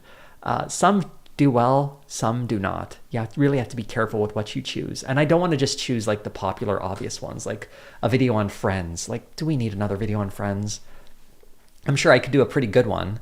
And maybe sometime in the future I might do that. But I don't know. It's just kind of... I like choosing something that is a little like looking at my channel right now. I did a video on dinosaurs that got 600,000 views. I'm very happy with how that video did. And I want to do more stuff like that, where it's a show that is people remember and would like to learn about, as opposed to one that people have just forgotten about entirely. Like the News Radio video is probably a good example, because that one didn't do as well. And I hate that I have to consider like metrics like this in order what video to cover next. But that's the reality of making this channel. I need to think of something that people will watch. I wish I could just do random shows sometimes. I wish I could do a Homeboys from Outer Space video, for instance. That would be so much fun. Of course, I don't even know how to get that whole series. It was one season, and those they look rough. The transfers that made it online. How long do you think Barry Weiss's CBS tenure will last? I don't think that long. I think if they decide CBS is supposed to be an entity that makes money, they're going to have to get rid of her soon. If they're just going to take a loss and hope for a propaganda win, maybe she'll be there for a long time. I guess it's a question of how long also Barry Weiss can withstand humiliating herself in public, because she didn't have a super great reputation to begin with, and I think it's just getting worse. And she doesn't seem to be someone who enjoys being publicly humiliated, so we'll see. I've been watching your videos slowly but surely. Not a huge fan of politics, but you kind of balance it enough. Okay, well, that's nice. It depends on the video you watch, right? I feel like if you watch one of the political ones, you know what you're going into. And on the TV shows, I think you can, in my retrospectives, you can tell what my politics are, but I try not to present politics on top of a show, but rather explore the politics inherent within a show. And I try to be fair-minded about it. Like my upcoming Curb Your Enthusiasm video, I don't get super deep into the politics because I don't think the show is trying to espouse specific political opinions, but it explores political topics, if that makes sense. And I hope you enjoy it. And I'm glad you're keeping an open mind to my channel, I guess. Given the state of the world, how do you cope with it? It all just seems so hopeless at times. Yeesh, that's Triforce Logic 8810. That is a heavy question. I want to give you a good answer for this. Although it's also a question I'd like to think about. I would say sort of as in the short term, when you see something bad in the world, I mean, it's important to acknowledge that as something that's real and true. But there's a lot of good that happens in the world as well.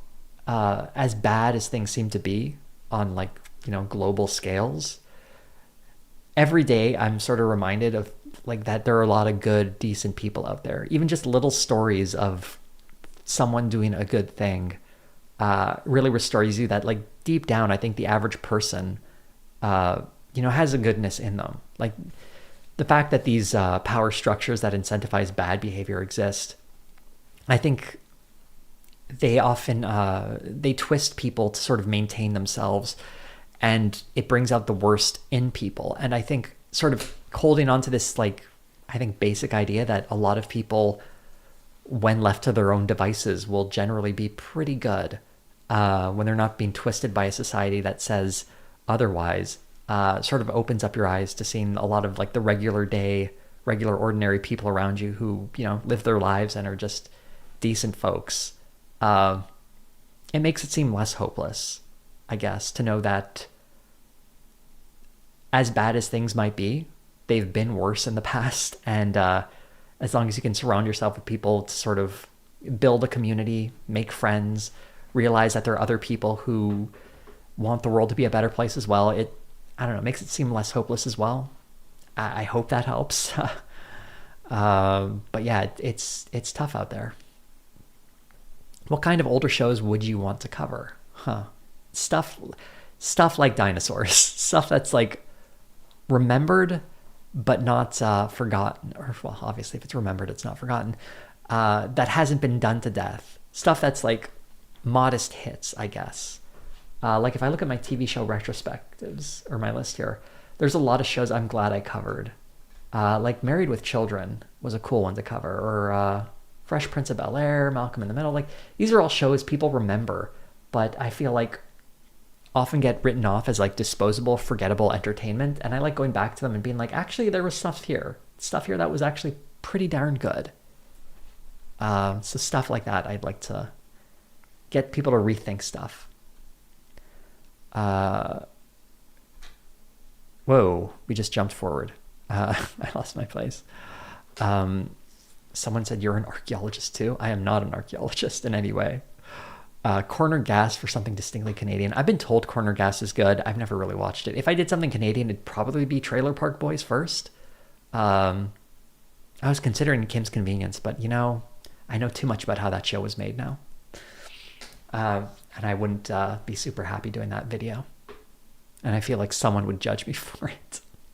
I have a friend who worked on that show. I shouldn't go into details because maybe they don't want me sharing stuff they told me in confidence, but I don't know how I could make that video without talking about stuff I've heard. Someone said Hercules, The Legendary Journey. The Xena video did okay, but not well enough for a sequel, to be perfectly honest. And honestly, I don't like Kevin Sorbo, and I don't want to talk about Kevin Sorbo.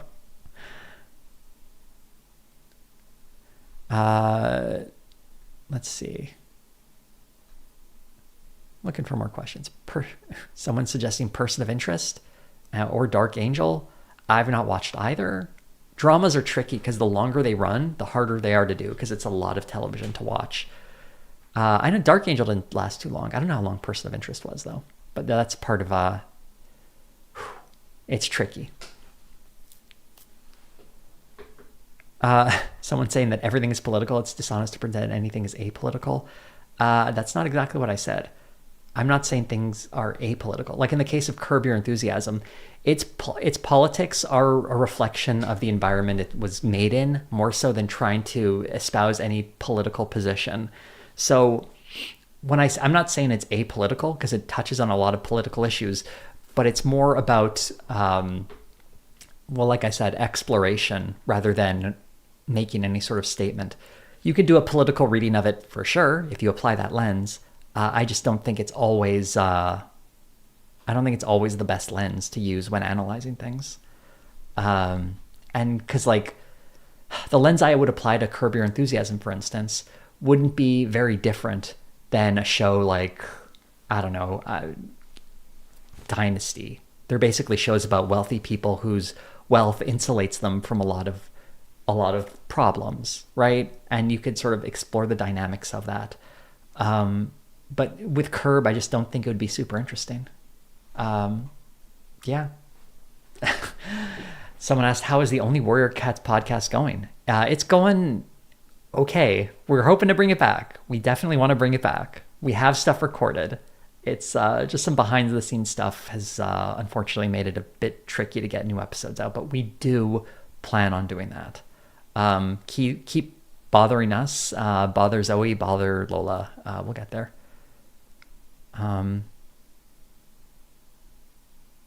Ooh, we got another jump.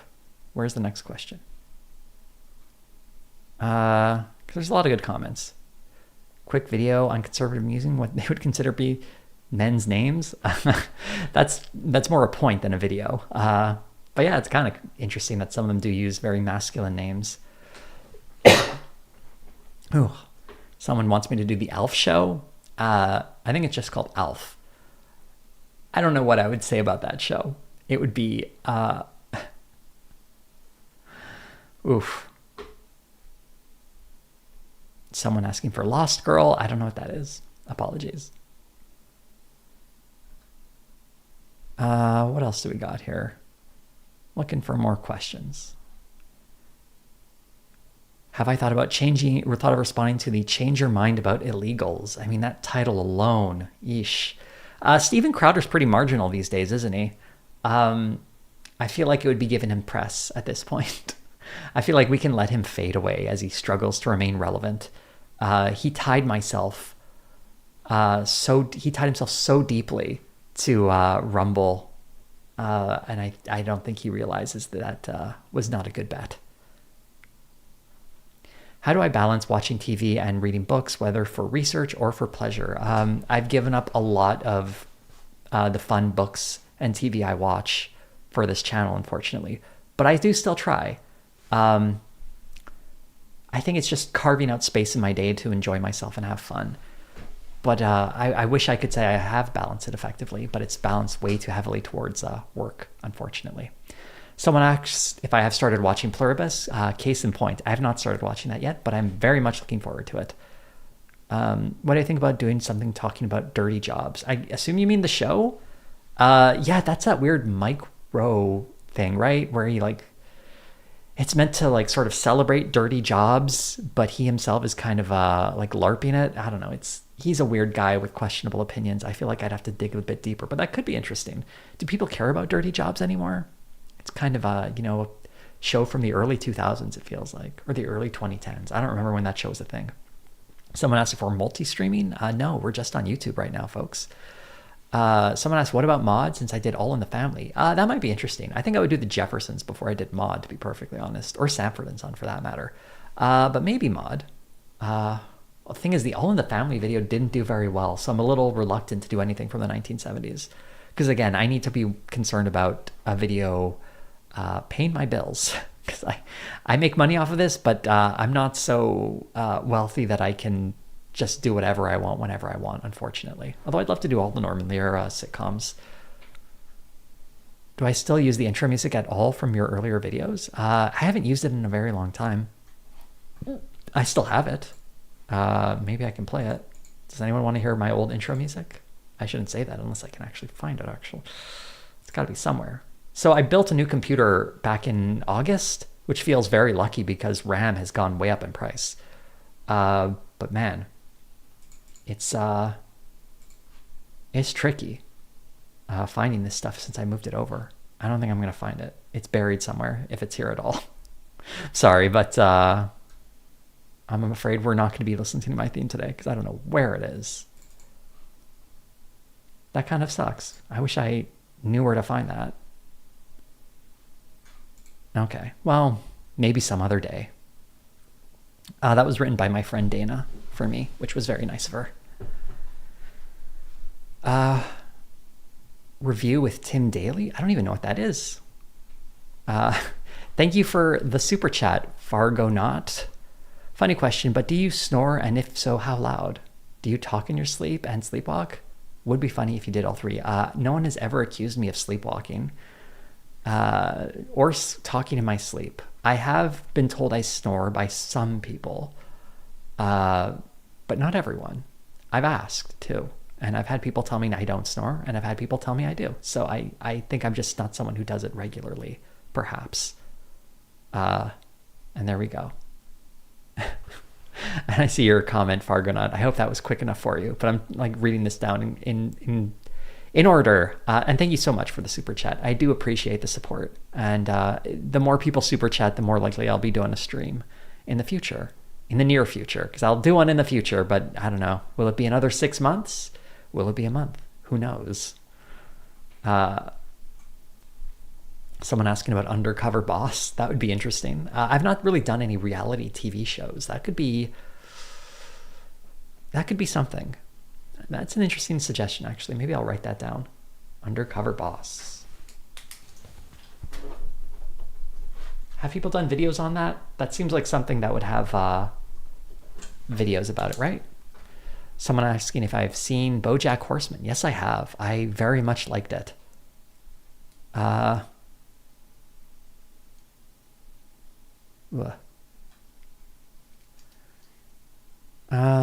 Seventh Heaven, which I have not seen that one.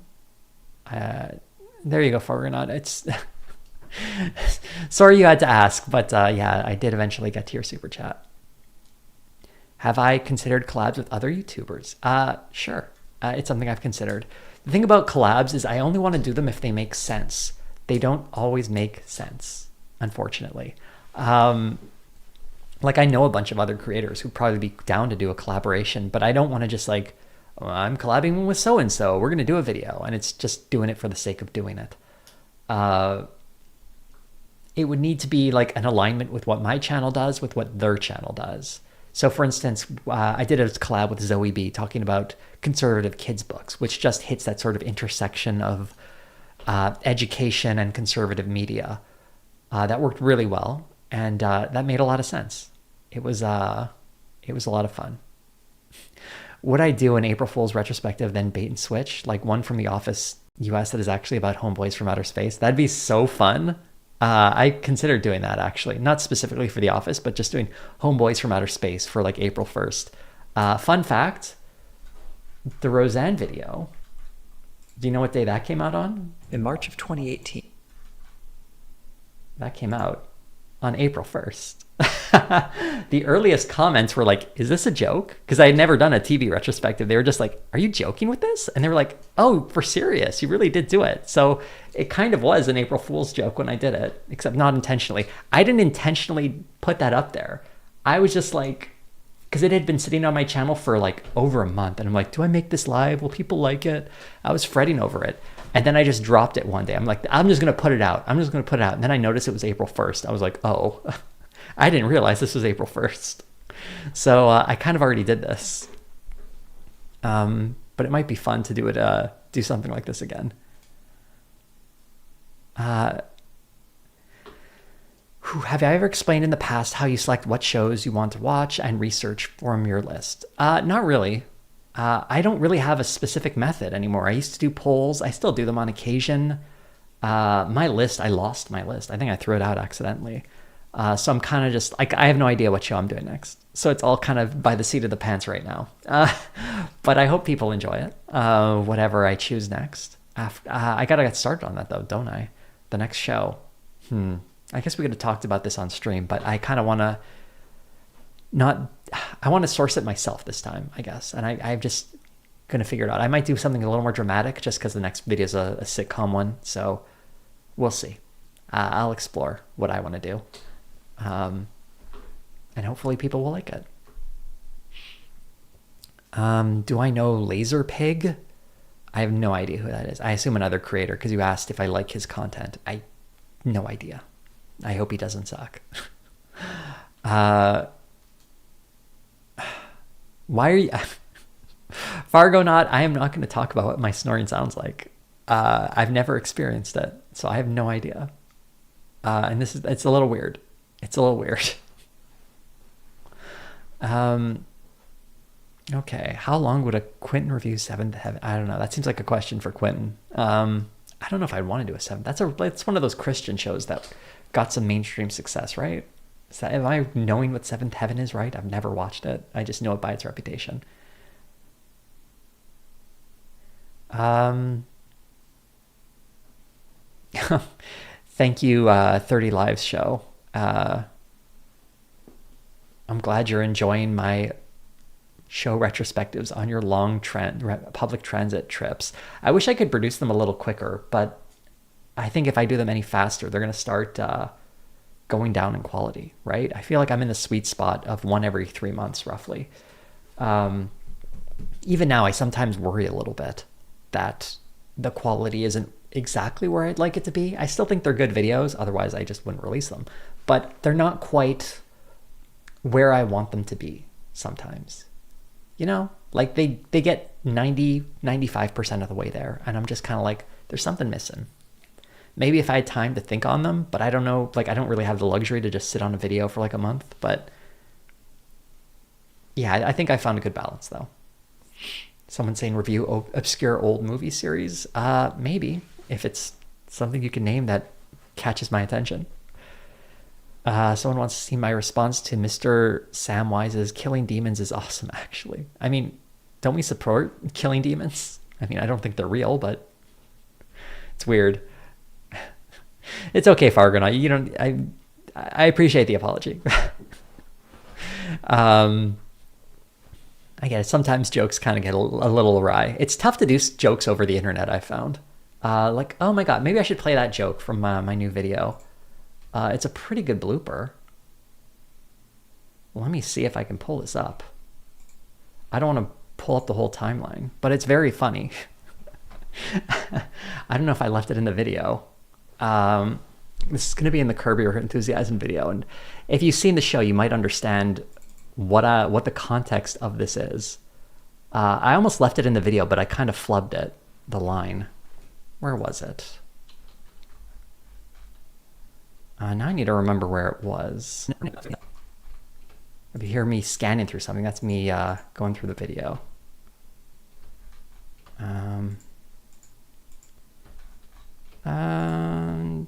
Okay. I may not be able to find it. I can just tell you what happened, I guess. That sort of works. I'm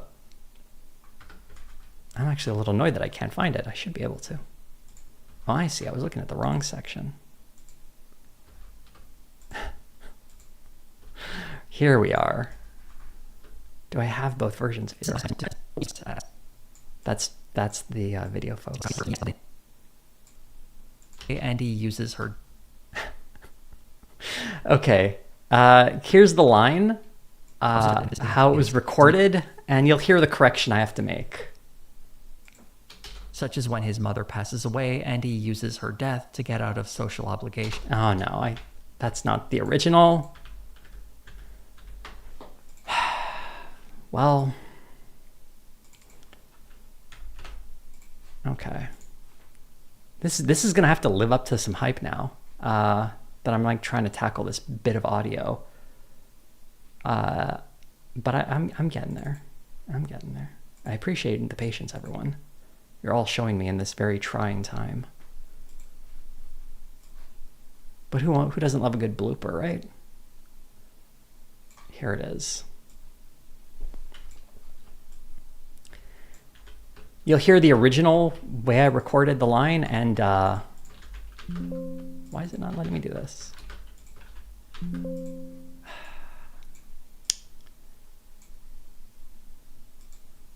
Man, this is...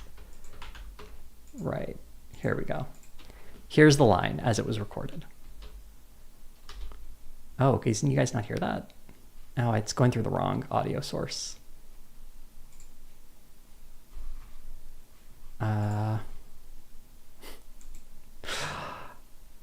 Let's, here we are. It's her death. At one point... Now let's do it. At one point, he even uses his mother for sex. At one point, he even uses his mother's death for sex. There you go. That was a long way to go for that. So what I was trying to describe there, Larry David was using his mother's death to get sympathy and convince people he was to get some sex from his wife. But it sounded like, you know, I would have loved to have included that in the video, but it's I feel like it needed some direction to make a little more sense. Anyway, there you go. A little bonus for everyone. Where were the questions? Where was I here?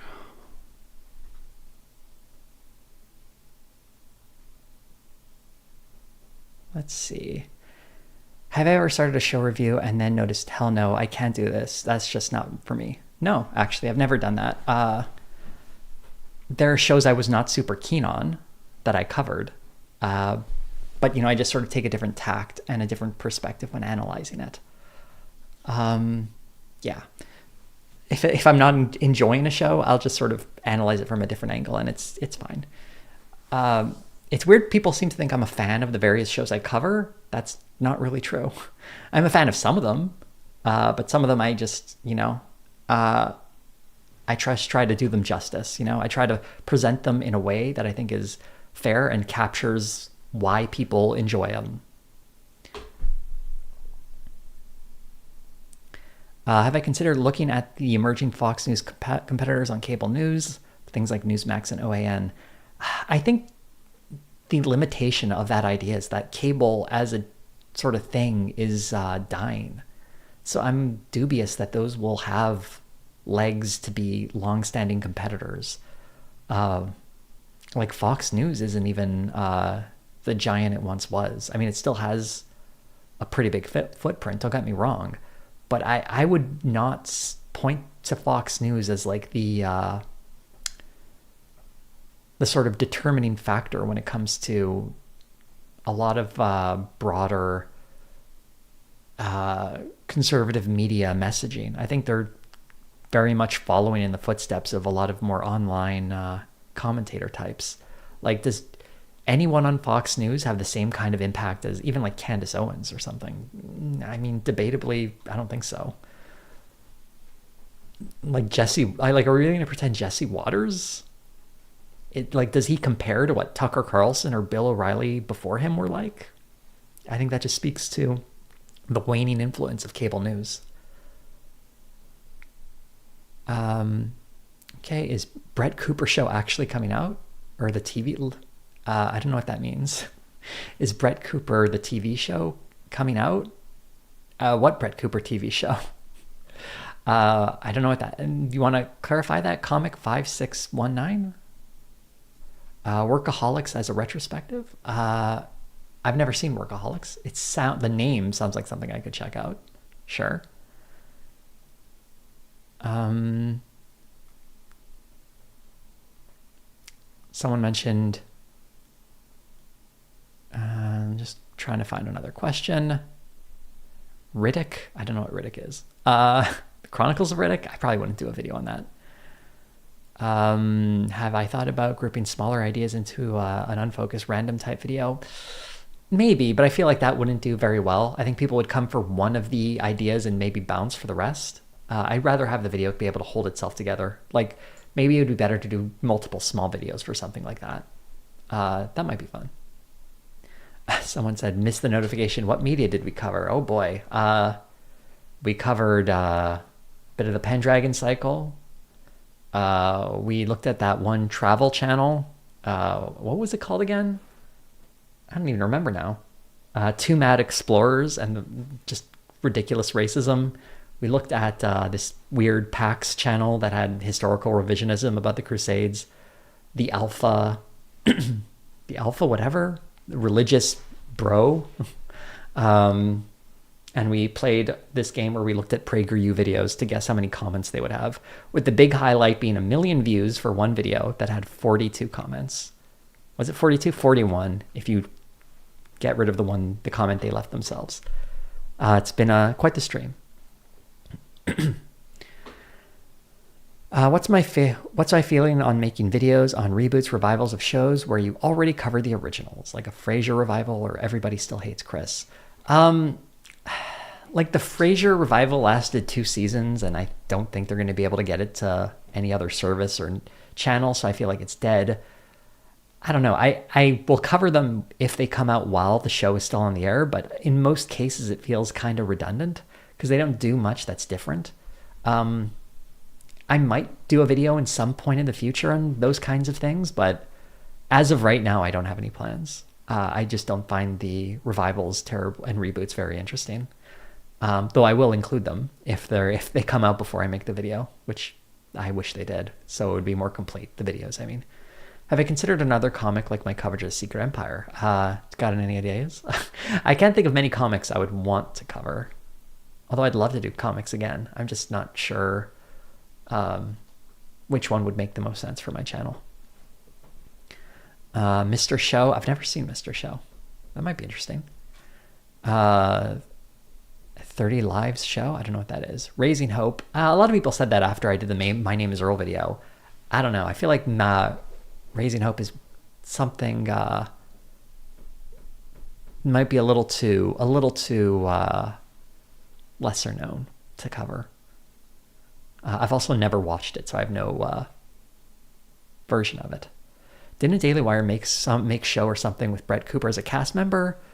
I think you're thinking of the Snow White movie. No one knows what's happened to that.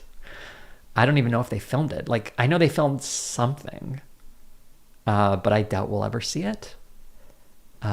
It's one thing to make a show like the Pendragon cycle where Brett Cooper is one player in a much bigger cast, but a show starring Brett Cooper, maybe the Daily Wire doesn't want to do that.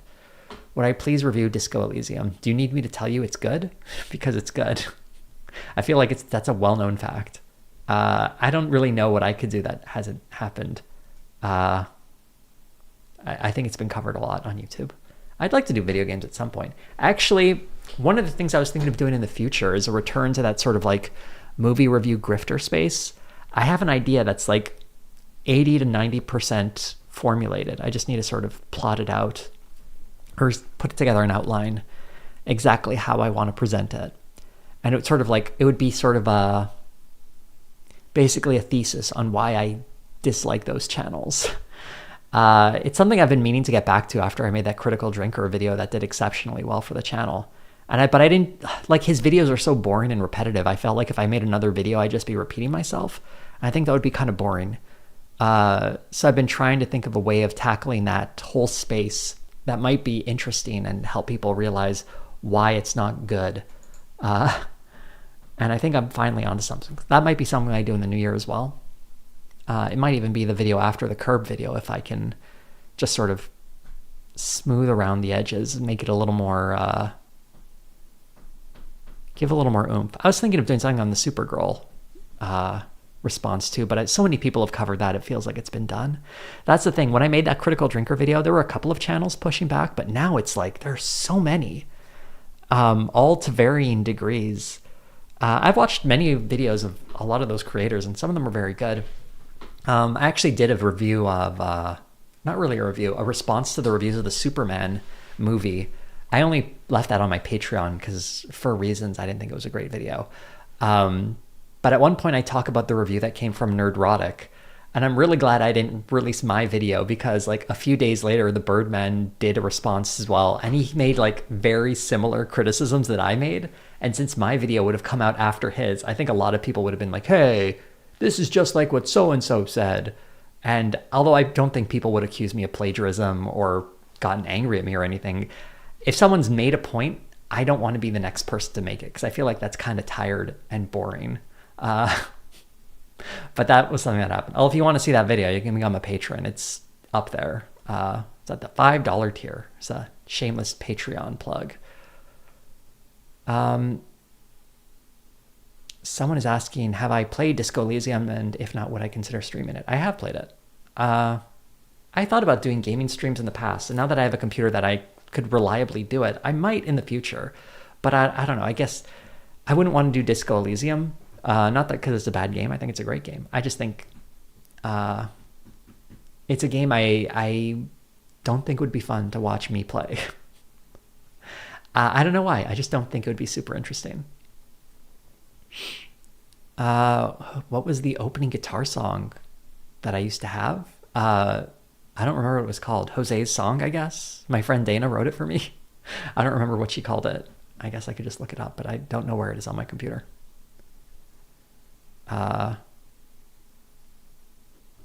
Knight Rider is very unlikely. Let's see.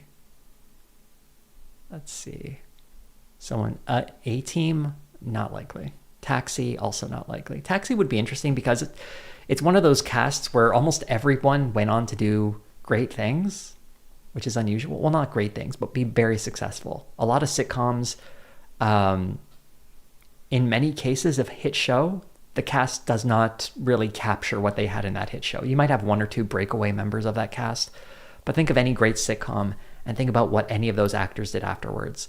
Like I'm doing Curb Your Enthusiasm right now. Aside from Julia Louis-Dreyfus, what did anyone else do afterwards, right? Like Jerry Seinfeld, Jason Alexander, Michael Richards. They did stuff. It's not like they were out of work. I mean, Michael Richards kind of became a recluse. Jason Alexander got loads of work. But did they compare to Seinfeld? And that's the thing. When you're on the hit show, that's really tough. Like that is an accomplishment that makes a career a glowing success.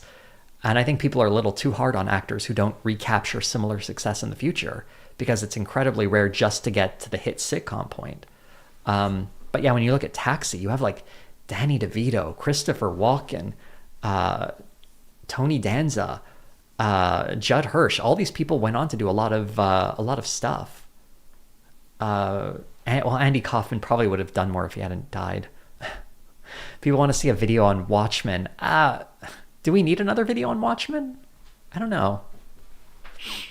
It seems like it's been done. Have I considered covering Canadian shows like Corner Gas? Another person asking about Corner Gas. I'd probably do Trailer Park Boys before Corner Gas, to be perfectly honest. But yeah, maybe.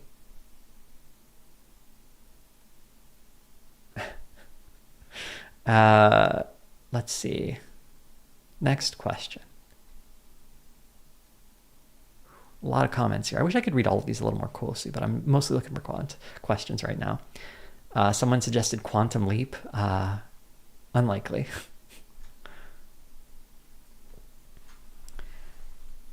Everyone wants to see this Disco Elysium stream. I don't know, man. It's not going to be that great. Someone asked me if I watch Pluribus again. I am going to watch Pluribus. Maybe I'll do a video on it. I never talk about Pluribus. Maybe not. MASH, I almost did MASH last year, or maybe it was earlier this year, I forget. But they just did a documentary on MASH with like the cast members and stuff, and it felt like my video would be a pale imitation. So I was like, maybe not. But MASH is one I'd like to do in the future. That's an old show I would consider doing. I'm a little wary of going back to the 70s, but maybe I'll do an exception for MASH. Oh, super chats. Someone saying Community. You don't know my rule, but I'm waiting till the movie is over. Then I'll do Community. Okay? Everyone, that's probably my most requested retrospectives, Community. The requests have died down over years as the show's gotten a little older, but wow. After the movie, I'm not considering anything that has like new stuff coming out. Like the only reason I'm doing Curb Your Enthusiasm is I believe Larry David when he says it's over. Maybe that's foolish, but okay. Fargo not saying my gaming stream will be peak. Okay, I hope you like it. And you should know, super chats are a great way to get things to happen on this channel. I definitely bow down to financial pressure from my audience. I am merely a shill for your dollars. Being a little ironic, but it does encourage streams just because I need to consider the financial success of this. I want you to do another video on Watchmen. I guess. No one has covered the original comic to the animated reboot. I mean, I guess. I don't know. If I'm going to talk about comics, I kind of want to talk about something a little more off the beaten path. Watchmen is a great series. I don't know, like, I do feel like my video wouldn't be as interesting as you're hoping it would be, but I appreciate that vote of confidence. Another super chat for Fargonaut. Where do these stream goes when you're done? Well, if you look at the screen now, you'll see under the playlist section, you'll see them under streams. They're all unlisted, so they're a little tough to find. Someone suggested Oz. Oz could be an interesting retrospective. I've never watched it. How easy is it to put the footage online? Like, because I know there's a lot of violence and sexual content in Oz, so you have to be a little wary of that stuff. Someone said that Peter Thiel wrote an essay on Watchmen. I'm sure it's a nightmare. Someone asking about animated shows. They are not off the table for retrospectives. I just haven't done any. I like animation. It just hasn't happened. Someone is saying if the sharp fall of Ben Shapiro was originally called the shortfall. That is true. I got rid of the pun because, I don't know, no one really complained about it, but I saw a person in the comments saying, like, as a short person, I think this is fine. And I feel like you don't have to do this. You don't have to, like, tell me it's okay. Because it felt like I wasn't insulted by this, but I felt like, I don't know, no one should have to excuse something that could be considered offensive. And there was like, and it was something I was thinking about. I don't want short people catching strays just because I want to insult Ben Shapiro. And it is kind of a cheap joke. So I changed it to sharp fall. I think that's a little better. I don't want to insult any short kings out there. And this is me just wanting to be considerate, not really bowing down to any sort of pressure like some people like to suggest. Although I don't know if anyone suggests that about me. It's just a sort of thing I see people fretting over a lot. Sometimes it's nice for a person to want to be nicer, and that's about it. Would I suggest Mindhunter?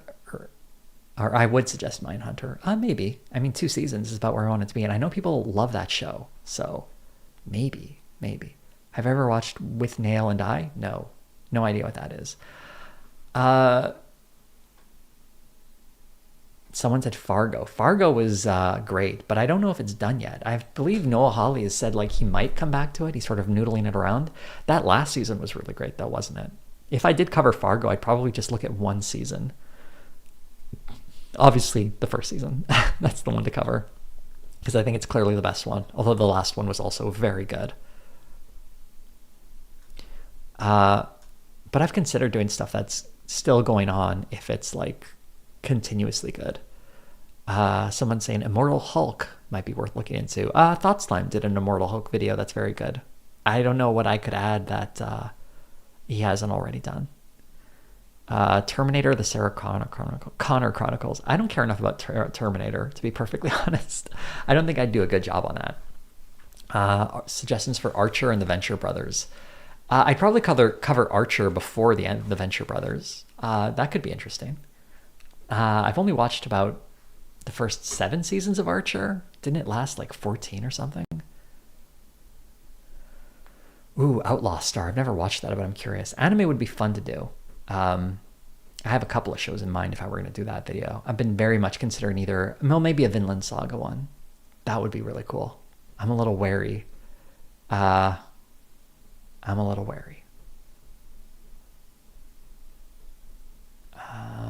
Let's see. What's next? Shapfall. There's no typo, right? Okay. That just gave me like weird weird paranoia there for a second. Retrospective on the original Stalker film. I doubt I would do that. I've never seen the original Stalker film. I think the first 3 seasons of Fargo are good, in my opinion. I think it declines in quality as it goes along, to be perfectly honest, until the 5th season brings it back up. So 1 was greater than 2, 2 was greater than 3, 3 was greater than 4. I don't know if they ever get like genuinely bad though. Like I think they're all good. It's just the first season was so much better than the ones that followed that I think only the 5th one compares. Thank you for the $1.99, Lil Peener. I have indeed sold out to his audience. See you next stream. I feel like exposed, don't I? Better Call Saul. That would be interesting to do, but I think there's a lot of coverage on that one, isn't there? See, Deadwood would be a little more interesting, but Deadwood, that might be a tougher sell. It's one of those HBO shows. I feel like it would go down like the 6 Feet Under video went down, which not a lot of people watched. If you want to see me do certain types of retrospectives, you should support videos that are like that video. Like if you want more obscure HBO shows, you should have watched that 6 Feet Under video more, I guess. That goes for the person who just suggested Carnival. It's or Carnival, wasn't it? Anyway, Who's the Boss is something that is a more realistic recommendation or request, I guess. Although I kind of don't want to cover Who's the Boss. It's a little, I don't know, not super interesting as a show I watched when I was a kid. I don't know if I had much to say. I feel like it's in that bucket with like Full House or, any one of those family-friendly sitcoms that is not that interesting and doesn't say too much, I guess. Anyway, I caught up to the questions. I feel like we're losing some steam here. My voice is also starting to go a little, so we might be calling it a day here. If there are any last questions, get them in. I don't know. Give you guys a minute or two for any burning questions you need to know the answers to. Otherwise, this has been a lot of fun. I've been enjoying my time here with you folks. I would like to do a stream in the future. I don't know when that would be. Next week is probably gonna, keep your eyes out for a new video going up for patrons, because that's a thing that'll happen. And then the video will come out for everyone the week after that. And then, I don't know, maybe I'll do another stream in a month. Does that sound good? Maybe 6 weeks, I hope. If you don't hear from me in a stream in a much longer time, then no, things came up and I just didn't have time to do a stream and life gets complicated. I want to do that game though, the PragerU game, where we guess that's going to be like a feature. And maybe I'll like put together rules. We'll have like contestants. Oh man, that could be really cool. I'm going to think about that a little bit more. No one steal this idea. Or if they do, choose a different channel. I claim PragerU. Okay. Thank you all so much for watching my stream. I hope you all have a great rest of 2025 and an even better 2026. And thank you all for watching the videos, supporting the channel, and have a great rest of your day and year.